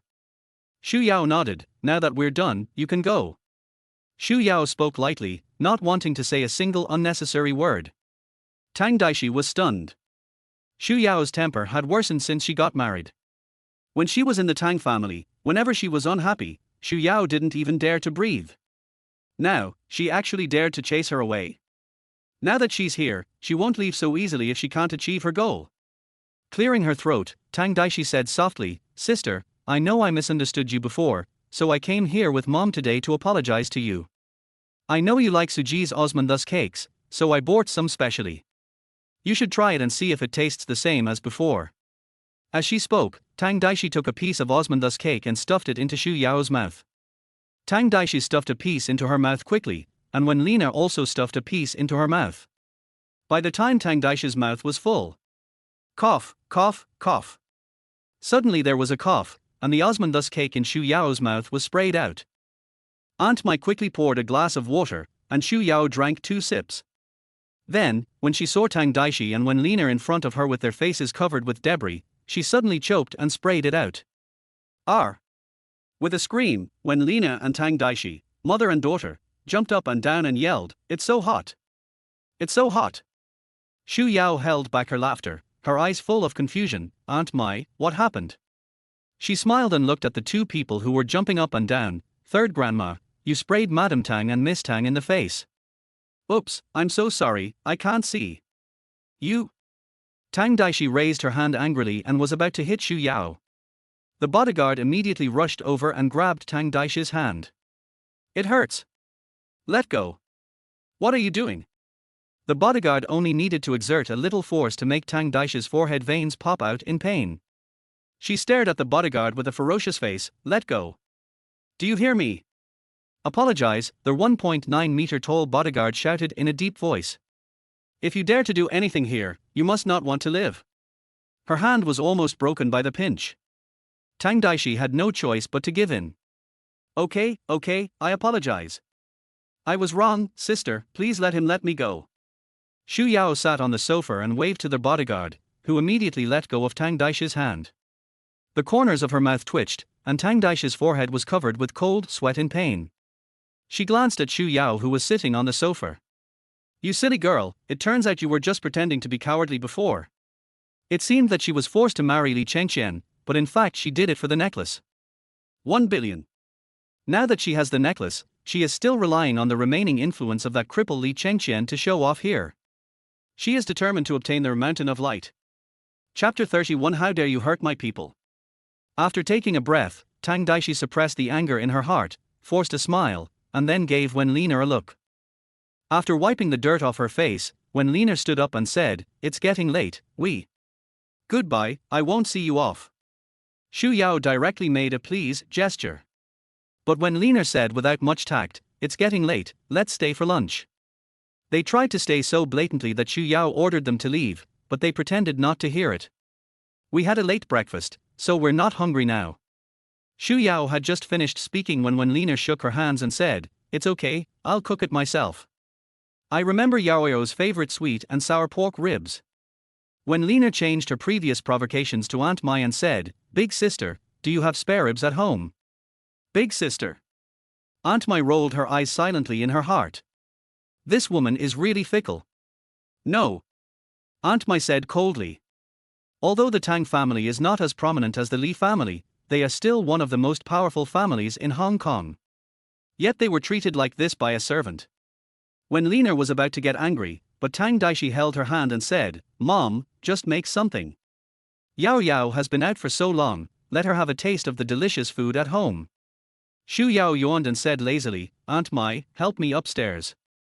I'm sleepy." The two of them went upstairs, and Tang Daixi followed closely behind them. Like Granny Liu entering the Grand View Garden, Tang Daixi looked left and right, opening the door of each room to look inside. She opened one door and Aunt Mai closed one right after her. Just when Tang Daixi walked to the door of the master bedroom and was about to reach out to open it, Xu Yao blocked the door with her body. "This is our bedroom. No one is allowed in." In Tang Daishi's eyes, no admittance to outsiders equals so and dogs are not allowed to enter. Tang Daixi gritted her teeth. The more Xu Yao refused to let her in, the more it proved that the diamond must be hidden inside. "Diamonds. 1 billion diamonds. Sister, we are sisters, why differentiate between you and me?" Having said that, Tang Daixi pushed Xu Yao away and rushed inside. "I'll just go in and see how you live, Xu Yao staggered after being pushed, and Aunt Mai quickly supported Xu Yao's body. The moment Tang Daixi grabbed the door handle, she directly pressed her hand. "Miss Tang, it's inappropriate to break into someone else's bedroom, right?" Tang Daixi shook Aunt Mai's hand. "What do you mean by others? I'm Yaoyao's sister. What's wrong with me going in?" "Uncle Xu!" Aunt Mai shouted. There was a sound of footsteps downstairs and a group of men in black rushed upstairs. "She is planning something bad to third grandma, take her away immediately." Before Tang Daixi could finish her explanation, the bodyguard quickly stepped forward and tried to pull Tang Daixi away. "Sister, you can't do this to me." Tang Daixi quickly dodged behind Xu Yao and grabbed her neck from behind. She looked at the surrounding bodyguards vigilantly. "Don't come over. If you come over, I will strangle her to death. Aunt Mai was startled. Okay, we won't go over there, and don't hurt third grandma. Tang Daishi's hands were pinching Xu Yao's neck, with madness jumping in her eyes. All of you go down, I want to talk to Xu Yao alone. Aunt Mai straightened her back and said firmly, Excuse me, Miss Tang, this is a villa halfway up the mountain, you are not qualified to order me around. What an unqualified one. Tang Daixi gritted her teeth and tightened her grip on Xu Yao's neck, causing her already fair neck to immediately turn red. If you don't leave, don't blame me for being rude. Xu Yao was not too frightened. A dagger slid down her arm into her palm. As long as she dared to make a move, Xu Yao could kill her in an instant. What's more, Tang Daixi didn't dare to do it at all. Aunt Mai, you guys go down first, I'm fine. Xu Yao smiled soothingly, we are sisters, she won't hurt me, right, 1111. Tang Daixi was already confused. She hadn't expected it to come to this. She hadn't thought of it this way at the beginning. How could it be? All of you go down. I won't hurt Xu Yao. Aunt Mai glanced at Uncle Xu, who nodded and then waved to the bodyguard. A group of people slowly retreated down the stairs. Lying next to Xu Yao's ear, Tang Daixi no longer pretended, where's the necklace? Xu Yao blinked blankly, what necklace? You're still pretending, where's Grandma's necklace? It turned out that her purpose was the necklace. Xu Yao curled the corners of her mouth, a hint of sarcasm appearing on her face. What are you laughing at? Tang Daixi was puzzled. Xu Yao's strangeness made her feel a little scared. There was no time to find out. She just wanted to get the necklace back. Nothing. Xu Yao cleared her throat, why do you want the necklace? What do you care about me? I just want to. 1111. Wen Lina yelled, then ran upstairs, 1111, let go of your sister, and talk it over nicely. Tang Daixi frowned, Mom, the necklace is here with her. I know. After scolding Tang Daixi, Wen Lina signaled her to let go. Reluctantly letting go of her hand, Tang Daixi stepped aside. Yao Yao, your sister didn't mean that. The thing is, your dad hasn't been in very good health since he was sick last time. He's been dreaming about your grandma recently. In the dream, your grandma was always touching her neck. Then when he woke up the next day, your dad's neck was covered with red marks. We quickly asked a Taoist priest to take a look, and he said that your grandmother was undecided and she was touching her neck because the necklace was a token of love that your grandfather gave her. So your sister and I came here to take the necklace back and bury it with your grandmother. For the sake of the necklace, the mother and daughter even moved Mr. Tang and the old lady out of the grave. I don't have the necklace. When Lina tried hard to look innocent and kind, and continued to coax Xu Yao with a smile on her face, who has it? When you got married, the necklace was given to you as a dowry. It was your grandmother's legacy. How could you give it to someone else? Tang Daixi was so anxious that she came here early in the morning, trying to smile and act, but this blind man refused to listen. Give me the necklace now. I told you, the necklace is not with me. Tang Daixi finally understood. Xu Yao had known for a long time that the necklace was priceless. No wonder she was so eager to buy it. She was just afraid that they would know the origin of the necklace and snatch it from her. You blind bastard. Tang Daishi's patience had reached its limit. She pushed Wen Lina away and raised her hand to hit Xu Yao. That's 1 billion yuan. If she had this 1 billion yuan, why would she still sell fake goods in the Tang family? It would be enough to open 100 stores. Just when her hand was about to hit Xu Yao's face, a copper coin suddenly flew over. The copper coin passed across the back of Tang Daishi's hand at high speed. R. Covering her hands, Tang Daixi gritted her teeth in pain. Just as she was about to lose her temper, she suddenly heard footsteps and a dozen bodyguards came in from the door. Surrounded by men in black, Li Chengqian entered the villa in a wheelchair. The scene was like that of an army of thousands, and the pressure made Tang Daishi's face instantly stiff. Li Chengqian waved his hand, and immediately two groups of bodyguards went up to the second floor from the stairs on both sides and surrounded Tang Daixi and her daughter in an instant. Being pulled downstairs by the bodyguard, Tang Daixi looked at the man sitting in the wheelchair with a pale face. Is this the legendary old, ugly and disabled man? He is obviously not old or ugly, and although his legs are disabled, the aura he carries is intimidating and makes people shudder all over. Aunt Mai helped Xu Yao down the stairs, with her head lowered, as if she had suffered a great injustice. Who bullied you? Xu Yao was stunned for a moment, her eyes full of surprise. Does he care about her? Aunt Mai couldn't wait any longer and succinctly recounted what had just happened in a vivid and emotional voice. You dare to hit my people. Tang Daixi was so shocked that she forgot to react. Wen Lina immediately explained, Third Master, no, it was a misunderstanding. This is what happened. We came here today to. Li Chengqian suddenly looked up, and the words that Wen Lina was about to say were choked, and she couldn't utter a single word. Coming in front of Xu Yao, Li Chengqian looked at the marks on her neck, his eyes becoming increasingly gloomy. Apologize. It was just two simple words, but when they came out of Li Chengqian's mouth, it sounded like frost, bringing a chill. Xu Yao was suddenly filled with anger and stared at him in shock. It was clearly them who caused the trouble, but he actually asked her to apologize. Why? Chapter 32. I promise you will be the bridegroom every night. Using her finger bones to exert force, Xu Yao tightly grasped the dagger. Why?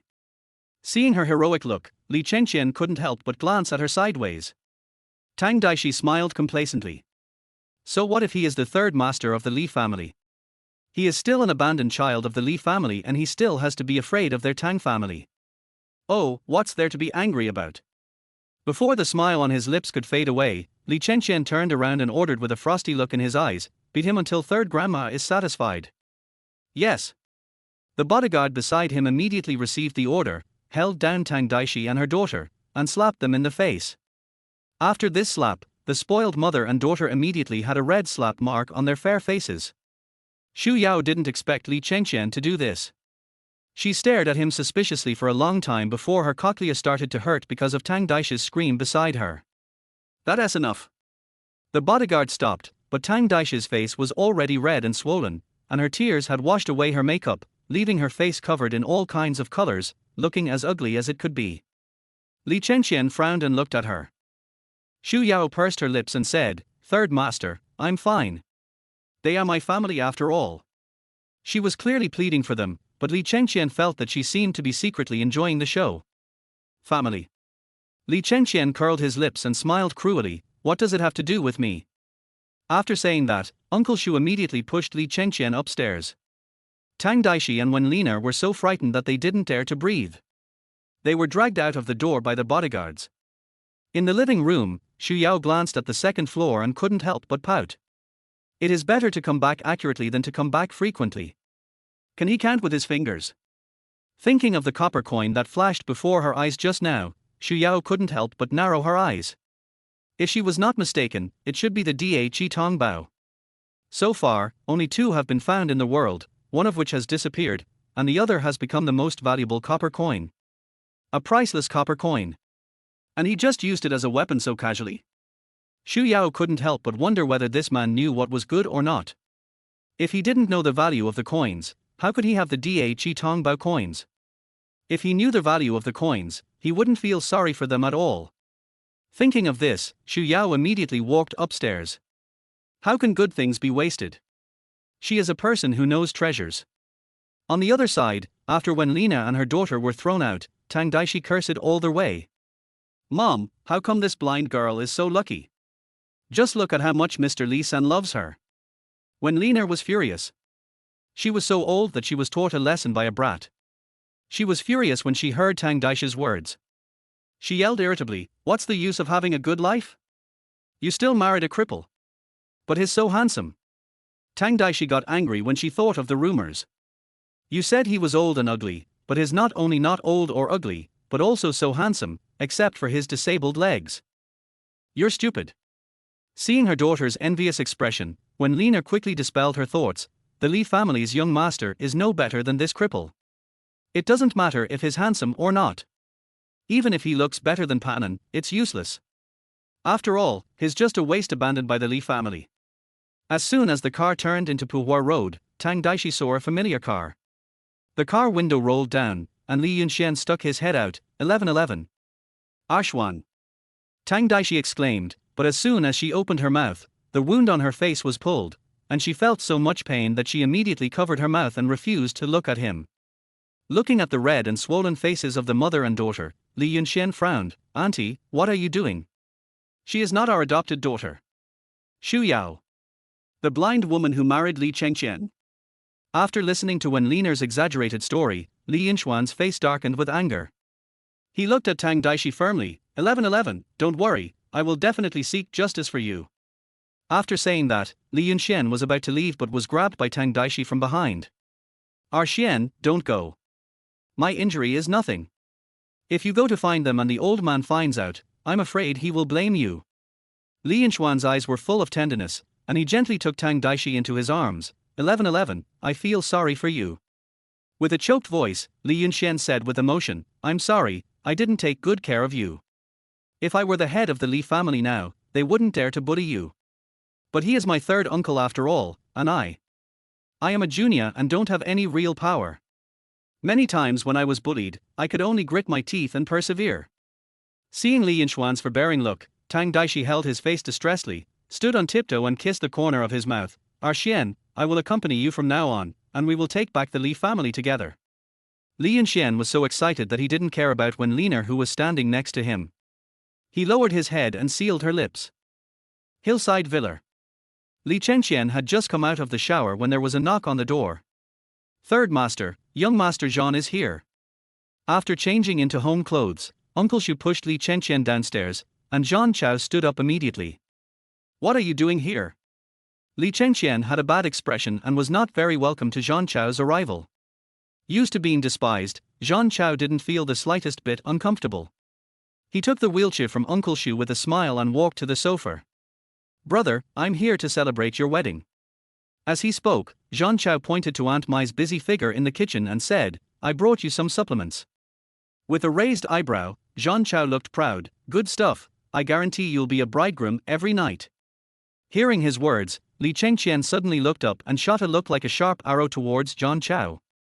He needs something else to assist in being a groom. Joke. After all, what men hate most is being questioned about their abilities, so he immediately said, Brother, you are so powerful that you don't need it. I am just wasting my time, har har.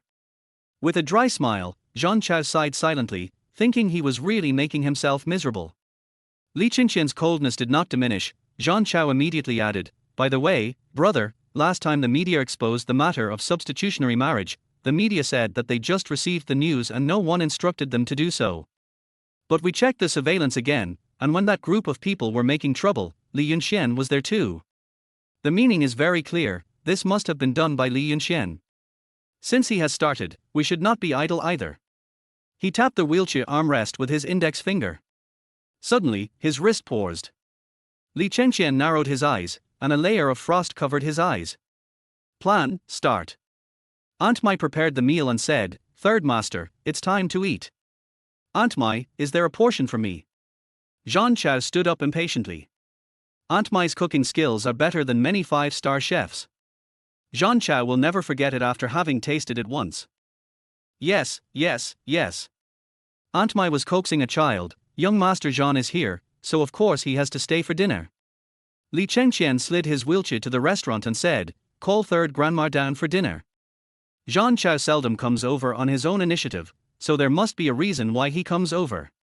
The two sat face to face at the dining table. Li Chengqian ate elegantly when footsteps were heard coming from upstairs. Zhan Chao couldn't wait to stretch his head to take a look. The first thing that caught his eye was a pair of white calves. With his 1.5-meter eyes, he couldn't find any flaws on those legs. Further up was the hem of the white dress, the slender body, the curvy figure. Just when the face was about to appear, the knee was kicked hard, and Zhan Chao's half-standing body fell directly onto the table. Chapter 33. Next time at 1T, just be the legs that are broken. Oops. With a scream, Zhan Chao's half-face fell on the table, shaking the dishes and chopsticks. Covering his face, Zhan Chao looked at Li Chengqian with resentment. Brother, you want to destroy me. Li Chengqian raised his eyebrows coldly. This is the leg, next time it might be. Zhan Chao immediately covered his body and begged for mercy. Brother, I was wrong. Hearing their voice, Xu Yao stopped and asked, Are there guests at home? His eyes were once again attracted by Xu Yao, and Zhan Chao looked at Xu Yao with his eyelashes fluttering. Wow! He subconsciously pursed his lips to whistle, but before he could do so, Zhan Chao immediately covered his legs. This girl is so beautiful, with fair skin, beautiful appearance, curvy figure, bright eyes, white teeth, and a beautiful body. Zhang Chao had used up all the idioms in his mind, but still couldn't find the most appropriate words to describe her. However, the only regret may be the eyes. Zhang Chao waved at Li Chengqian, then pointed at his eyes and lips inched. "Brother, can't she see?" Li Chengqian nodded, and Zhang Chao couldn't help but sigh. What a pity. Pity? Xu Yao couldn't help but snort in her heart. She didn't need anyone to feel sorry for her. "Hello, I am." Before he finished speaking, Li Chengqian waved his hand and said, "Come and eat." Zhang Chao pursed his lips. Life was really different now that he had a wife. His subconscious possessiveness was aroused. He would get jealous whenever someone even looked at him. After Xu Yao sat down, Zhang Chao didn't dare to look at her openly and could only glance at her from the corner of his eyes. He thought it was just a small move, but Li Chengqian saw it all. Li Chengqian stopped what he was doing and looked at Zhang Chao coldly. Zhang Chao, who had been stealing glances at him, immediately withdrew his gaze and winked at Li Chengqian flatteringly. He opened his mouth to speak. Zhang Chao subconsciously glanced at Xu Yao, who was eating elegantly, then took out his cell phone and quickly typed a line of words. "Brother, this girl is so beautiful." Li Chengqian looked at him dimly, as if asking, "Beautiful?" Zhang Chao, of course, if such a beauty were to participate in a talent show, what would the Ferdans and two Bings have to do with it? This meal was done perfectly. Li Chengqian couldn't help but chuckle and glanced at Xu Yao. "I haven't taken a close look at this girl, but looking at her now, she's really not bad. If she grows up a few more years, she might really charm everyone. It's a pity that she is Li Yunxuan's person, so what if he has some feelings for her? Compared to life and death, feelings are unimportant to him." They thought that no one saw their conversation, but they had no idea that Xu Yao had seen everything. "Third master, you have a friend here, why don't you introduce him to me?" Xu Yao's cry caught Zhang Chao's attention again, and Zhang Chao looked at Xu Yao infatuatedly. If Xu Yao really couldn't see, she wouldn't feel anything, but she could feel Zhang Chao's eyes, and she had little contact with other opposite sexes, so she couldn't help but blush when he looked at her. "Zhang Chao." Zhang Chao introduced himself perfunctorily. His face darkened and he glanced at Li Chengqian with dissatisfaction. Then he quickly put down his chopsticks and introduced himself. "Hello, sister-in-law. I am Zhang Chao." "Hello, Mr. Zhang." Xu Yao smiled awkwardly and said, "I'm sorry, I can't see well, please bear with me if I can't take good care of you." Zhang Chao was extremely terrified. No, sister-in-law, you are too polite. I am rude for coming here without saying hello in advance." The two of them were talking as if no one was around. Li Chengqian's eyes turned stern and he put down his chopsticks. Zhang Chao was so scared that his whole body trembled. Har, brother, well, I'm done eating. I'll go have some tea over there." "Have some tea?" It seems that he really has something to say. Li Chengqian didn't pursue the matter further, but he didn't pick up the chopsticks either. Uncle Xu came over and pushed Li Chengqian out the door, with Zhang Chao following closely behind. "Brother, this little sister-in-law is really nice, and she doesn't dislike you. Can't you just live a good life with her? Look how scared you are of the little sister-in-law. She doesn't even dare to eat." Li Chengqian sneered, "She's pretty good." Zhang Chao nodded again, "She is beautiful, except for the eyes that can't see. She belongs to Li Yunxian." Zhang Chao suddenly realized and remembered the purpose of his coming here. "By the way, brother, I came here to tell you this." "What?" "Actually, my sister-in-law is not Li Yunxuan's." Li Chengqian's eyes suddenly trembled. "How do you know?" Zhang Chao sighed. "Li Yunxian brought a woman to Monster Bar a few days ago. I heard that the eldest daughter of the Tang family tricked the adopted daughter of the Tang family into marrying you in order to marry Li Yunxian." "Cheat?" Zhang Chao nodded. "I heard that the mother and daughter of the Tang family have never liked this adopted daughter. They usually beat or scold her. I heard that her eyes were damaged by the mother and daughter of the Tang family." Zhang Chao's voice was low, but his words pierced deeply into Li Chengqian's heart like the beat of a drum. During this period of time, he always thought that Xu Yao was sent by Li Yunxian, so he was always lukewarm towards her, even hostile, but he didn't expect that she had experienced so much. In the restaurant, Xu Yao was still eating slowly. Her eyes seemed dull and lifeless, but her gaze was fixed on the two people who were talking in the garden. They were discussing her. Li Yunxian was saying, "No wonder she didn't resist. She read out his last words. Rebellion. What are you rebelling against?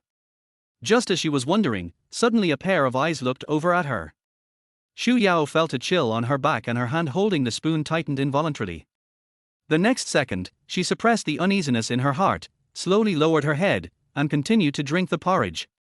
Looking at her straight back and peaceful face, Li Chengqian felt pity. He could relate. As an existence that is not accepted by others, all he can do is to strengthen himself. Let's go. Li Chengqian slid his wheelchair toward the door, and Zhang Chao followed closely behind him. Where are you going? Brother, you. Monster bar. He's not there right now, what are we going to do? If you don't want to leave, then stay here. Uncle Xu, who was standing by, ran over immediately and pushed Li Chengqian into the car. Monster bar. Two men got out of the car and walked in one after another. Night falls over the entire port city, and the nightlife has just begun. As the two men came in, all the beauties in the bar immediately entered a wartime state, posing and rushing to the battlefield. It's a pity that these two men, one exudes strong male hormones, while the other is like a god of death, emitting bursts of coldness, and wherever he goes, there is frost and ice all over the ground. The manager ran over, bowed and nodded to the two of them, then stuck close to Zhang Chao. Boss John, the guy from the Li family is here again. Zhang Chao raised his eyebrows in surprise, then glanced at the man beside him. Too good of a coincidence to find someone like this. The man next to him curled his lips and said, "Go and have a look." At the door of Li Yunxuan's private room, the two men stopped and leaned against the wall, one on the left and one on the right. Li Yunxuan's furious voice was heard from inside. Damn it! That loser Li Chengqian, he's already crippled and yet he dares to touch my people. The lackey next to him came over and said, "Young Master-san, what's wrong? Wasn't that loser locked up in the villa halfway up the mountain? How dare he come out and make trouble?" Bang! There was the sound of a wine bottle breaking, and there were wails from inside. Little third master. Little third master. R. There was a plea for mercy in the wailing voice. Third master. It's third master. Zhang Chao was about to break into the room angrily, but was stopped by the man next to him. Under the dim light, the man's expression was unclear, but his dark eyes were full of frost. Don't worry, you need patience when fishing. He was patient, but Zhang Chao was not in a good mood at all. This Li Yunxian is so arrogant that he actually comes here to speak nonsense. Chapter 34 Plan, Start. Third master, I was wrong. You are a great man and you don't bear grudges. I know I was wrong. There was a roar at the top of one's lungs, and the next second there was deathly silence. Boss John, it's time to fulfill your civic duty. Zhang Chao had been waiting for a long time and immediately took out his cell phone and dialed the number. 10 minutes later, Li Chengqian stood in front of the French window on the top floor, looking at the red and blue flashing lights downstairs, gently shaking the wine glass in his hand. Brother, take it away. Zhang Chao vividly recounted the beautiful scene of Li Yunxian being taken away downstairs. First they quarreled, then they resisted, then they wanted to fight with the police, and finally they were knocked to the ground. 3 days at most. You don't have much time left. Zhang Chao swallowed and said, Brother, can't you just talk about it separately? It's scary. It feels like I only have 3 days left. Li Yunxian, come out. I want to give him a big gift. According to the speed of the Li family, Li Yunxian will be released on bail in 3 days at most, and what he will be greeted with is a heavy blow. It was already past 10 o'clock when Li Chengqian returned to their villa halfway up the mountain. As soon as he got out of the car, he saw that the light in the bedroom on the second floor was still on. Uncle Xu ran out and pushed Li Chengqian into the door. She's still awake. Uncle Xu nodded. When Aunt Mai went up to deliver water, she saw third grandma seemed to be reading some braille book. Braille book. After pushing Li Chengqian upstairs, Uncle Xu left. The bedroom door was not closed tightly. Through the crack in the door, Li Chengqian saw a woman sitting on the sofa, touching a braille book with her hands. With a thin body and pretty face, he looked so fragile, yet he had sustained such severe injuries. This girl, why doesn't she say anything? If she had made it clear when he said those hurtful words, he might have looked into it carefully, and maybe he wouldn't have treated her so coldly before. He may not love her, but he can fulfill the obligations of a husband, take care of her, give her a good life, and let her escape from all the hardships brought to her by the Tang family. After pushing open the door, Xu Yao in the room immediately closed the book and subconsciously hid behind him. Aunt Mai. It's me. Xu Yao smiled and said, Third Master, you're back. Xu Yao put the book under her pillow and stood up slowly. You want to take a bath? I'll go run the bath water. Li Chengqian responded, but his eyes were always fixed on the book hidden under the pillow. Xu Yao walked into the bathroom, and Li Chengqian slid his wheelchair to the bedside and took out the book that Xu Yao had hidden. Paralysis Rehabilitation Training and Acupuncture Treatment? She is still reading this book. You really want him to stand up? Xu Yao put the water in, turned around and glanced at the man who was flipping through the book she had just read, curled his lips and walked out of the bathroom. Third Master, you can take a shower now. You want me to stand up? Xu Yao was stunned for a moment, then nodded. Well, don't you want to? Do you think I'm a disabled person and you're ashamed of me? How is that possible? Xu Yao's tone became a little higher. You forgot that I am also disabled. How could I feel ashamed of you? It's just. After a pause, Xu Yao looked embarrassed. I just don't want you to lose. Li Chengqian was stunned for a moment, then a sneer flashed across his lips. Oh, you lose. Xu Yao looked at him with a dull expression, taking in all his expressions. My life was lost a long time ago, 10 years ago. His voice was sad, and although he tried his best to restrain himself, Xu Yao could feel the pain in his heart. Because she had experienced that kind of despair. However, it was precisely because of her experience that she knew how dazzling and warm the light brought by nirvana was. How do you know you will lose if you haven't tried? Without saying anything else, Li Chengqian slid his wheelchair into the bathroom. When he was closing the door, Xu Yao suddenly stepped forward and the door almost hit her in the face. Fortunately, Li Chengqian stopped in time.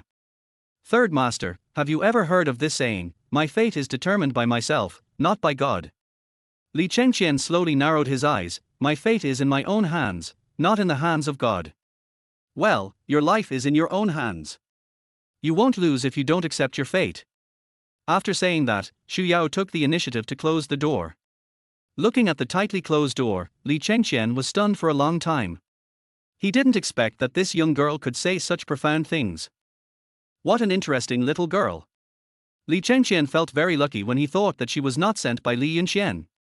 Fortunately, it wasn't her. When Li Chengqian came out of the shower, Xu Yao was busy collecting books. How's your study going? Realizing that he was asking about the massage she had learned, Xu Yao smiled awkwardly. I have mastered the theoretical knowledge, but I have never put it into practice. Practice it. Xu Yao was stunned. What? You're not practicing? I just happen to be. What? You don't want to? Li Chengqian looked at her, his eyes full of frost.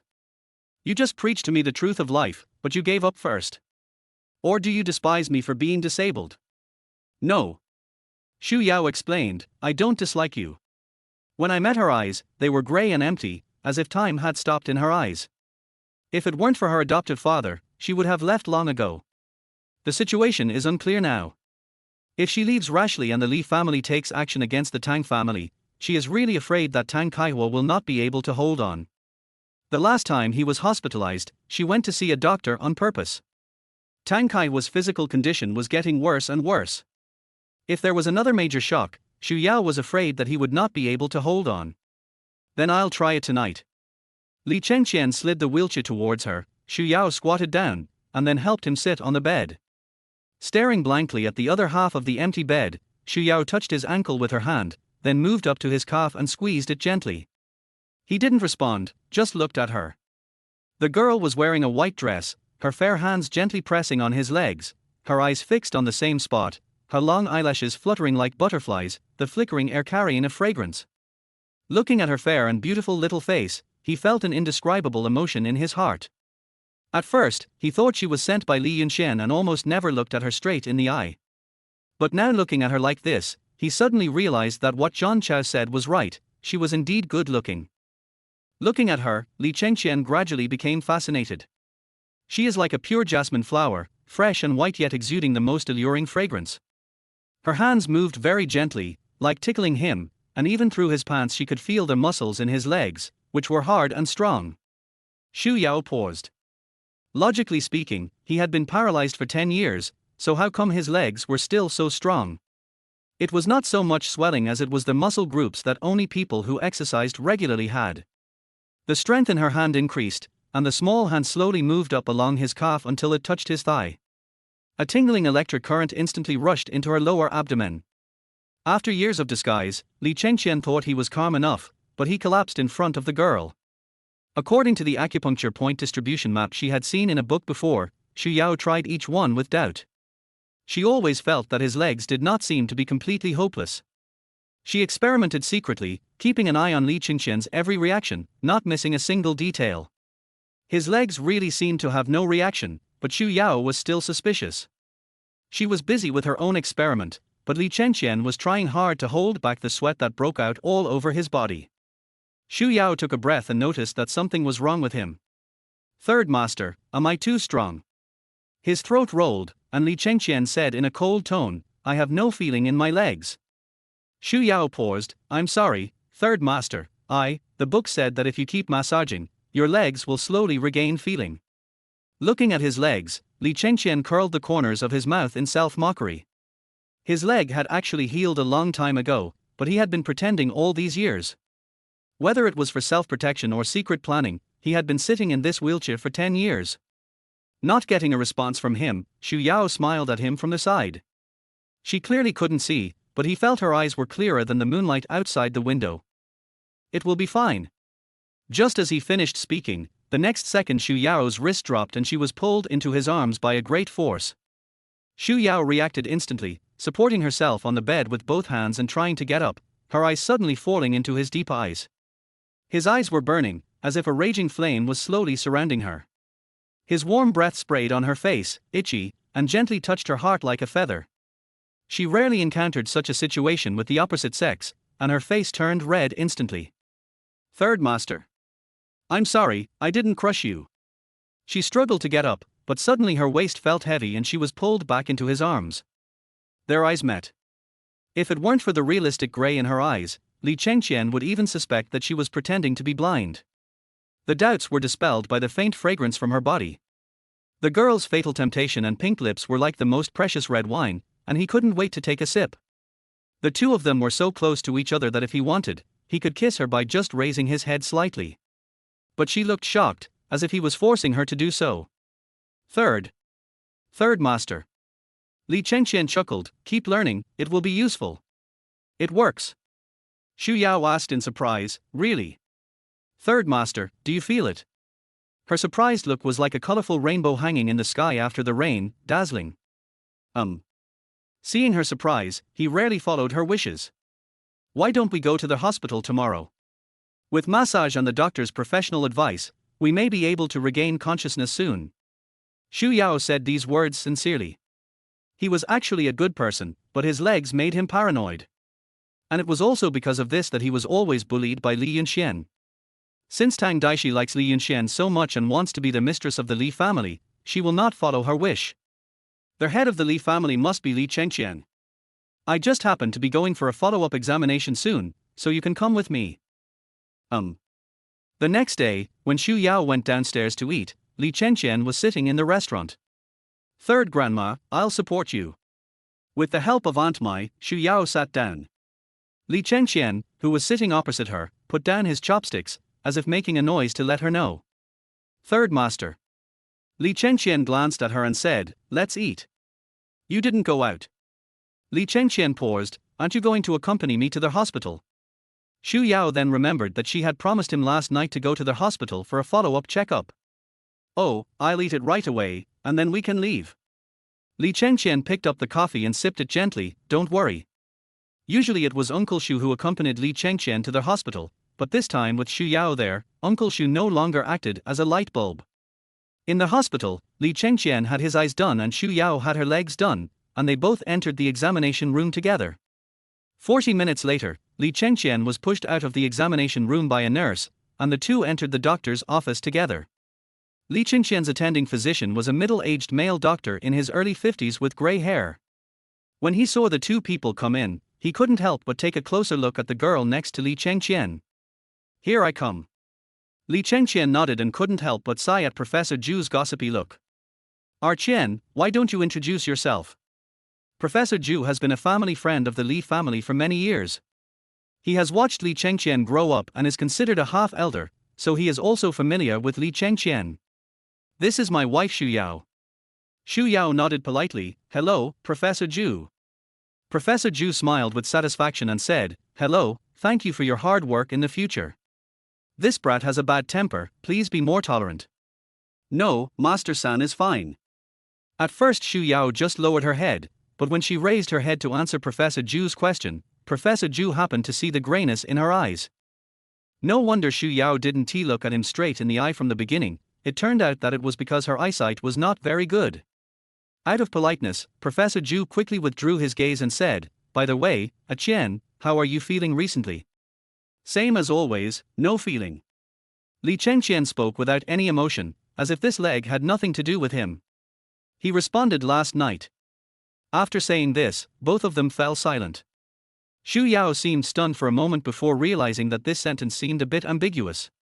I massaged his legs last night, and he seemed to feel it a little bit. After saying that, Xu Yao turned to Li Chengqian and said, right, third master. A smile appeared on Professor Zhu's face. Feeling a little bit. His leg had healed a long time ago, so it would be strange if he had no feeling. I'll have to wait for the report to come out to find out, but regular massage will definitely help the recovery of the legs. As we were talking, the nurse knocked on the door and brought in the test results. Professor Zhu looked at it carefully, and Xu Yao couldn't wait any longer. Professor Zhu, how is his leg?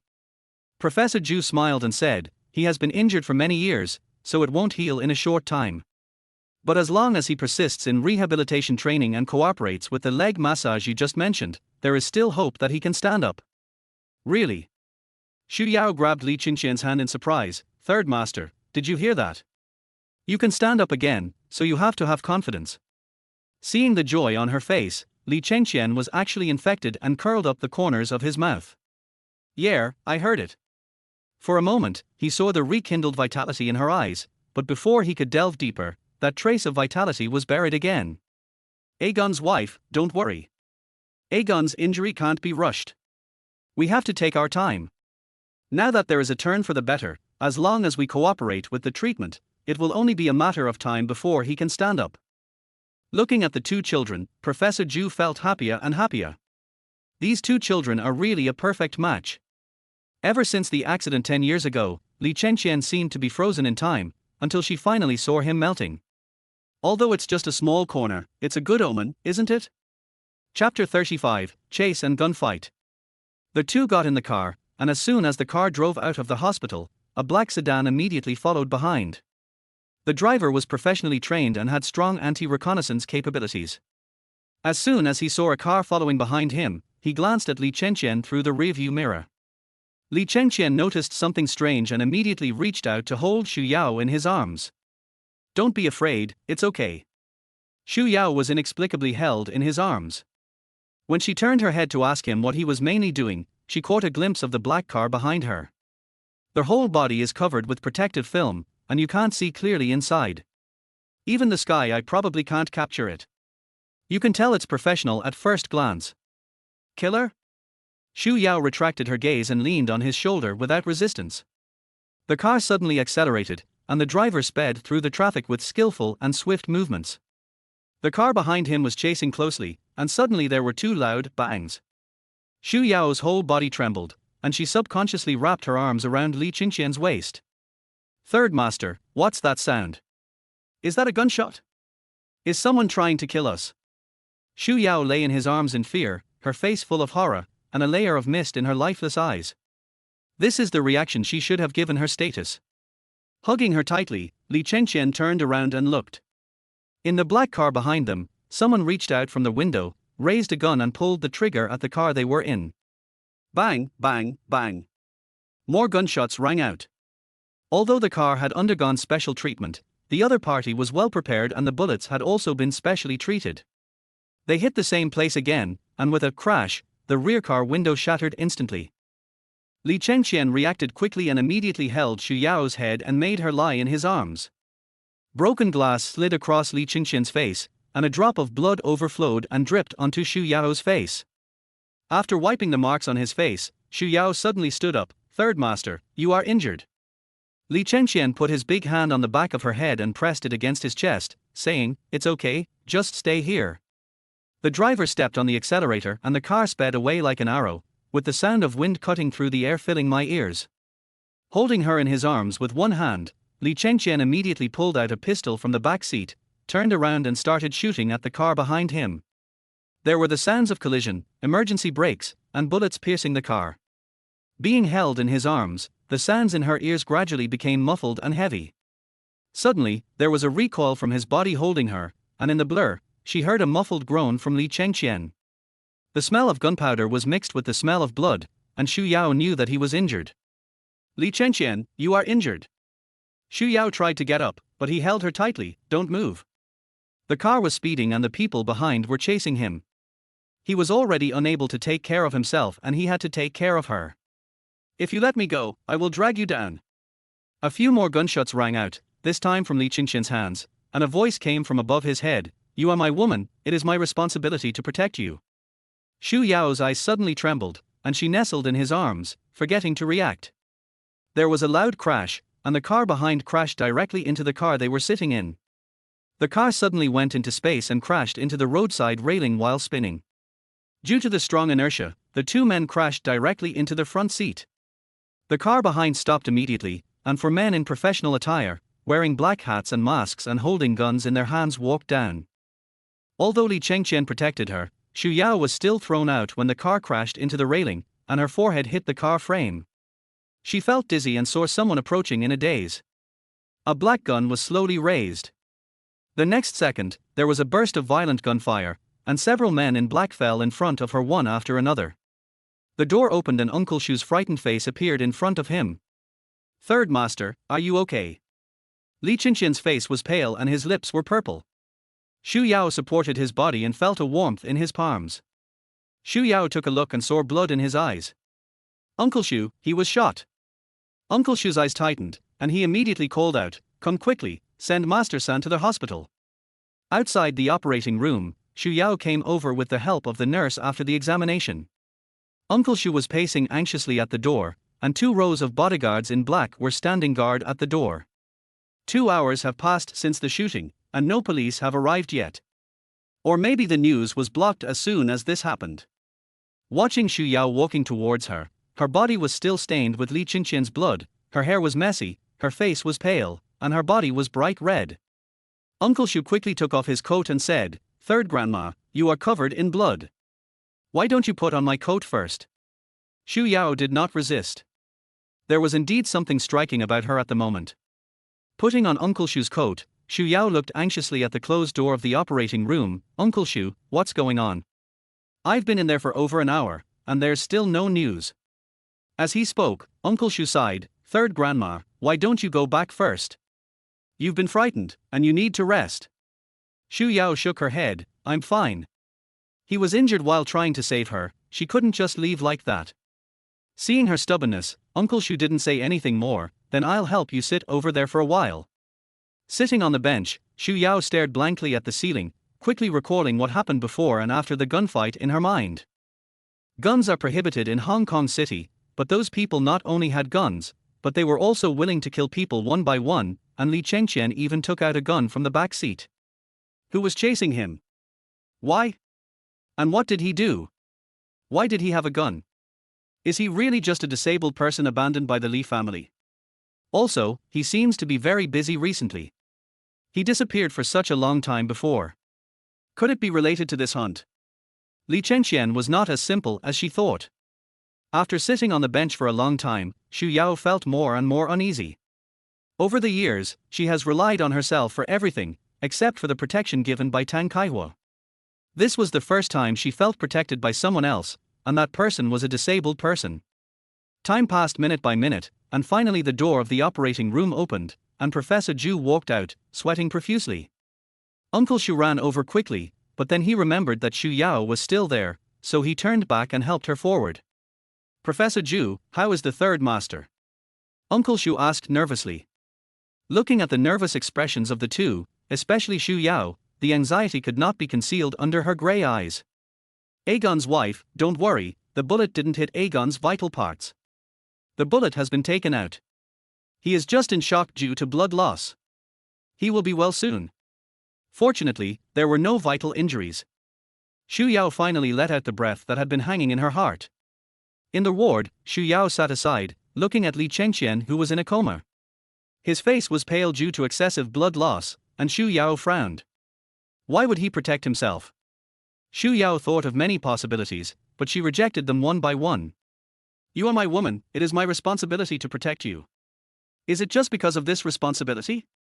Still. Xu Yao shook her head. What was she thinking? How could he have anything towards her? When Uncle Xu came back after reporting the situation to Mr. Li, he saw Xu Yao sitting in a daze in front of the hospital bed.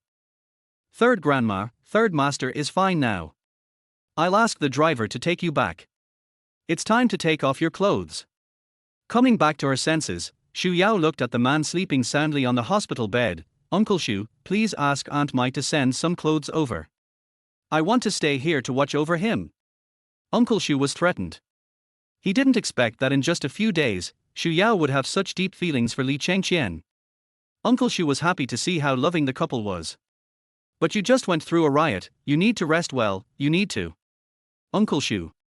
Xu Yao suddenly said, by the way, ask Aunt Mai to bring some food. I'm hungry. Seeing her determination, Uncle Xu had no choice but to nod. Okay, I'll go inform Aunt Mai now. After Uncle Xu left, Xu Yao got up and walked into the bathroom without hiding anything, took a basin of warm water and 2 towels, and then undressed Li Chengqian. She unbuttoned his clothes one by one and was about to unbutton his pants when Xu Yao suddenly stopped. Isn't it inappropriate for her to undress him? The nurse had just specifically instructed that she should clean his body. Now that Uncle Xu was no longer here, she had to do it. After all, they were husband and wife. Whether it was true or not, she was indeed his wife. Forget it, it's just a body, what's the big deal? After giving herself a hint in her mind, Xu Yao took a deep breath and then unbuttoned his pants. I've seen it before. His body is really much better looking than those male celebrities who rely on selling their bodies to get ahead. Every muscle is firm and distinct, and one can even see the throbbing veins under the wheat-colored skin. This man has been paralyzed for 10 years. What happened to his body? Or is it that God is partial to me? Raising her hand, Xu Yao gently stroked his chest muscles. It's tight, and it's not the kind of body shape that is given by God, but the result of years of training, accumulated bit by bit. For some unknown reason, Xu Yao didn't know what happened to her. Just as her hand was moving down along the texture of his muscles, his lower abdomen suddenly moved and Xu Yao stopped abruptly. In the grey haze, I caught a glimpse of the pair of slowly opening black eyes out of the corner of my eye.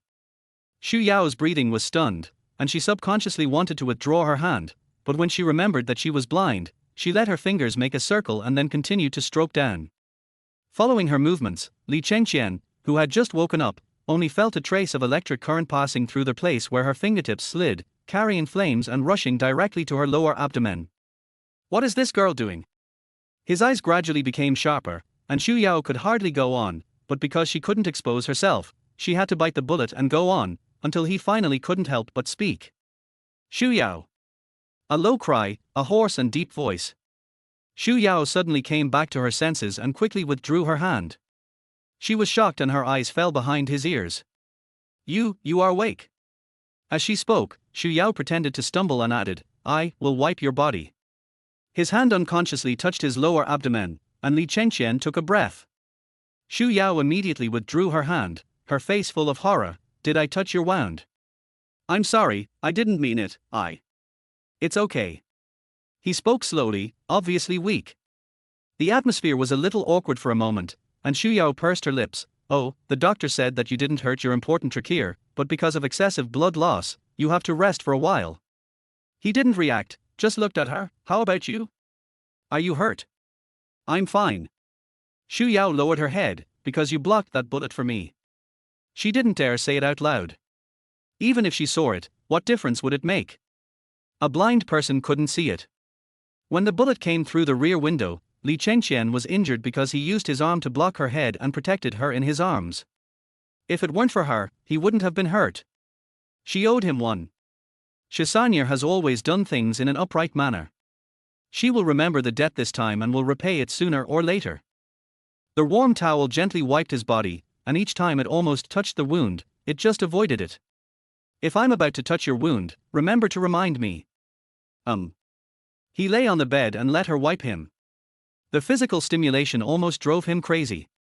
Could it be that what John Chow and the others said was true? He hadn't touched a woman for a long time, but he was able to feel ripples in his heart just by being teased by a little girl. Just as she was sliding their wet towel across her lower abdomen and then downwards, Li Chengqian suddenly spoke. Wait a moment. Xu Yao was so frightened that she immediately stopped her hand and then she felt relieved. Fortunately, he spoke in time, otherwise she would have to continue for the sake of acting. Phew tilde. I breathed a sigh of relief silently. After putting on his clothes one by one, Xu Yao packed up her things and sat back in front of the bed. Are you thirsty? Can I get you a glass of water? She held the cup and fed him water, sip by sip. He took 2 sips and then signaled her to stop. Just sitting there, the atmosphere gradually became awkward. Xu Yao cleared her throat. It hurts, doesn't it? Seeing her frown, Li Chengqian's heart softened. It's just a superficial wound. He spoke lightly, and Xu Yao knew he was comforting her. The nurse brought so many cotton balls and gauze, all covered with blood. He lost so much blood, how could it not hurt? Why did you save me? Li Chengqian curled his lips. You are my wife, it is my responsibility to protect you. This time, her eyes did not avoid him. Looking at his haggard but rare gentle face, Xu Yao was stunned for a moment. She never felt that she was special to others. She tried her best to change her fate, just to avoid being the one chosen. It turns out that someone still cares about her life. After opening her mouth, Xu Yao finally uttered those 2 words. Thanks. Chapter 36, Morning, Hospital Bed, Ambiguity. When Aunt Mai came, she brought her a change of clothes and some food. The VIP ward had a separate toilet and bathroom. Xu Yao took off the clothes stained with his blood and threw them into the trash can, then turned on the shower to rinse the blood off her body. When I came out after washing, Li Chengqian was already asleep. Aunt Mai came over to help her. Third grandma, I made some porridge, you can have some. What about him? Has he eaten? Aunt Mai looked at Li Chengqian who was sleeping soundly on the bed with concern. No, third master fell asleep again. This is the first time I have seen third master like this. He is really tired today. He was obviously very tired and in pain, but he was still trying to comfort her. Aunt Mai, do you know who killed Master San? Aunt Mai served her food and shook her head. Uncle Shu sent people to investigate, but there is still no news. Logically, Third Master should have cut off contact with the disturbances in Hong Kong City a long time ago. How could someone be so cruel to Third Master? This was also something Xu Yao couldn't understand, that someone would kill Li Chengqian. Suddenly, Aunt Mai's hand paused, and she stared at Xu Yao in horror. It's Li Yunxuan. Li Yunxuan. Xu Yao frowned. Li Yunxuan had always wanted to take over the Li family. Although Li Yunxuan was disabled, his roots were deeply rooted in Gangcheng, so Li Yunxuan had always regarded her as an imaginary enemy. No matter what, they are all members of the Li family, an uncle and nephew. Will Li Yunxuan really kill them? Thinking of her eyes, Xu Yao couldn't help but sneer. For those ethereal things, there is nothing that such a heartless person would not do. Third grandma, don't worry. Uncle Shu has already sent people to investigate, and there are also many bodyguards outside to guard. There will be no danger anymore. Yeah. Xu Yao nodded. Too many things happened today and Xu Yao had no appetite. She drank a few mouthfuls of porridge and put down her chopsticks.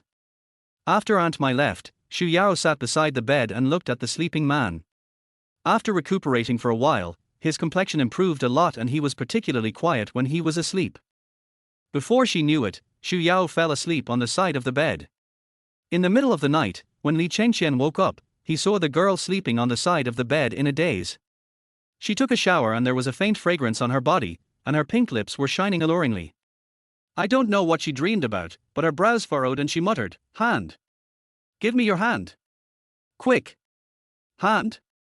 Li Chengqian slowly raised his hand and gently held her hand. It's okay, Brother Wukong, I will definitely rescue you. Goku?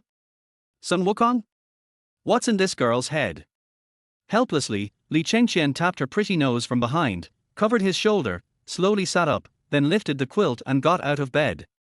On the balcony, Li Chengqian dialed Fu Jingqian's number. "Brother, are you okay?" Looking at the busy streets, Li Chengqian responded, "How's the investigation going? Do you still need to check, brother? It must be your good nephew. He has been in contact with mercenaries from Sakura country recently. The ones killed this time are from that organization. I didn't expect Li Yunxuan to be unable to hold back so soon." Suddenly, Zhang Chao's tone dropped, and he said apologetically, "Brother, I'm sorry. We were negligent this time. This kind of thing won't happen again in the future." No one had expected such a thing, and Li Chengqian didn't blame them. "I don't blame you." Li Yunxuan's eyes tightened. "I didn't expect Li Yunxian to think so highly of me, huh? To the outside world, he is now a useless person." She didn't expect that Li Yunxian was still so eager to eliminate her. "Brother, do you want to fight back?" "Don't worry. With the deaths of those people this time, he should be more restrained.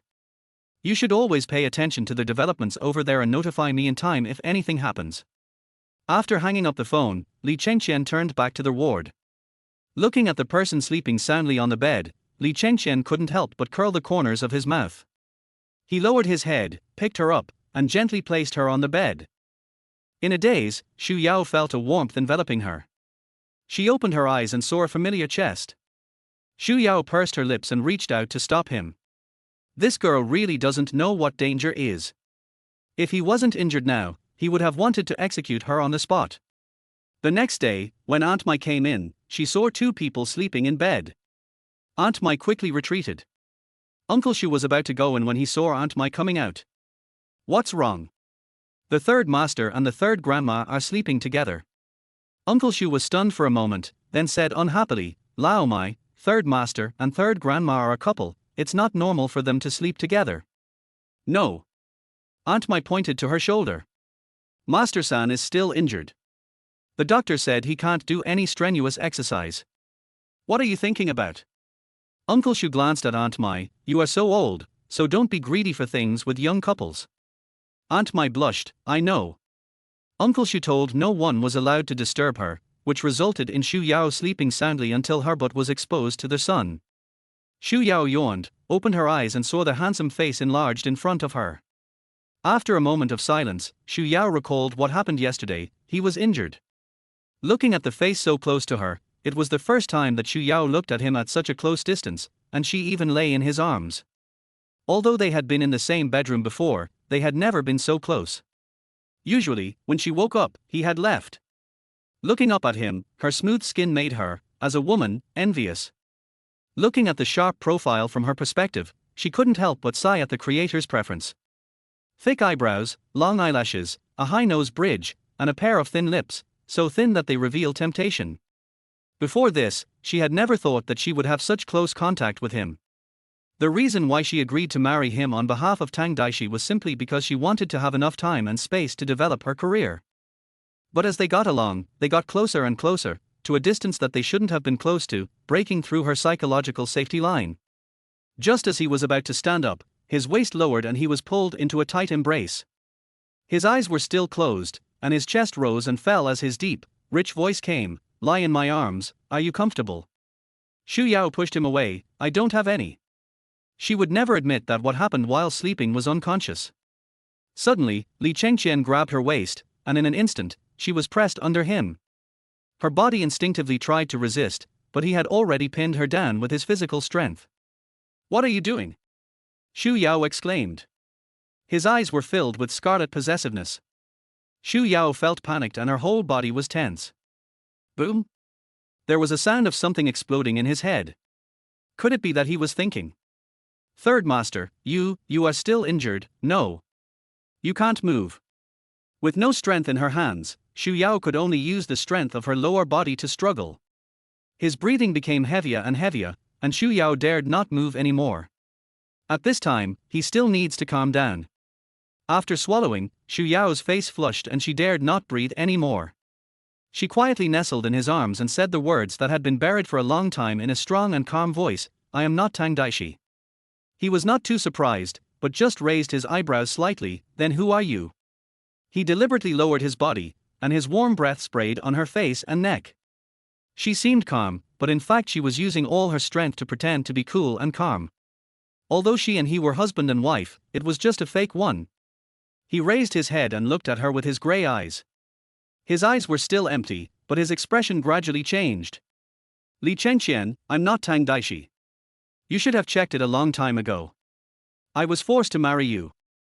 Looking at her steadily, Li Chengqian suddenly raised the corner of his mouth. No matter who you are, now, you are my wife, Li Chengqian. Xu Yao's expression froze instantly. She had already told the truth, but instead of getting angry, he actually took the opportunity to defeat her.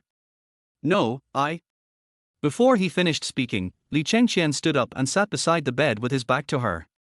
Seeing that she didn't respond, Li Chengqian looked at her sideways. Why are you standing there? Do you want to continue? Xu Yao quickly got up and couldn't wait to get off the bed from the other side. After tidying up her clothes, Xu Yao took 2 steps back awkwardly and looked at his broad back. Are you hungry? I'll ask Aunt Mai to bring some food. As she spoke, Xu Yao walked quickly towards the door. In order to make her performance more realistic, she bumped into the sofa on their way and ran out of the door with a gasp of pain. Seeing her fleeing in panic, Li Chengqian curled the corners of his lips. Interesting girl. Chapter 37 Rainy Night, Madness, Blood. After staying in the hospital for 3 days, Li Chengqian recovered very well. The doctor suggested that he stay in the hospital for a few more days for observation. Li Chengqian insisted on being discharged, and Professor Zhu had no choice but to nod and agree to let him leave the hospital. They spent 3 days together in the hospital, and they lived in rare peace. As soon as they returned to the villa, Li Chengqian went into the study. Xu Yao returned to the bedroom and changed her clothes. From upstairs, she saw Zhang Chao hurriedly running into the villa. It seemed that he was busy, so Xu Yao went into the bathroom, took out her computer, sorted out the information that had not been sorted out before, and sent it to Shen Yi. After receiving the information, Shen Yi immediately sent a message. 13, where have you been these days? I can't contact you. Because she had been staying in the study the whole time, Xu Yao was afraid of being exposed, so she turned her phone to flight mode from the beginning. After Shen Yi said this, Xu Yao quickly turned on her phone, and it started beeping. Dozens of text messages from missed calls came in, and the phone kept ringing for several minutes. It's not convenient, so I turned it off. Shen Yi, are you okay? 13, it's okay. Normally they don't contact each other by phone, for fear of being exposed, unless it is urgent. Shen Yi made dozens of phone calls. Is there something wrong? 13, what's up? Shen Yi, did you offend anyone? Offend someone? Xu Yao, just say what you want to say. Shen Yi, your apartment in Sky 1 courtyard was taken away. Xu Yao's eyes flashed. Was she taken away by someone? How is this possible? She has been staying in the villa halfway up the mountain and has only been in the hospital for a few days. Have you found the person? On the other side, Shen Yi looked at the chat page and replied after a moment, I found it. Who? During the music, Xu Yao felt an ominous premonition coming over her. Shen Yi's next sentence confirmed her premonition. Li family. Li family. No matter how Xu Yao asked later, Shen Yi didn't say who it was, and just said it was related to Lu Huaixuan, whom she disguised as. Seeing that Shen Yi was unwilling to speak, Xu Yao did not ask any more questions. It's a pity that Sky number 1 courtyard was gone, where all her favorite flowers were planted. I don't have any hobbies, so I just grow flowers to pass the time. After all, a blind man can do nothing wrong, so he just raises flower birds to pretend that he is a loser. Study. Brother, look. As he spoke, Zhang Chao handed the USB flash drive to Li Chengqian. When it was plugged into the computer, there was a surveillance video, and the person in the video was Li Yunxuan. Li Yunxuan leaned on the front of the car. Opposite him stood 4 men, who happened to be the men in black who chased him 3 days ago. It's this man. Kill him and you'll get 1 million each. A man walked out from among the killers, took the photo from Li Yunxuan, took a look at it, and then passed it to the other 3 people to circulate. The leading man spoke coldly, Young Third Master Li, please forgive our ignorance, but this man should be the 3rd master of the Li family, your 3rd uncle. Li Yunxuan nodded readily, yes, it's him. Although we brothers are not in Hong Kong City, we have heard of the name of the third master of the Li family. Before he became disabled, he was one of the most powerful people in Hong Kong City. Li Yunxuan sneered, before I became disabled. The leading man was stunned for a moment, then he laughed out loud twice. Okay, he's a ruthless man, we brothers will take this job. The door of the sports car opened and a woman walked out. Li Chengqian took a closer look. He had seen this woman before, the same woman who had come to the villa and caused trouble last time. Tang Daixi got out of the car, walked to Li Yunxuan and was embraced by him. The two of them gave each other a French kiss in front of no one around. After the intimate moment, Tang Daixi took out her cell phone and signaled to the leading man, add another 500,000 and buy this woman's life again. The leading man glanced at the photo on his phone and asked, what is this? Li Chengqian's current wife is Xu Yao. Li Chengqian suddenly clenched his hands, his black eyes filled with frost. Li Yunxuan. Seeing the sudden change in the atmosphere around him, Zhang Chao quickly stood up and comforted him. Brother, don't be angry first, we have to think about this matter carefully. Li Yunxuan was emitting a chill all over his body, and his sinister eyes were filled with murderous intent. Not only did he attack him, he also wanted to kill Xu Yao. Well done, Li Yunxuan, very good. I stood up suddenly, and a thunderbolt flashed outside the window, tearing the night in two. Li Chengqian stood up from the wheelchair, his tall and strong back looked like a lion awakening, exuding a bloodthirsty aura. 3 days. Li Chengqian suddenly turned his head and looked at Zhang Chao, his dark eyes stern. I'll give you 3 days. I want the Li group to go bankrupt. Zhang Chao's pupils dilated in intimidation. 3 days. Swallowing in shock, Zhang Chao seriously suspected that he had heard it wrong. Brother, that's the Li family, have you really made up your mind? The corners of his mouth curled up coldly, it's just a company. If I want, I can build one at will. After saying these powerful words, Li Chengqian walked out of the study directly. The chill lingered for a long time, and Zhang Chao swallowed nervously.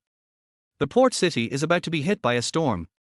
Xu Yao came out of the shower when suddenly a flash of lightning flashed outside the window and the lights in the bedroom suddenly dimmed. The surroundings were quiet. Amid the rumbling thunder, a black shadow flashed by. Xu Yao became alert instantly and reached for the vase on the table next to her. Her eyes dilated and her pupils stood up. A red light flashed, and suddenly her shoulders sank and she was pulled by a strong force and fell directly onto the bed. A tall body pressed down, and then a pair of large hands slid up along her knees and into her nightgown. Xu Yao struggled hard, but due to the disparity in strength between men and women, she couldn't break free.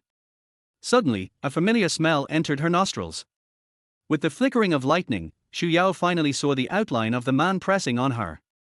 Li Chengqian. Why is it him? Without giving her a chance to react, Li Chengqian's hand had already touched her panties. Xu Yao had never experienced such a thing, and she felt panic in her heart. He pressed her hand on her head with one hand, and moved the other hand around her body. Xu Yao couldn't struggle free and shouted loudly to bring him back to his senses. Li Chengqian! Wake up! Li Chengqian! Instead of reacting, he spread her legs with his hands and squeezed in. Her legs were briefly freed, and without saying anything, Xu Yao raised her foot and kicked him directly in the lower body. Hum! Li Chengqian groaned and stopped moving instantly. Xu Yao pushed him away and lay down on the bed from the other side. The moment she got out of bed, the lights in the villa came on. The two people's eyes were unable to adjust to the sudden brightness. Xu Yao raised her hand to block the light, and out of the corner of her eye she saw the man lying on the bed. Why did he suddenly go crazy? Li Chengqian, you? His eyes suddenly paused, and Xu Yao didn't say the words that were on the tip of his tongue, and a pool of blood oozed out of his right shoulder. His wound burst open. Li Chengqian woke up from the pain and sat on the edge of the bed, clenching his back teeth. There was a hint of regret in his cold eyes. He actually wanted to force. There was a knock on the door, and Uncle Xu's voice came, "Third master, third grandma, the rain caused the current to be unstable, but it's all right now, you can have a good rest." Li Chengqian lowered his head and had no intention of answering. Xu Yao responded, "Okay, we got it." The sound of Uncle Xu's footsteps faded away, and Xu Yao breathed a sigh of relief. She was someone who had experienced many storms, but she almost capsized in Li Chengqian's ditch. This stinky man, what on earth does he want to do? Did he take the wrong medicine? The two of them confronted each other in silence for a long time. Li Chengqian suddenly moved. Xu Yao subconsciously crossed her arms across her chest and looked at his back vigilantly. Li Chengqian pulled over a wheelchair, supported himself on the edge of the bed with his hands, and jumped onto the wheelchair. The wheelchair turned and Li Chengqian silently approached the door. The moment his hand was about to grasp the door panel, it suddenly stopped. Li Chengqian turned sideways and said, "What happened tonight?" Xu Yao looked at him, his Adam's apple slid, and he continued, "I'm sorry." After saying that, Li Chengqian turned the doorknob and left the bedroom. Bang! The sound of the door closing brought Xu Yao back to consciousness. Was he apologizing to her just now? Xu Yao subconsciously raised the corners of her mouth, snorted and tidied up her messy long hair. When she was about to go back to bed, she caught a glimpse of the red on the bed sheet. Xu Yao lowered her head and confirmed that she was not injured. Then what was this blood? Recalling the scene of him pressing down on her just now, she seemed to have touched his wound in a panic. His wound burst open. Xu Yao immediately walked towards the door, but when her hand opened the door to reveal a gap, she stopped. Xu Yao was indeed scared by his crazy look just now. She had no weapon at the moment, and if she hurt him, the consequences would be immeasurable. Although she was not afraid of the consequences, there was no need to cause trouble. And there are too many suspicious points about him. He is obviously disabled, so why does he still have so much power to fight back? He had clearly withdrawn from the Li family, so why did those people kill him? Also, he clearly knew that she was not Tang Daixi, but he was not very angry and didn't even mention it again. What was he planning? And what was his purpose in going to Sky Number 1 courtyard? Did he find out her identity? Also, is he alone or is there someone behind the scenes? These are all points of doubt that she must clarify. However, the injuries on his body were indeed caused by saving her, and she owed him a favor. Xu Yao sighed silently and persuaded herself to just consider it as a return of favor. Xu Yao took the medicine box and went out. In the study, Li Chengqian sat in front of the French window. Heavy rain fell, crackling against the window and spreading out like a curtain of water. One layer slides down and another layer covers, and the beads form a line. He didn't know what was wrong with him just now, he wanted to possess her like a madman. If he asked the old man to marry Tang Daixi in order to take revenge on Li Yunxuan at the beginning, but ended up marrying a blind woman, he was angry, but gradually changed his mind during the time they spent together. Although she couldn't see, she gave him warmth and kindness that he had never felt before. Even when he learned that she was forced to marry by Tang Daixi, he thought about just keeping her by his side. He could give her a home, even without love. During this chase, when she lay in his arms and faced the gunfight with such calmness, he thought this girl was quite interesting. It was not until tonight when Zhang Chao brought the video to him that he realized that this little girl was someone abandoned by fate just like him. But she did not lose heart or give up on herself, and she even longed to live in the sunshine. Chapter 38 Dagger, Hidden, Murderous Intentions. With fair skin, white skirt, and grey pupils, she looks like a jasmine flower blooming in the dark night, emitting a faint fragrance. That was something he had never had before.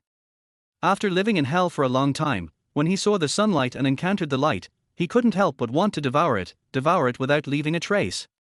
He thought he had been calm enough after 10 years of self-cultivation, but he was still controlled by those emotions. He pressed her under him, looking at her so helpless yet never uttering a word of begging for mercy. He wanted to destroy her, to tear open and crush the outer shell bit by bit. Until the girl suddenly raised her foot and hit him directly in the vitals. He is still feeling the pain. There was a knock on the door and Li Chengqian's eyes trembled slightly.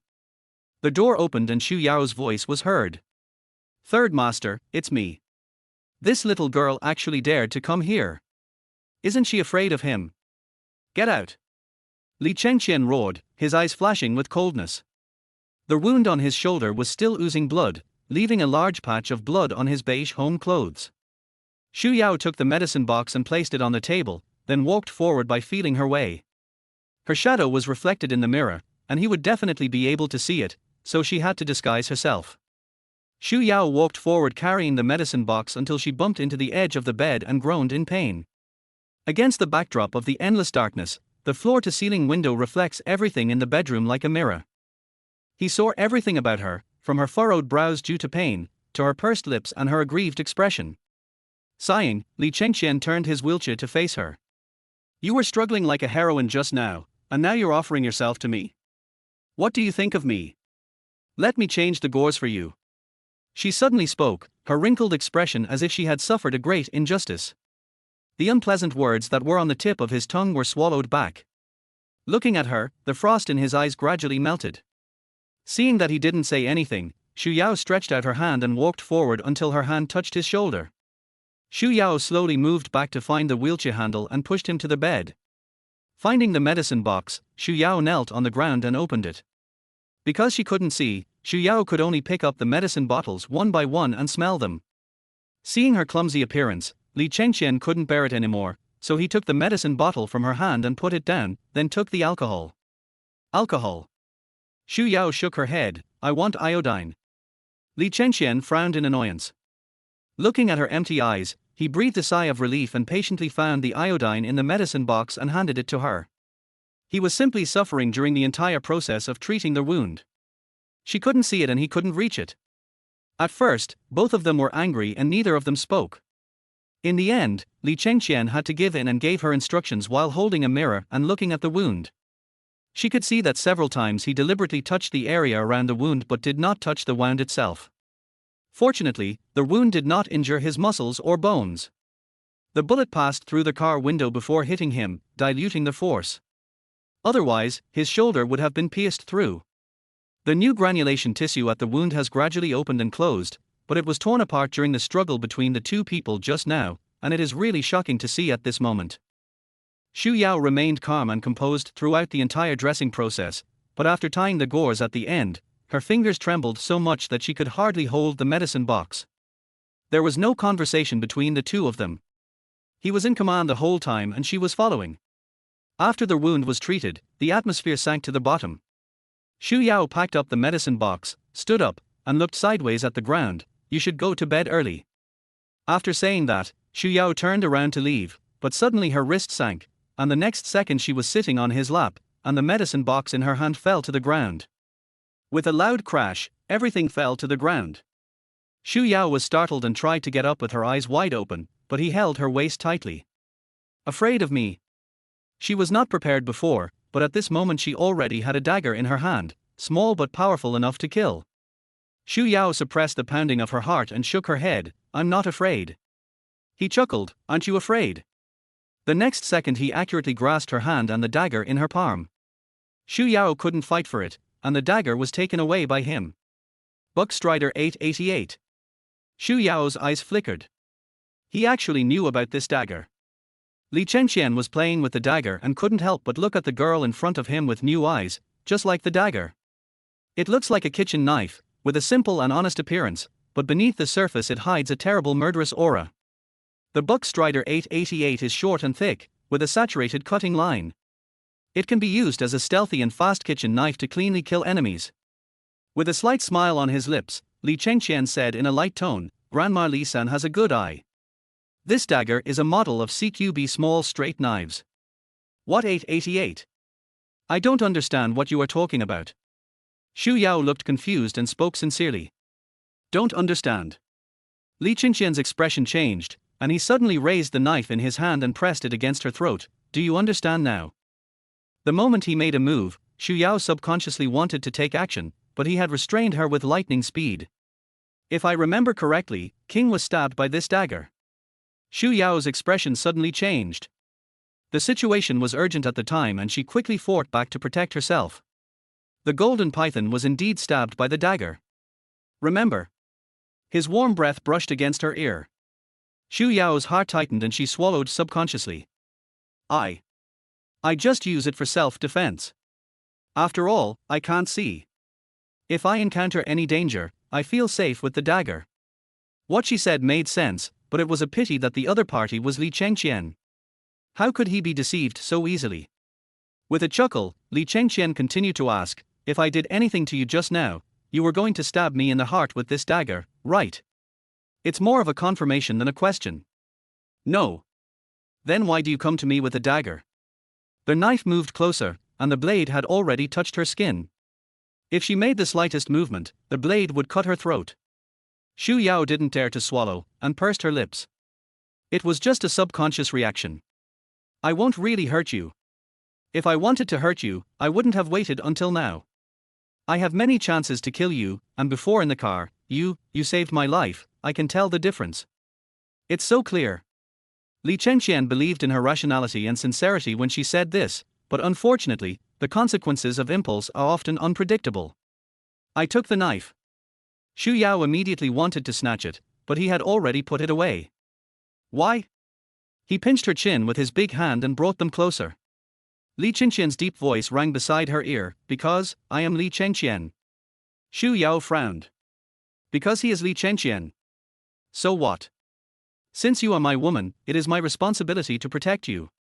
His voice penetrated into her body along her earlobe, spreading throughout her body like an electric current, and wrapping her heart with warmth.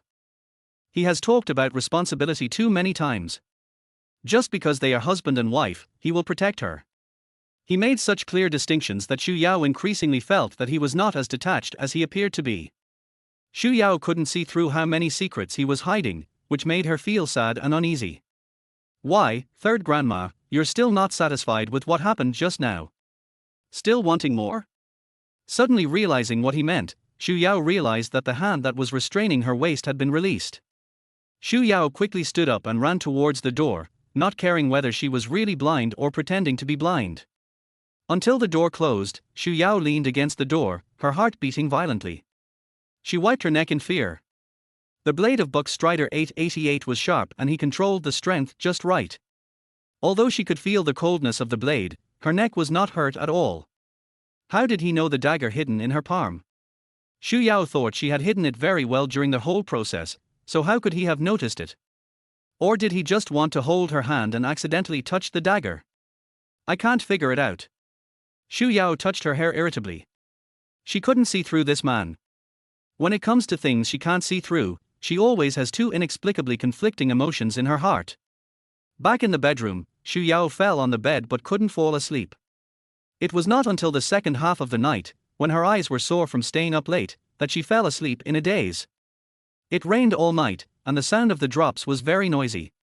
Li Chengqian sat in front of the window and waited for a long time, so long that his whole body became cold. On that disturbing rainy night, his heart was also in a mess. Just now, when Xu Yao sat on his lap, he actually had a strange feeling again. For 10 years, he endured it alone, but it was easily broken by a little girl. After all, he is just a normal man with normal emotional demands and normal physiological needs. But he didn't expect it to be her. A little girl with magical powers that made him want to get close to her. Yes, she was just a little girl, that's why he wanted to get close to her. But can this answer really convince myself? The next day, the sun once again brought warmth to every corner of the earth. Xu Yao woke up to a knock on the door. Aunt Mai's voice came, "Third grandma, someone is coming from the old house, please come down." Why did the people from the old house come to see her? Could it be that the old man of the Li family discovered something? With an uneasy heart, Xu Yao washed up and went downstairs. A grey-haired man, about the same age as Uncle Xu, stood up from the sofa downstairs. "Hello, third grandma, I'm the housekeeper of the old house. The old man sent me here to tell you and third master that tomorrow is Mid-Autumn Festival, and he wants you two to go home and celebrate it together." She couldn't escape this time. In fact, she should have gone back to the old house with Li Chengqian to offer tea last time. She was afraid that she would be exposed. But now, Li Chengqian knows her identity, not to mention Li Yunxuan. Tang Daixi can't wait to find Li Yunxuan again. It is estimated that the entire Li family now knows that her identity is fake, and she has nothing to hide. "Okay, I'll tell Master San." After sending Butler Sun away, Xu Yao asked Aunt Mai, "Third master is not home?" Aunt Mai nodded. The third master left early in the morning before daybreak. He left early in the morning before dawn. He wouldn't have stayed up all night. Is this man made of iron? I still have injuries on my body. I guess I went out without getting enough rest last night. That's good, it saves her from being embarrassed in front of him. Chapter 39, Old House, Targeting, Revenge. On the other side, Li Chengqian sat in his apartment in Sky No. 1 courtyard, basking in the early autumn sunshine. The fragrance of flowers floated in the air, and the familiar smell made him feel at ease. Everything here shows that there was once a beautiful woman who lived a careful life here. Even though she hasn't been back for a long time, she still maintains her original appearance, as if waiting. Wait. Li Chengqian's expression suddenly paused. It was obvious that this was the life of two people. If it was really Ji Yuchun, then who was she waiting for by keeping herself clean? What about Lu Huaixuan? I called Xu Junior and soon he came with professional equipment. Brother, what are you looking for? Check how many people live here, including fingerprints, hair, and DNA. He always felt uneasy in his heart, as if something was coming towards him and blocking his vision. Xu Jun also put on protective clothing and goggles and began a carpet search in the apartment.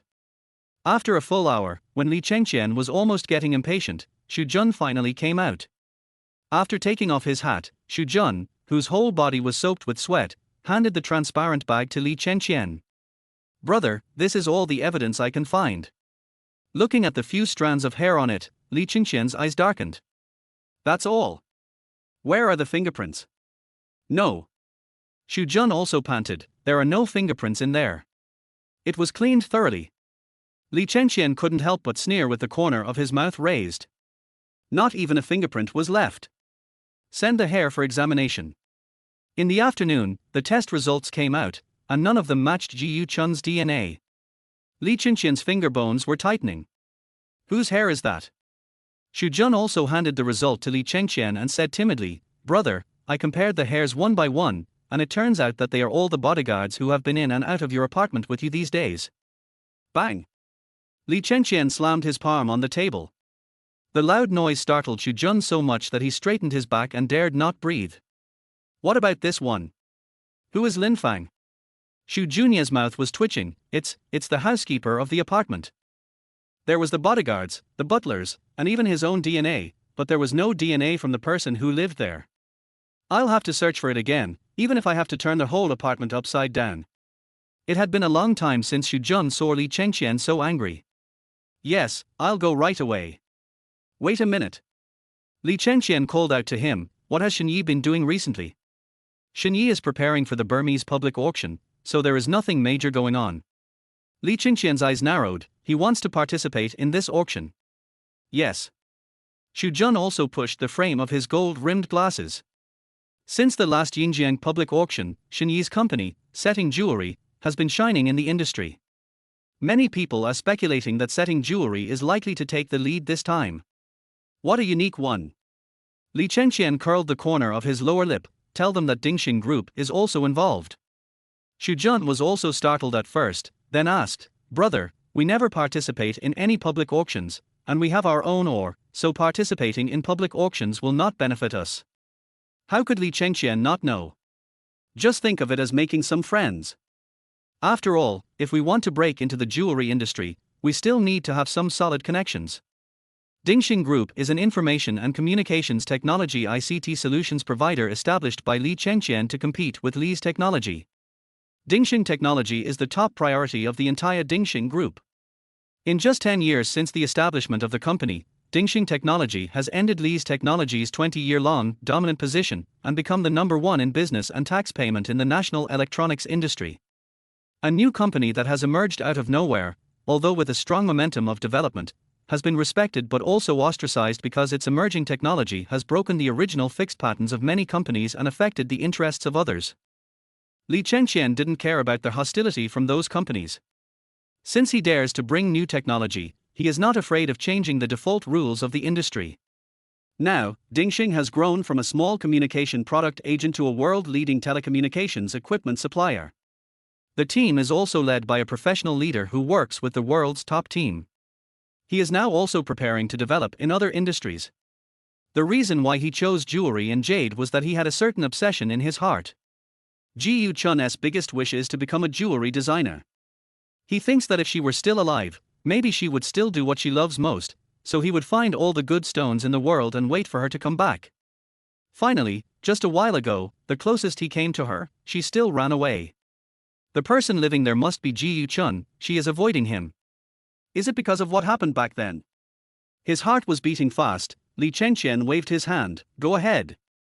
Xu Jun wanted to say something, but Li Chengqian had made up his mind, so he could only obey. Hillside Villa. Xu Yao waited for a whole day, and Li Chengqian finally returned home at sunset. As soon as Li Chengqian entered the door, he saw Xu Yao sitting in the living room, obviously waiting for him. Seeing him come in, Xu Yao stood up and walked over on her own initiative. Let me do it. Xu Yao took the wheelchair from Uncle Xu and pushed him upstairs. Anything to say? Xu Yao led a set of grey home clothes. Is this okay? Yeah. Li Chengqian responded, but his eyes were always on her face, waiting for her response. His gaze was too strong for Xu Yao to avoid. She said as she handed him clothes, someone is coming to the old house. Li Chengqian's expression froze, and he immediately looked at her nervously. Did I embarrass you? No. Xu Yao shook her head. Butler's son just said that tomorrow is the Mid-Autumn Festival and asked us to go back. Li Chengqian unbuttoned his shirt. Are you coming back? Yeah. Xu Yao nodded. I didn't go back last time. I'm afraid the old mansion has already had some opinions about me. If I don't go back this time, you won't be able to explain it, and… Xu Yao pursed her lips and said, Li Yunxuan knows that I am a substitute bride. He might have been the one who caused the incident last time. The old man probably knew about it a long time ago. I can't let you get involved. Xu Yao was speaking from her heart. The people who went to make trouble last time said something like, a lame man and a blind man are a perfect match. She is not really blind, so she doesn't care what others think of her. She even hopes that everyone knows that she is blind. But Li Chengqian was different. He was already disabled and was targeted by Li Yunxuan. Later, he was ridiculed because of her eyes. Xu Yao felt bad. One of her principles is that she must never be the kind of person who would say, I didn't kill Bo Ren, but Bo Ren died because of me. She does things with a clear conscience.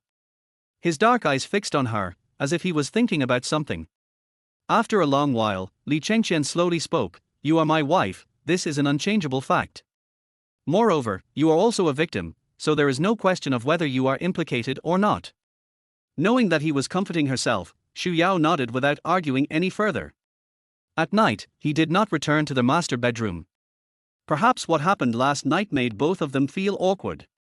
Xu Yao lay on the bed alone, thinking of his expression in the dressing room, which seemed to be forbearing, disdainful, and even a little expectant. Can't read. Xu Yao sighed irritably, closed her eyes and started counting sheep. The next day, Xu Yao got up early in the morning, stretched her muscles in the bedroom and then went out for a walk with Aunt Mai.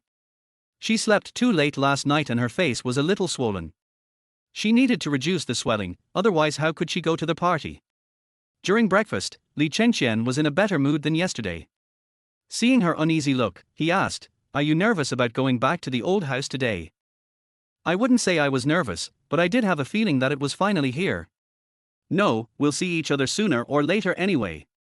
She thought with an open mind.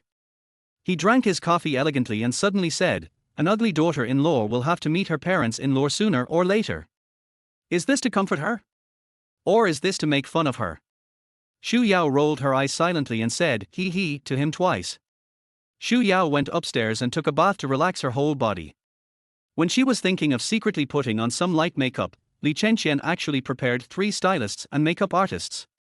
She usually puts on her own makeup, but this is the first time she has given her face and body to a stranger. Although she felt uncomfortable, after seeing the techniques of the professionals, Xu Yao felt at ease and let them handle it.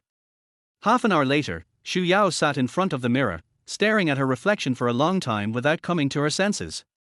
She can be beautiful too. Before, in the Tang family, in order to reduce her presence, she pretended to be blind to save her life, and at the same time, in order to make Tang Daixi stand out, she basically had no colorful dresses, let alone cosmetics. Xu Yao's outfit is a little white dress and long black hair. Or sometimes she needs to cross-dress and appear as a man. Now looking at the colorful face, Xu Yao finds it difficult to adapt for a while. Maple leaf-colored eyeshadow, pink blush on her fair face, and rosy lips, long hair curled in waves and draped behind her, a silver and black spliced strapless dress that is half black and half silver, revealing a sense of the future in its noble elegance, and the sexy strapless design highlights Xu Yao's curvy figure.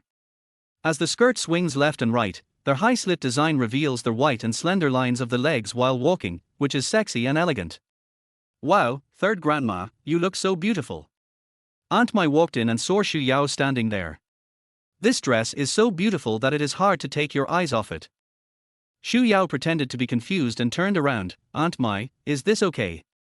Just as she was about to point at the mirror and praise her, Aunt Mai suddenly remembered that she couldn't see, so she praised, Third Grandma, you are really beautiful, just like the stars on TV, with fair skin, beautiful looks, and brilliant radiance.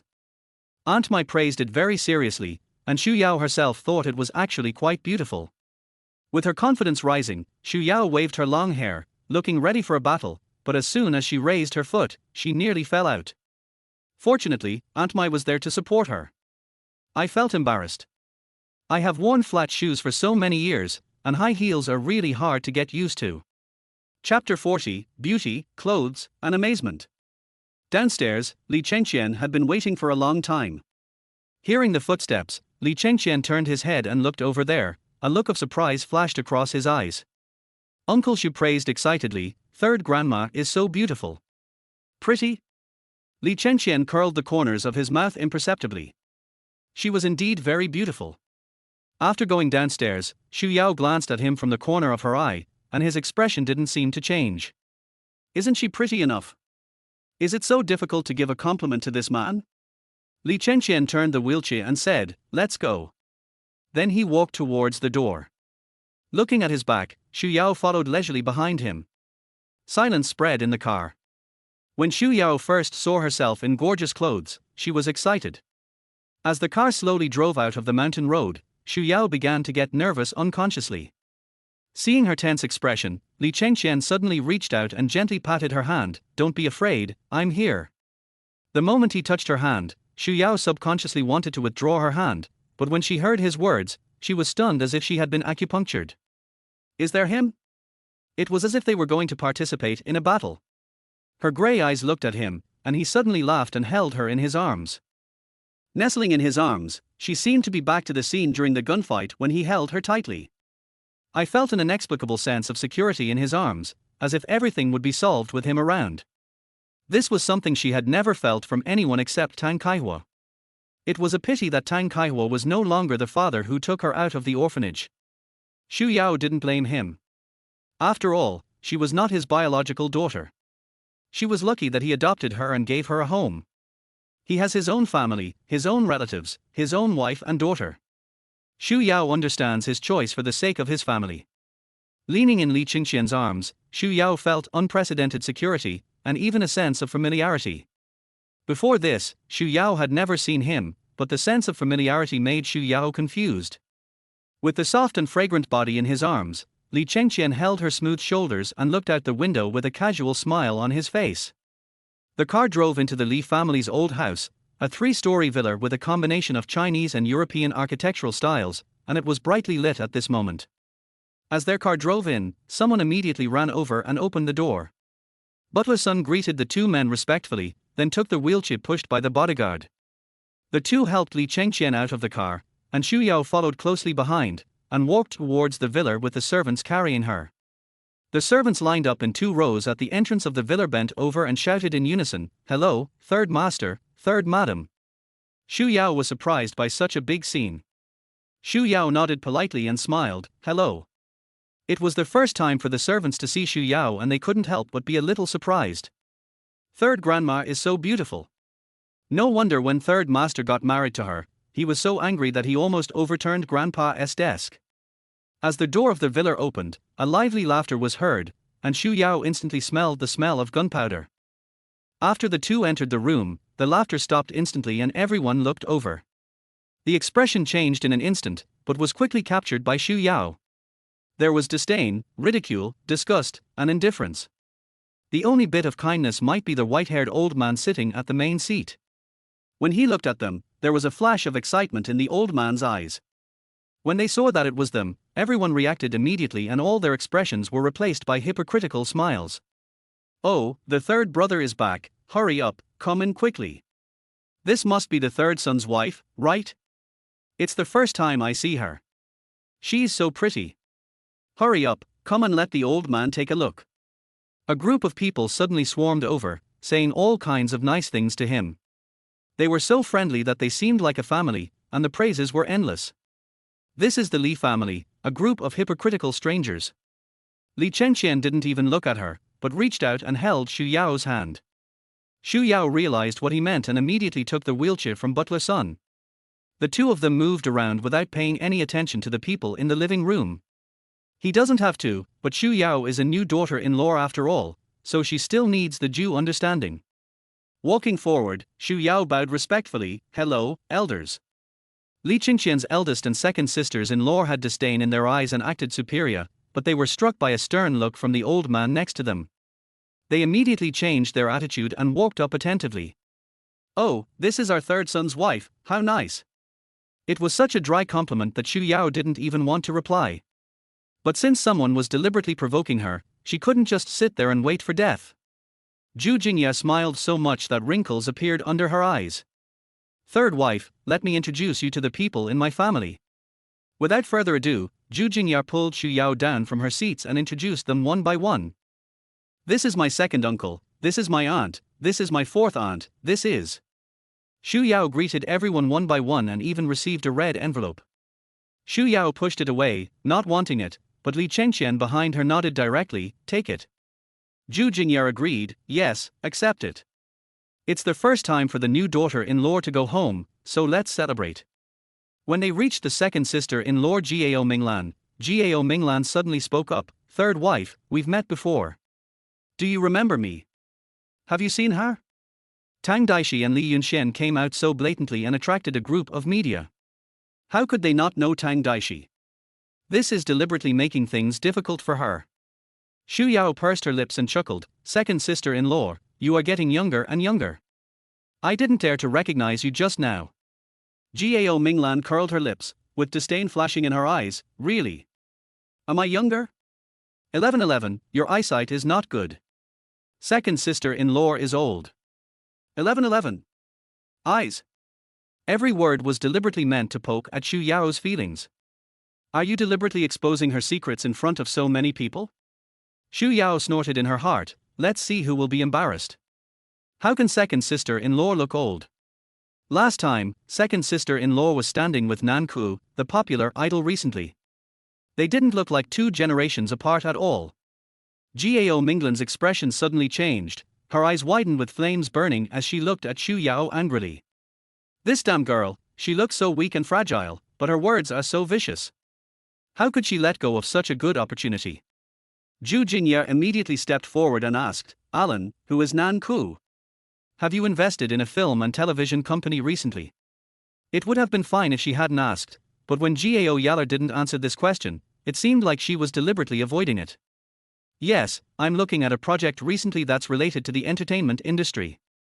Gao Minglan answered perfunctorily, but she didn't want to embarrass Xu Yao anymore. Seeing Gao Minglan being humiliated, Zhu Jingya could hardly hold back the pride on her lips. Several people from the same camp as the boss family immediately started chasing after them. "Alan, we just happen to have some spare money. If you want to invest, would you like to take us with you?" Yes, take us with you." Gao Minglan gritted her teeth in anger, glared at Xu Yao, and then reluctantly nodded, "Okay, I'll take you guys in after we've negotiated." Taking in everyone's expressions, it turned out that the whole thing had fallen apart. Before coming, Xu Yao had already made preparations. The three brothers of the Li family split up and fought on their own, and these collateral relatives also chose their own camps. In fact, Xu Yao didn't take Gao Minglan, the widow of her second brother, seriously.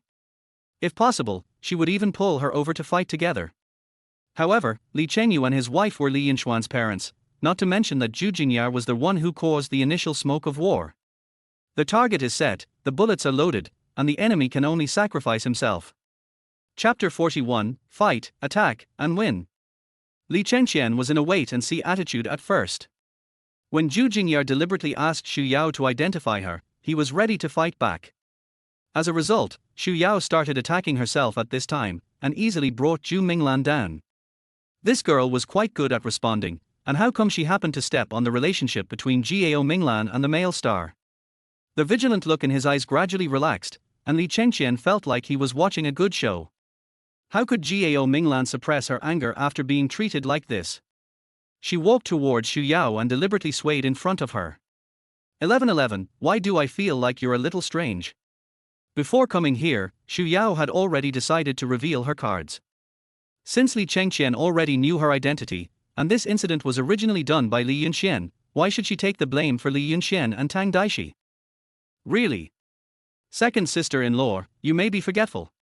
Xu Yao was still smiling, distant and polite, giving you the feeling that she was very close to you yet out of reach. As she spoke, Gao Minglan took out her phone and found a photo of Tang Daixi from a previous price difference event.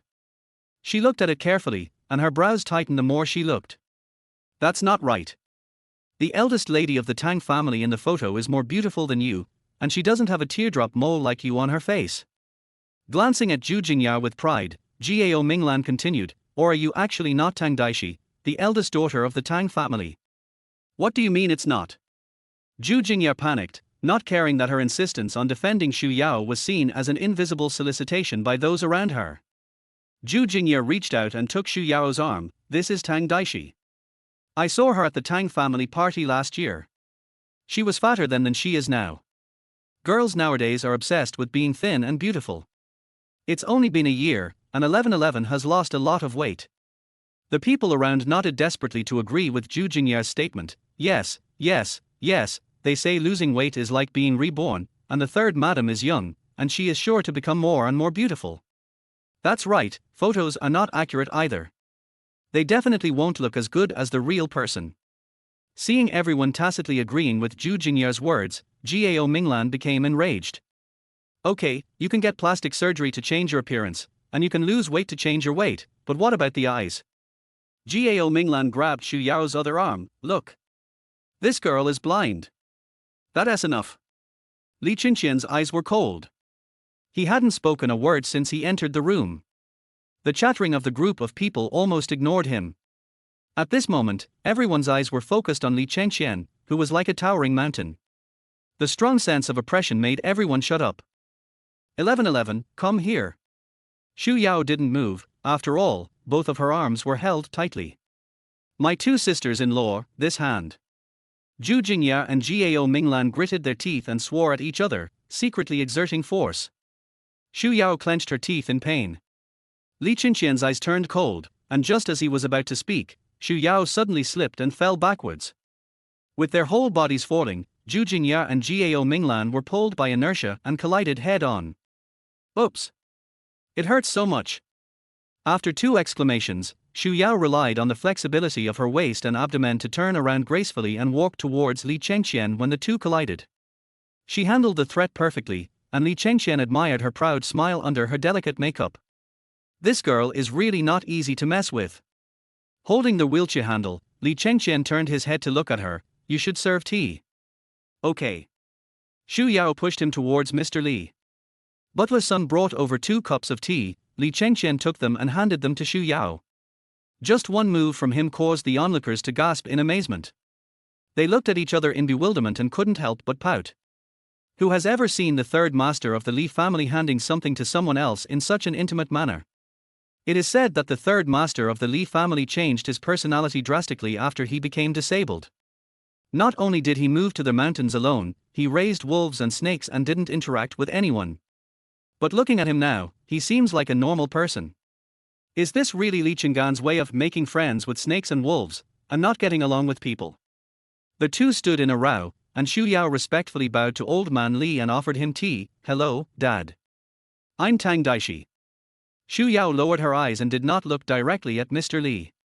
As soon as she entered the door, Xu Yao sensed the majesty emanating from Mr. Li, a presence that could make one's knees bend.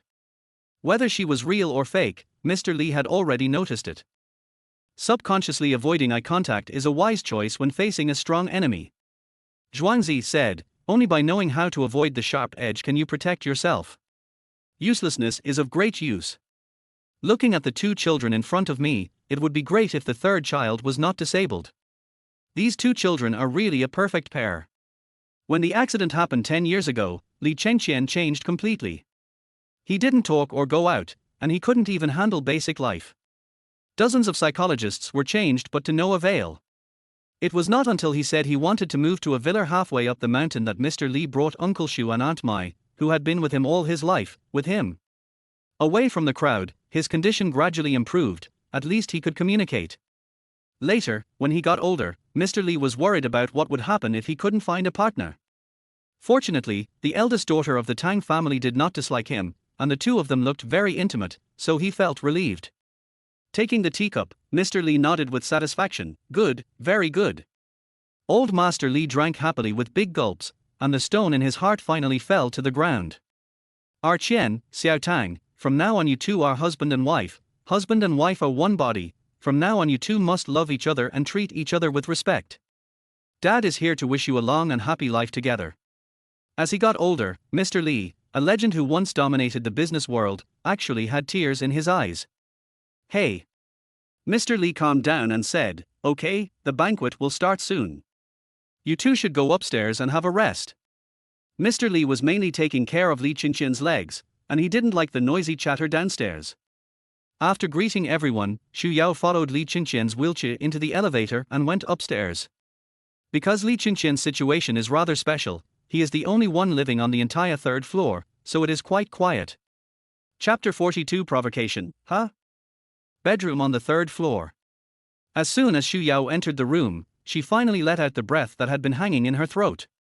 Looking at her, Li Chengqian couldn't help but curl his lips. Is this girl afraid too?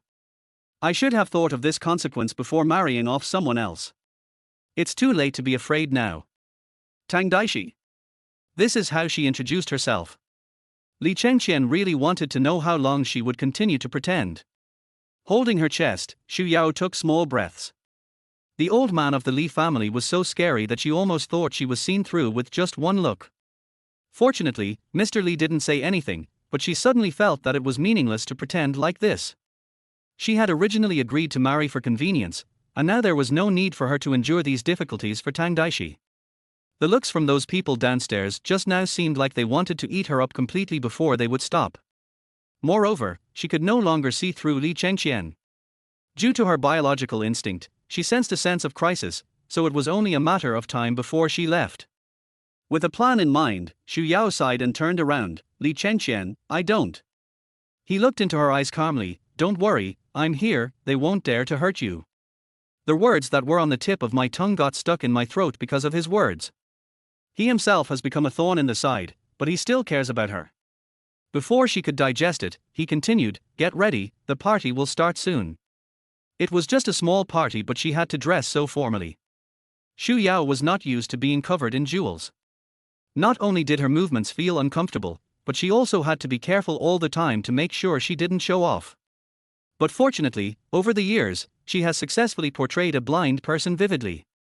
After groping his way into the bathroom, Xu Yao wrung out a wet towel and brought it to him to wipe his hands. However, he suddenly grabbed her wrist and stared at her with his dark eyes. Just now, did you have something to say? Facing his deep eyes, Xu Yao wanted to nod for a moment, but in the end she just shook her head dejectedly. It's okay, I'm just a little tired. As soon as he finished speaking, the next second, she was thrown down by a huge force, and she fell into his arms while the world was spinning. Take a break, we'll go eat later. Xu Yao tried to struggle to get up, but her waist was held firmly. His legs were inconvenient, and Xu Yao didn't dare to move anymore. Third master, let me go, I can't rest like this. He raised his eyes to look at her, and when he spoke, all the hot air sprayed behind her ears. If you don't want to rest, we can do something else. The voice seemed to come from deep in the chest, deep and rich, intoxicating. However, the next second, she was completely awakened. I think the people downstairs would understand a newlywed couple. He hinted at something and moved his hand down along her waist. The smooth fabric of the dress made his movements easier. When his hand was about to touch her butt, Xu Yao suddenly held his hand down. She covered her big hand with her small hand and put it around her waist again. She leaned her face against his shoulder and said with a stiff and obedient expression, rest now. He enjoyed seeing her being forced into a submissive look, which, though hypocritical, made him feel happy. He was becoming more and more interested in finding out whether this girl was a tiger or a cat. I just wanted to avoid his actions, but I ended up pretending to fall asleep and actually entered the dream. It's still that dream. In the endless darkness, there was a loud bang, and flames instantly ignited. She was trapped in the fire, and the scorching heat made it impossible for her to move. She opened her mouth to call for help, but the thick smoke didn't give her a chance to speak. As the flames grew stronger and stronger, she could only stay where she was and watch the flames devour her. Suddenly, a tall and thin figure broke through the wall of fire in the darkness and ran towards her. It's him! Brother Wukong, save me, Brother Wukong. The girl in his arms suddenly trembled violently, frowned, and shouted anxiously. It's Brother Goku again. Li Chengqian's eyes gradually turned cold, and he looked at the girl leaning on his shoulder with scrutiny, wondering how many secrets she had. The knock on the door woke the sleeping person. Third master, third madam, the master wants you two to come downstairs. Xu Yao stood up from his arms awkwardly and straightened her clothes. My makeup is okay, right? I thought she couldn't see it, so I asked him, but he looked at her face very seriously and said, very beautiful. A simple compliment brought blush to my cheeks. Xu Yao cleared her throat and calmed herself down. Let me push you down. After saying that, she immediately turned behind him and pushed the wheelchair out the door. What is he doing? Flirting with girls. Xu Yao shuddered. The plot shouldn't have developed like this. As the elevator opened, melodious piano sounds were heard, and in the banquet hall, everyone was toasting and chatting in a friendly manner. As soon as Xu Yao pushed Li Chengqian out of the elevator, someone came over and pulled Xu Yao over to talk in a familiar manner. She herself didn't want to go. After all, she didn't want to get involved in the little intrigues of women. But Li Chengqian held her hand and patted it gently. Go ahead, have some tea and some snacks, don't accompany me. Xu Yao was shocked. This meant that she was being pushed out to be on her own. Just as he was about to refuse, the woman said with envy, oh, third master is really considerate. He knows that we women can't fit in with you men, so he let third grandma accompany us to drink tea and chat. As she spoke, the woman pretended to be exaggerated and said, third grandma, I'm so envious that third master is so considerate to you. Xu Yao chuckled awkwardly. Does he really care about her? Why did she always feel as if she was being led into a pit? A group of women were chattering, and Xu Yao just lowered her eyes and nodded perfunctorily. They were all relatives by marriage, and although they knew that Li Chengqian had lost his power, they did not dare to embarrass Xu Yao until Gao Yalan swayed her waist and joined this hypocritical meeting. One by one, they hypocritically praised Gao Yalan from head to toe. Xu Yao had no doubt that if her shoes got dirty, these people would rush to kneel down and lick them clean for Gao Yalan. Sister-in-law, you are here too. Gao Yalan looked as if she had just seen Xu Yao, and her arrogance was not concealed at all in her tone. Xu Yao's expression was dull to begin with, and after hearing her provocative words, she became even colder.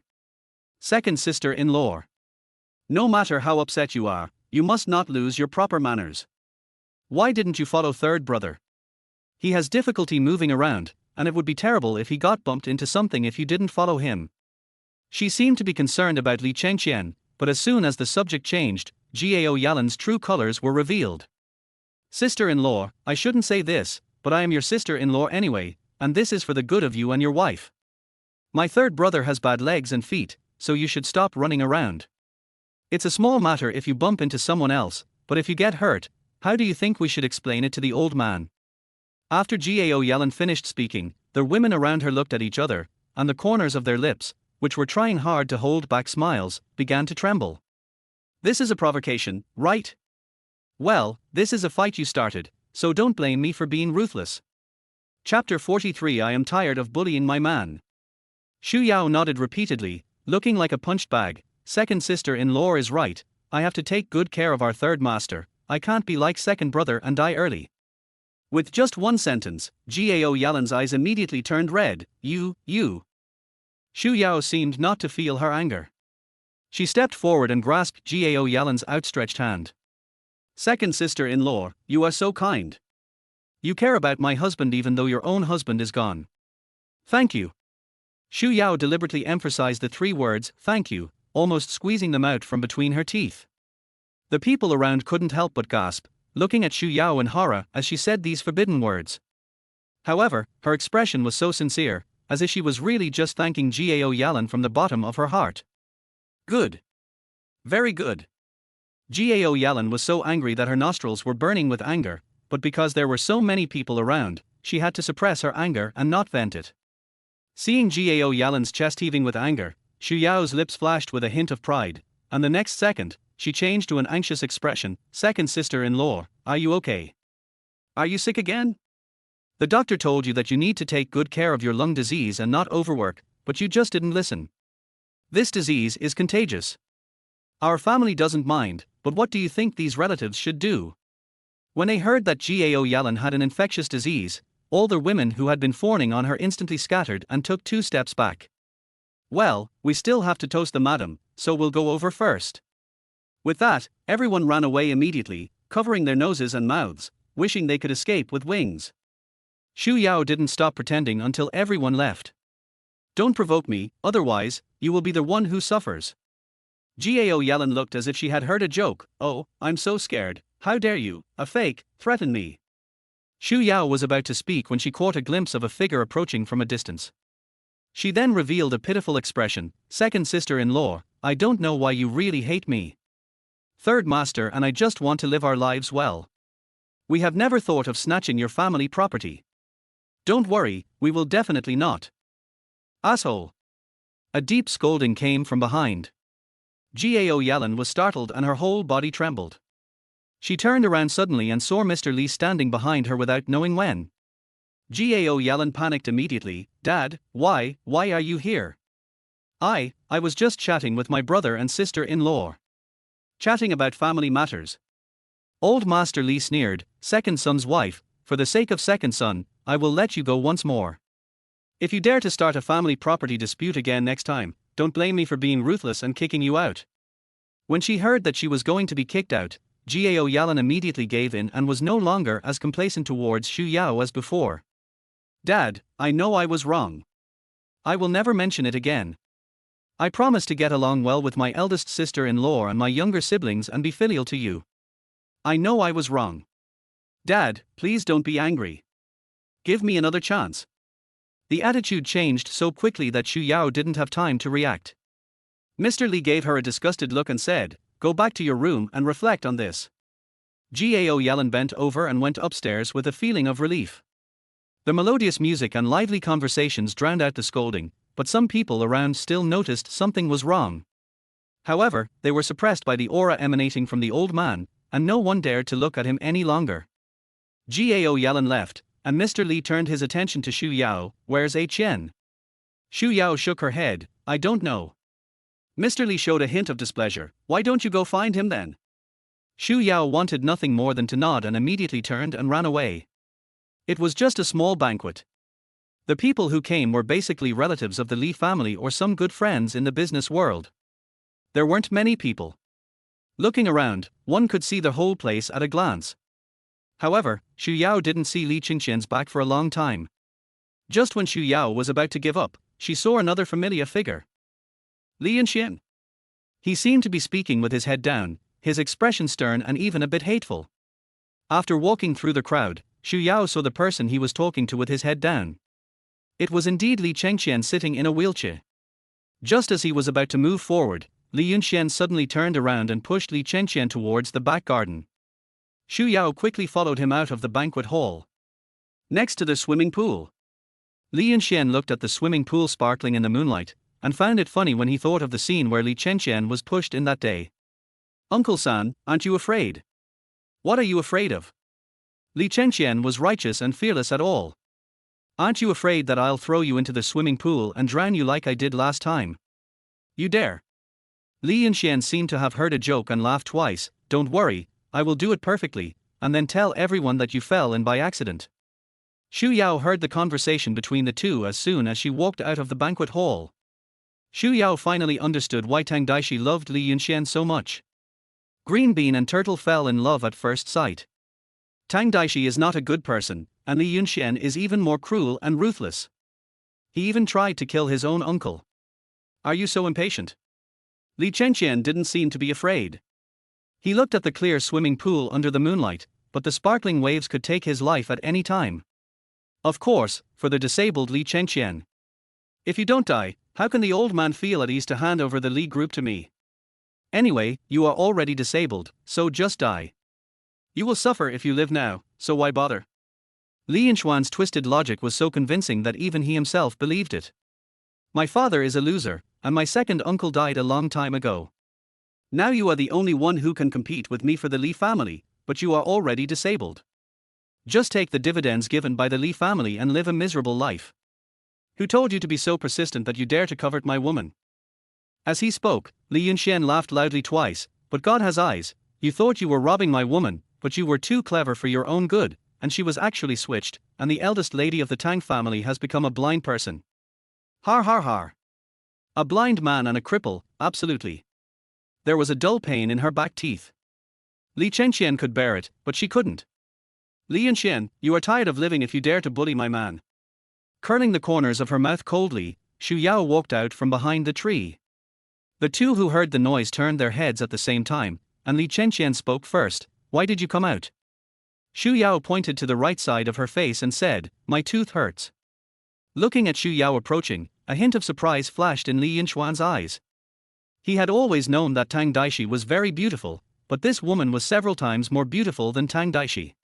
Her skin is smooth, delicate and translucent, and her light makeup gives her an indescribable charm. Her figure under the tube top dress is well proportioned, and she is thin where she should be thin, and plump where she should be plump without a trace of fat. This kind of woman can really be described with the 4 words, beauty on earth. The only flaw is the eyes. If he hadn't looked closely, he would have thought she was mixed race because of her grayish-white pupils. But he happened to know that she was blind, and these seemingly mixed race eyes were actually blind. Chapter 44. Be good and call me auntie. Seeing Li Yunxuan dumbfounded, Li Chengqian's brows were furrowed. Seeing her coming, Li Chengqian stretched out his hand. Xu Yao's eyes had been dull for a long time, but she skillfully placed her hand in his palm. Why is your tooth hurting? Did you eat something sweet? Xu Yao pursed her lips and shook her head with a wronged look on her face. No, I was just talking to those aunts and sisters-in-law, and I didn't eat anything. Shall we go to the hospital then? Is it a bad idea to leave now? There are many guests inside. The two of them sang the same tune and completely ignored Li Yunxuan. Cough cough. Li Yunxuan coughed lightly, trying hard to find a sense of existence. Yeah, there are people here. Having said that, Xu Yao turned around. You are the new daughter-in-law of my third uncle. Hello, I am Li Yunxuan, the third young master of the Li family. Knowing that she couldn't see him, he still dared to reach out to her. Xu Yao nodded. So it's my nephew, no need to kneel down, your uncle and aunt didn't bring any red envelopes today. Li Yunxuan's expression froze. Kneel? Is she crazy? He kneeled down to her? Hey, you blind bastard, who do you think you are? Should I kneel down before you? Xu Yao immediately took a step back as if frightened, lowering her head aggrievedly. Husband, were you, your nephew, scolding me just now? Li Chengqian didn't know what she was saying, but because of her soft and sweet call of husband, a warm feeling flowed through his heart, and he cooperated with her inexplicably. Yes, he is scolding you. How rude. Xu Yao snorted, but it had no effect at all. Just when Li Yunxuan was about to speak again, Xu Yao's expression changed and she kicked Li Yunxuan directly in the knee. Everything happened so suddenly that Li Yunxuan didn't pay attention. He felt a sharp pain in his hind legs and bent his knees and knelt on the ground. With a bang, there was the sound of the knee hitting the ground. Xu Yao raised the corners of her mouth in satisfaction. That's right, nephew. Although I am younger than you, I am older than you. Come on, be good and call me auntie. I want to hear it. When had Li Yunxuan ever suffered such humiliation, and at the hands of a blind man? You're fucking looking for death. As Li Yunxuan said this, he struggled to get up. Just as he raised one leg, Xu Yao suddenly kicked him in the back. She used all her strength, but the reaction of the force bounced her back. Fortunately, Li Chengqian reacted quickly and grabbed her wrist. She turned around and sat in his arms. Plop. Water droplets splashed up and Li Yunxuan fell heavily into the swimming pool.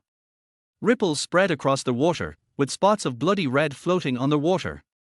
She used the heel of her high heel, and the stiletto heel pierced into the flesh.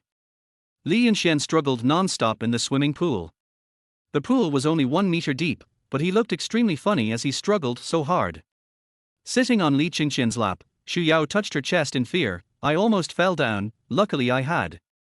Before Xu Yao finished saying the word, you, she was frightened by the depth in Li Chengqian's eyes. His eyes were too strong, pressing down on her with great force. Xu Yao subconsciously tightened her chest and her throat rolled. Third master, what is he like? Is he funny? He didn't say anything, just frowned at her. Uneasiness spread in her heart. Could it be that he saw through that she was pretending to be blind? Xu Yao pricked up her ears to identify the sound. Is he splashing around in the water? Har har, my nephew has turned into a little duck. As Xu Yao laughed, her expression became uglier than when she was crying. Xu Yao silently retracted her smile and blinked awkwardly. Third master, did I do something wrong? Finally, the silent Li Chengqian opened his thin lips and said, Third master. Xu Yao was puzzled. Huh? Did you just call me third master? He nodded dully. Yes, third master. One arm was around her waist, and the other hand suddenly rose up and hooked her chin. Forced to look him in the eye, Xu Yao couldn't retract the panic in her eyes before she was drowned by the deep meaning in his eyes. I like you to call me husband. R. The limbs froze instantly. Call husband. She just shouted those two words because she wanted to put on a show in front of Li Yunxuan. She had no other intentions. No, Shout again. I was just acting. Before Xu Yao could finish her words, Li Yunxuan, who was struggling in the pool, finally stood up. Looking at the two people hugging each other affectionately, Li Yunxuan shouted angrily, Just wait for me, the two of you. I will kill you. Study on the second floor. Everything that happened downstairs was captured by a pair of eyes full of years. In the dim room, an old-fashioned desk lamp casts dim light on the photos on the table. The person in the photo is the real Tang Daixi, so who is the girl downstairs? His eyes flashed with coldness, and Mr. Li pressed the phone, asked the third son's wife to come up. Li Yunxuan had just climbed out of the swimming pool and was about to cause trouble for the two of them when Butler's son came running over with several bodyguards. Seeing Li Yunxuan's shirt stained red, Steward's son did not give him a chance to take revenge and said directly, Quick, send the third master to bandage his wound. I'm not going. Li Yunxuan threw his coat on the ground and pointed at the two of them. Neither of you can escape today. Li Yunxuan was about to step forward after saying these harsh words, but was grabbed by the wrist by Butler's son. Master-san, there are so many guests here today. If we make a big scene, it will not look good on anyone. So stop it. As he spoke, Butler's son glanced towards the second floor. There was a raging fire in Li Yunxuan's scarlet eyes. Throwing his hands away angrily, Li Yunxuan gritted his teeth and said, Okay, this time the old man saved you. You won't be so lucky every time. I will return this kick myself. Third uncle. After saying that, Li Yunxuan turned around abruptly. The fire burning in his body had no place to vent. As he turned around, he kicked over the table beside the swimming pool. The loud noise finally attracted the attention of everyone in the banquet hall, but no one dared to come out to find out what was going on.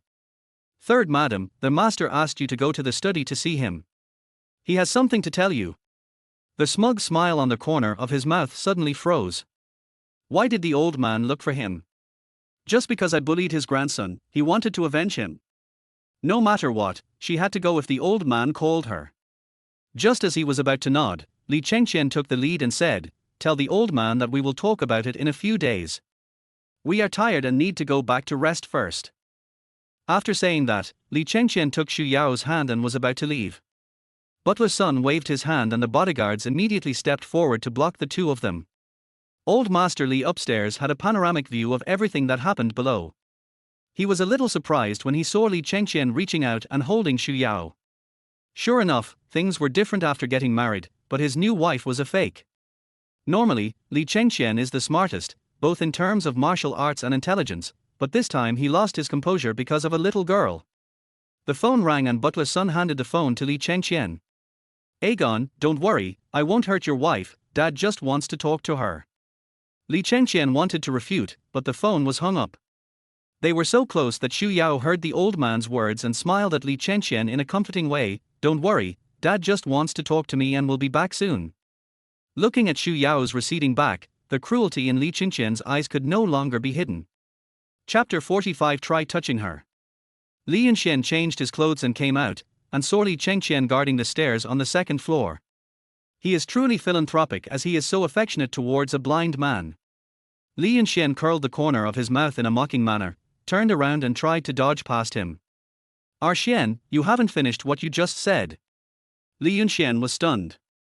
What else is there to say? What do you, a cripple, want to fight with me for? Women? Money? Status or the Li family? With a look of disdain on his face, Li Yunxuan smiled widely. Don't even mention that you have 45% of the shares. Even if you have 100% of the shares, I will do whatever it takes to get what I want. Since you care so much about that blind man. After a slight pause, Li Yunxuan lowered his body and almost whispered beside Li Chengqian, then third uncle must take good care of third aunt, otherwise if something unexpected happens again, third uncle will blame me again. Li Chengqian had a blank expression on his face, as if everything Li Yunxuan said had nothing to do with him. His dark eyes looked towards the door at the end of the corridor. Blind man. Li Chengqian repeated, then silently turned his head and stared at Li Yunxuan. Do you really think I only own 45% of the shares? What do you mean? Li Yunxuan's expression changed drastically. He rushed to Li Chengqian like a lion and grabbed his collar. Yu raised his head, a murderous intent flashed in his dark eyes. Li Chengqian stretched out his hand and grabbed Li Yunxuan's neck, exerting force with his finger bones. Li Yunxuan immediately felt the sense of death accompanied by suffocation. Looking at the man sitting in the wheelchair with horror, Li Yunxuan thought he had seen it wrong. At this moment, Li Chengqian no longer had the decadent feeling of the past. At this moment, his whole body was filled with chill. If the hand that was pinching his neck exerted a little force, his neck would be easily broken. Li Yunxuan, I warned you not to push your luck. Think about whether you have the qualifications before you touch my people. How dare you challenge me? If I hadn't disdained you, the Li family wouldn't have been yours. As for the shares, they belong to me, and I can't lose a cent. Li Chengqian smiled wickedly, don't touch Xu Yao, otherwise, I will return it to you double. After saying that, Li Chengqian casually threw Li Yunxuan, gasping for breath, to the railing nearby. Covering his neck, Li Yunxuan taunted, you are so hungry that you don't even let a blind man go. The faint light from the wall lamp hit Li Chengqian's face. His eyes were full of frost as he stared at Li Yunxuan. The person I was supposed to marry was Tang Daixi, the eldest daughter of the Tang family. How could I end up marrying a blind adopted daughter? What do you think the old man will think if I tell him about this? Did you and Tang Daixi conspire to marry me in exchange for me, or are you trying to place a pawn by my side? Keep an eye on my every move so that you can strike again. You want to frame me? Even if you tell the old man, he won't believe it. This is your fate. A cripple like you deserves to marry a blind man. Study. Xu Yao stood in front of the desk, observing the surrounding environment with her peripheral vision. The antique decoration style, the neatly arranged items, the spotless desk, one can tell from the decoration style that Mr. Li is not an approachable person. Xu Yao doesn't like this feeling of oppression. She was observing her surroundings, while Mr. Li was observing her. This girl is a bit brighter than Tang Daixi in the photo, but she is more heroic than Tang Daixi. This girl is definitely not as simple as she appears. Although she looks simple and elegant on the outside, she must have an extremely strong soul inside. Dad, you're looking for me. Xu Yao took the lead in breaking the deadlock of mutual scrutiny. Who are you? Mr. Li went straight to the point. Xu Yao was stunned for a moment. Dad, I'm Tang Daixi. You are not her. Mr. Li took out a photo from the drawer and placed it on the table. She is Tang Daixi. Xu Yao could see clearly that the person in the photo was indeed Tang Daixi, but it was a pity that she was blind now. Now that Mr. Li has discovered it, she will no longer hide it. Pursing her lips, Xu Yao's eyes were filled with mist. I'm sorry, Dad, I'm really not Tang Daixi, I'm Xu Yao, the adopted daughter of the Tang family. The adopted daughter of the Tang family.